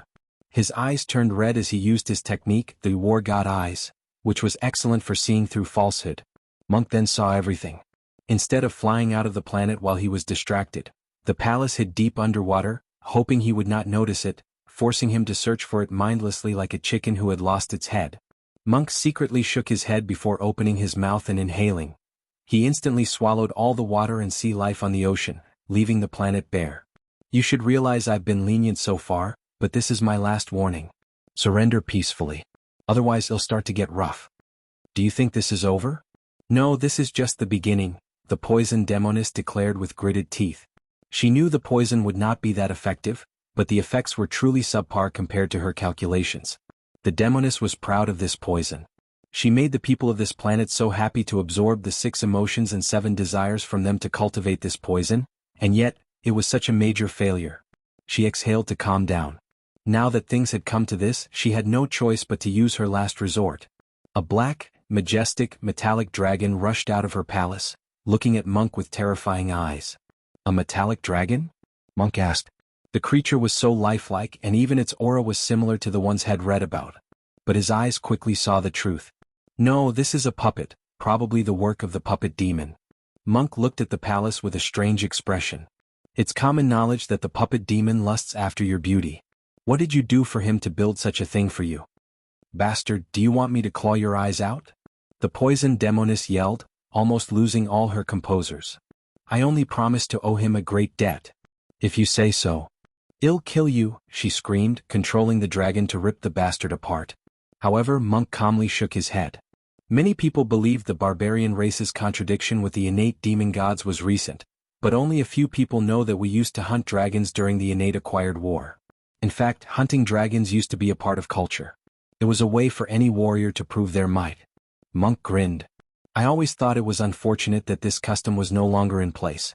However, your little dragon might allow me to live some of my childhood fantasies. He clenched his fist before attacking. Dragon-slaying fist, penetrating spear.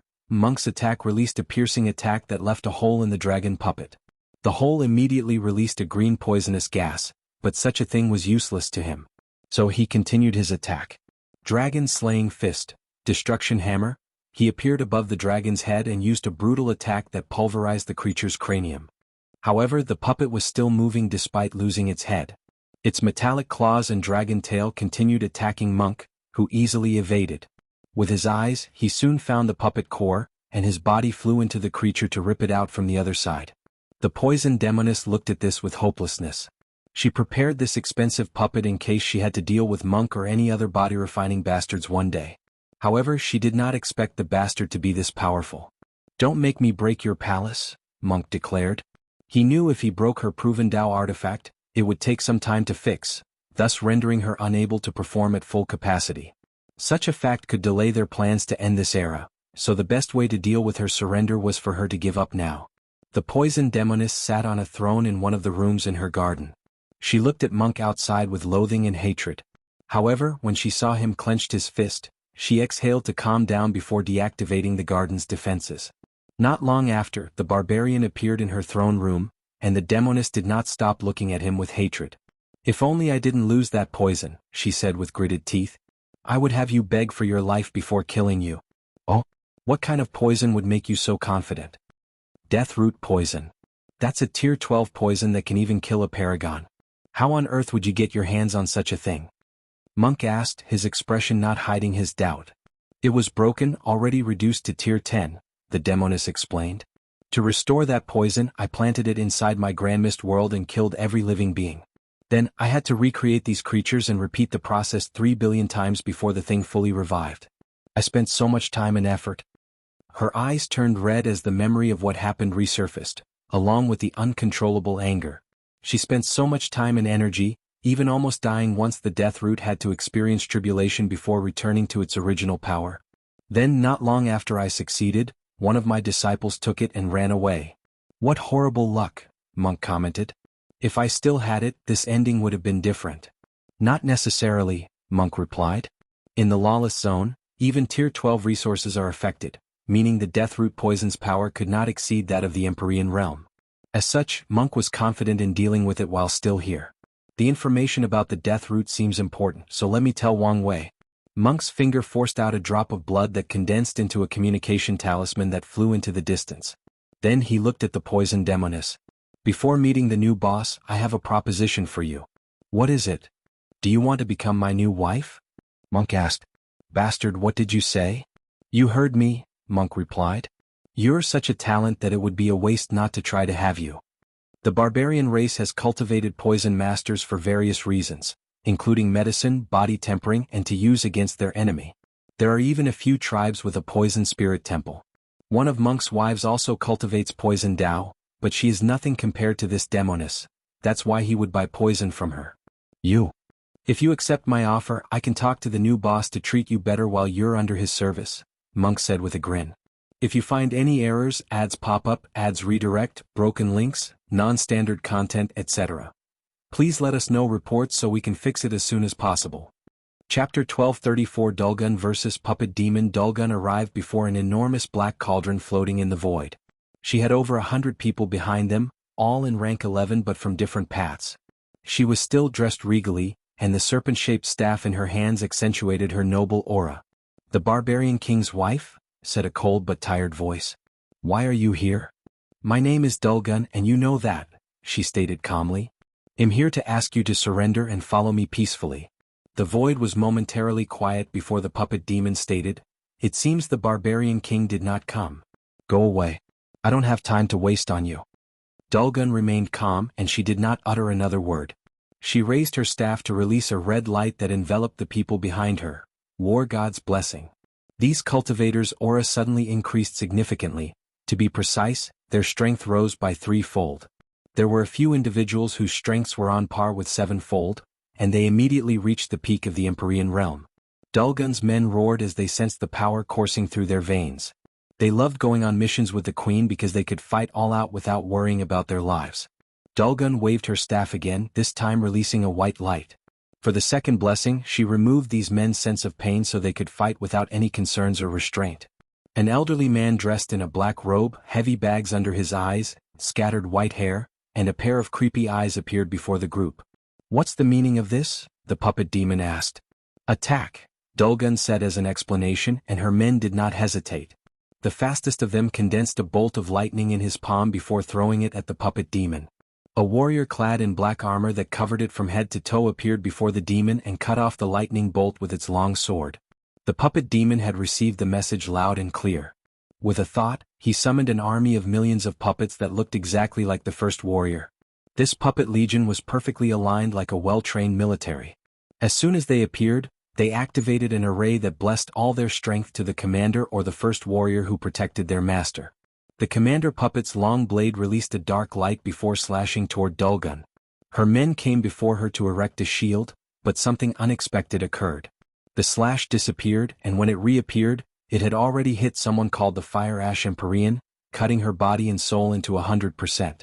However, the Fire Ash Empyrean did not scream in pain, nor did her eyes show any despair at the fact she was instantly killed. On the contrary, her eyes contained this obvious smirk, and it did not take long for the puppet demon to know why. Life Goddess Blessing. Dulgun expertly used her blessing Dao by releasing a green light from her staff that returned the Fire Ash Empyrean to her peak state. Anyone who looked at her would not know she was someone who had died less than a second ago. Her soldiers roared in excitement before rushing toward the opponent. Although they were heavily outnumbered, these men did not care and fought as if they were protecting their families. The word defense did not exist in their vocabulary, as they used one powerful attack after another. And every time they were severely injured, a green light would descend from the sky to return them to their peak state. There were rumors that the Barbarian King's wife was behind his operation. However, who would have thought she was so capable, the puppet demon thought. However, little did he know how stupid his thoughts were. Dulgun was an everlasting Empyrean, and only talented individuals can achieve such a thing. As such, he should have immediately taken her seriously after laying eyes on her. It's probably best for me to end this fight as soon as possible in case the Barbarian King is not far from here, he thought. If there was one person all the leaders of the Lawless Zone hated to fight the most, it would definitely be the Barbarian King. The brute was extremely powerful, but on top of that, he was essentially unkillable. No attack worked on him, and underhanded methods like poison or assassination were also useless. As the puppet demon was deciding on his next move, Dulgun had already chosen her next move. Affliction, non-flesh life curse. Her Tao did not only allow her to give people blessings but also afflictions or curses. For this fight, she used an affliction that targeted non-flesh creatures like puppets. Her staff released a brown light that enveloped the void, and as soon as it passed through the puppets, a startling change occurred. Many of the puppets melted, releasing a decaying odor. A few survived, but their aura was drastically weaker, and their bodies seemed to have turned rusty, thus limiting their mobility or other abilities. Daemonite, cursed the puppet demon, preparing to do something. However, he greatly underestimated his opponent, thus losing the momentum of this battle. The Fire Ash Empyrean and the Thunder Piercing Empyrean used a Thunder Flame Tornado attack, killing the commander and most of the surviving puppets. The demon immediately tried to summon more of his creation, but his face contorted as he realized Dulgun had used her Tao will to block the surrounding space, cutting access to most of his legions. The demon then calmly watched as a group of attacks rushed toward him. He could tell these attacks were not enough to kill him but severely injured him so he could be captured. "Do you think I'm helpless without my puppets?" he thought with a sneer. Unfortunately, these people did not know that he was the ultimate puppet. The puppet demon calmly raised his left hand, and it turned into a shield that was tall enough to reach above his head. The shield blocked these hundreds of attacks and then he went on the offensive. Myriad Tao Core, Space. The puppet demon's heart, which he had replaced with a unique puppet core, activated. A rune representing space flashed on the core, and the demon's right hand turned into a sword. Dimension Slash. The demon created 2 slashes. The first targeted the space blockage that prevented his access to his puppets, and the other directly targeted Dulgun. However, she ignored the attack and focused on ensuring the opponent remained isolated. Meanwhile, 2 of her men appeared before her and released all the blood in their bodies to form a cocoon that protected them. The blood cocoon was effective, allowing Dulgun to focus on her opponent. She used another affliction targeting puppets, but the demon was unaffected for 2 reasons. Firstly, he teleported away and activated the curse rune from his core. Dulgun countered by using a domain technique, changing the surroundings into a dark universe composed of curses. The puppet demon opened his mouth to fire a light beam that purified this entire domain in a matter of seconds. However, Dulgun's previous attack was only to buy time for her real trump card. The war god descend, an intimidating spirit appeared before everyone. He was almost as tall as MÖngke and muscular too. However, he was not as big as MÖngke and his body was more streamlined. The spirit had pants and boots but not a shirt. It looked at one of Dulgun's men and showed contempt. However, in the end, the spirit entered its chosen vessel. The war god vessel was a Tao ruler with a special inner world designed to receive the power of the war god spirit. As soon as the vessel fused with the spirit, his eyes turned golden, and his aura became fierce. The vessel raised his hand to condense an axe. Then it moved so fast that the puppet demon could barely perceive him. The vessel slammed its axe on its opponent with unparalleled force and terror. The demon reacted swiftly, turning his core to the gold rune and the defense rune. The puppet demon's arms turned golden as he crossed them, with a thin but potent shield surrounding them. However, this was useless. The axe shattered his left arm as it contained a brilliant skill that targeted a person's weakness. The puppet demon barely saved his right arm by using the half-hearted indestructible rune he's been working on. However, the arm was still cracked and on the verge of being useless. "This vessel truly cannot contain my power," said the war god spirit in a voice that contained echo.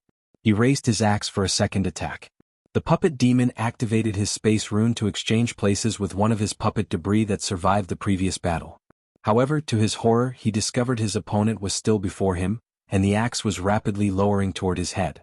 Despair enveloped his mind as it was too late for him to move. Click. The sounds of metal clashing echoed in the void. If you find any errors, ads pop up, ads redirect, broken links, non-standard content, etc., please let us know reports so we can fix it as soon as possible. Chapter 1235 The 5 Demons. The war god spirit looked at the person who suddenly appeared and blocked his attack. Red skin? Was the first thing he noticed about the newcomer, followed by how odd the person's life energy was. It was as vibrant as some of the best body refiners, but this evil and twisted sensation was on top. "Brother," said the puppet demon, "I'm glad you're here. I couldn't possibly let you die in vain, could I?" "The flesh demon," Dulgun said. "There were rumors you two were related. It seems that it's true." "You've crossed the line," said the flesh demon, his black clothes perfectly fitting his well-toned muscles. He was a handsome middle-aged man despite his odd red skin, but there was this evil aura around him that instantly made people weary of him. "Cross the line?" said the man who enjoys taking others' body parts to strengthen his flesh. Dulgun sneered. "Didn't you once boldly proclaim you would turn my husband into one of your flesh collections? Well, this is your opportunity." The flesh demon quietly stared at her. "The master never truly trusted you or the ruthless king, believing that your background meant that you were not one of us. Your actions have proven him correct. No need to use him to scare us. Since we made this move, it means we're ready to confront him." The flesh demon frowned, wondering where the barbarian king's confidence originated from. Even if he gained some success in his cultivation, it was not wise to attack the other factions and antagonize the entire lawless zone. "Remember, you're the one who chose this path," the flesh demon declared before looking at his sworn brother. "Can you still fight?" "I can, but with only one arm, my strength will drastically reduce." The flesh demon pondered briefly, and in the next moment, he pushed out his humerus bone and handed it over. "Will that work?" "Of course." The puppet demon put the bone in his left socket and instantly, it turned into a new puppet arm. He moved it around, nodding in satisfaction. "It'll support you from the back so you can go on the offensive." The flesh demon ripped out his spine before turning it into a bow. Then he expelled a muscle from his thigh to use as the bowstring. He pulled the thing, and the resentments in his body from years of experimenting on people's flesh condensed into an arrow. He pointed the arrow toward the war god spirit and fired without hesitation. The spirit casually turned his head to avoid the arrow, but the thing turned around without losing its momentum and speed and rushed toward him. No, the arrow became even faster. The spirit waved his axe to destroy it but frowned in the process. The war god spirit immediately noticed a black spot on his hand. A curse? Moreover, it's a potent one based on resentment. A golden light descended from the sky, curing him of this curse. However, this was just the beginning. The flesh demon started to fire thousands of arrows, all moving at unreasonable speed and containing a terrifying curse that resents all life.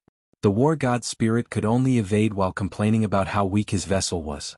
Meanwhile, the other people Dulgun bought had to confront these arrows. With her help, they barely survived these powerful arrows. However, they were not useless, leaving the puppet demon ample time and opportunity to move on this battlefield as he saw fit. He activated his core and teleported a few meters away from her. The puppet demon looked at her with derision and hatred. "You'll make an excellent piece in my collection, while your husband's body is the best material to upgrade my brother's body. It seems I must do this the hard way," Dulgun stated, and her staff released myriad color lights that entered her body. The puppet demon's face changed and he rushed over for the kill, but she casually swung her staff to counter his sword. The puppet demon planned to go for a flurry of attacks. He even activated his speed rune to ensure he overwhelmed his opponent. However, he had to pause as he realized his sword had decayed after coming into contact with that staff. Dulgun took this opportunity to go on the offensive. She rushed toward him to punch him into oblivion. However, the demon was fast, so he moved backward. Dulgun moved her staff counterclockwise to release a potent pulling force that drew the demon to her before punching him through his chest and holding his heart. That idiot really left his core in the same place as his heart, she thought before putting a seal on the core, shutting down this puppet body. The puppet demon was decisive and immediately abandoned this body after realizing her intention. His soul flew out trying to get away. Although this body was his greatest work, it did not matter. He could build another one as long as he was alive and free. Dulgun predicted his movement and acted.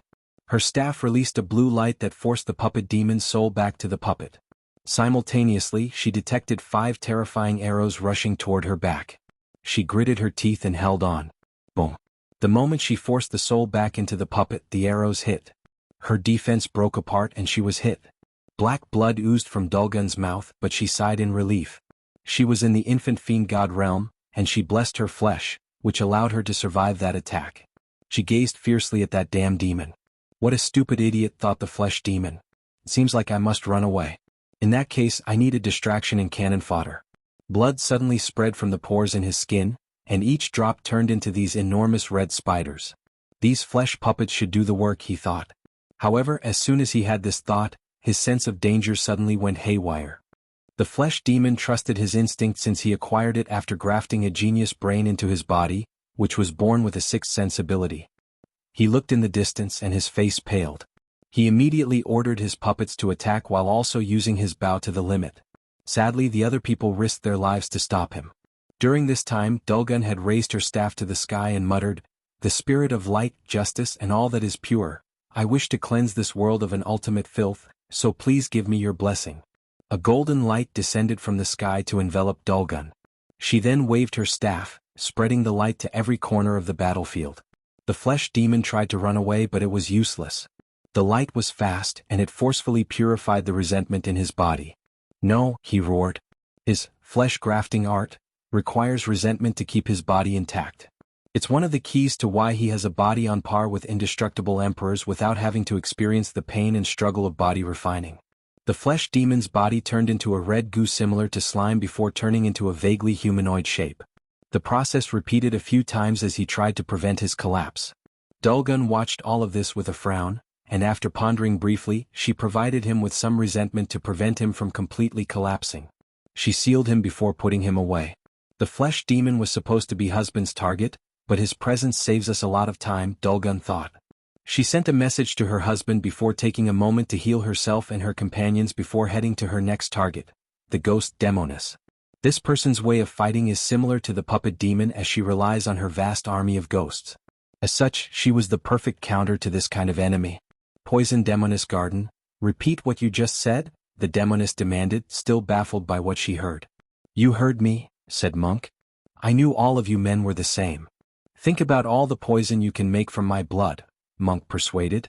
The answer is still no, the poison demoness replied with a sneer. That's a shame, MÖngke sighed. It seems he will have to find another poison wife. Anyway, you should see the new boss. He pointed his finger before him to open a portal, and with a wave of his hand, he sent the demoness and her garden into it. All right, cursed demon, here I come, MÖngke uttered before disappearing. The battle with the cursed demon will be like the poison demon. However, he looked forward to fighting the flesh demon since he heard he was an accomplished body refiner. Dark Cloud Pavilion. Wang Wei calmly looked at the woman before him while processing the information MÖngke sent him. A Paragon tier poison that has disappeared? That indeed might be valuable news. If you find any errors, ads pop up, ads redirect, broken links, non-standard content, etc. Please let us know reports so we can fix it as soon as possible.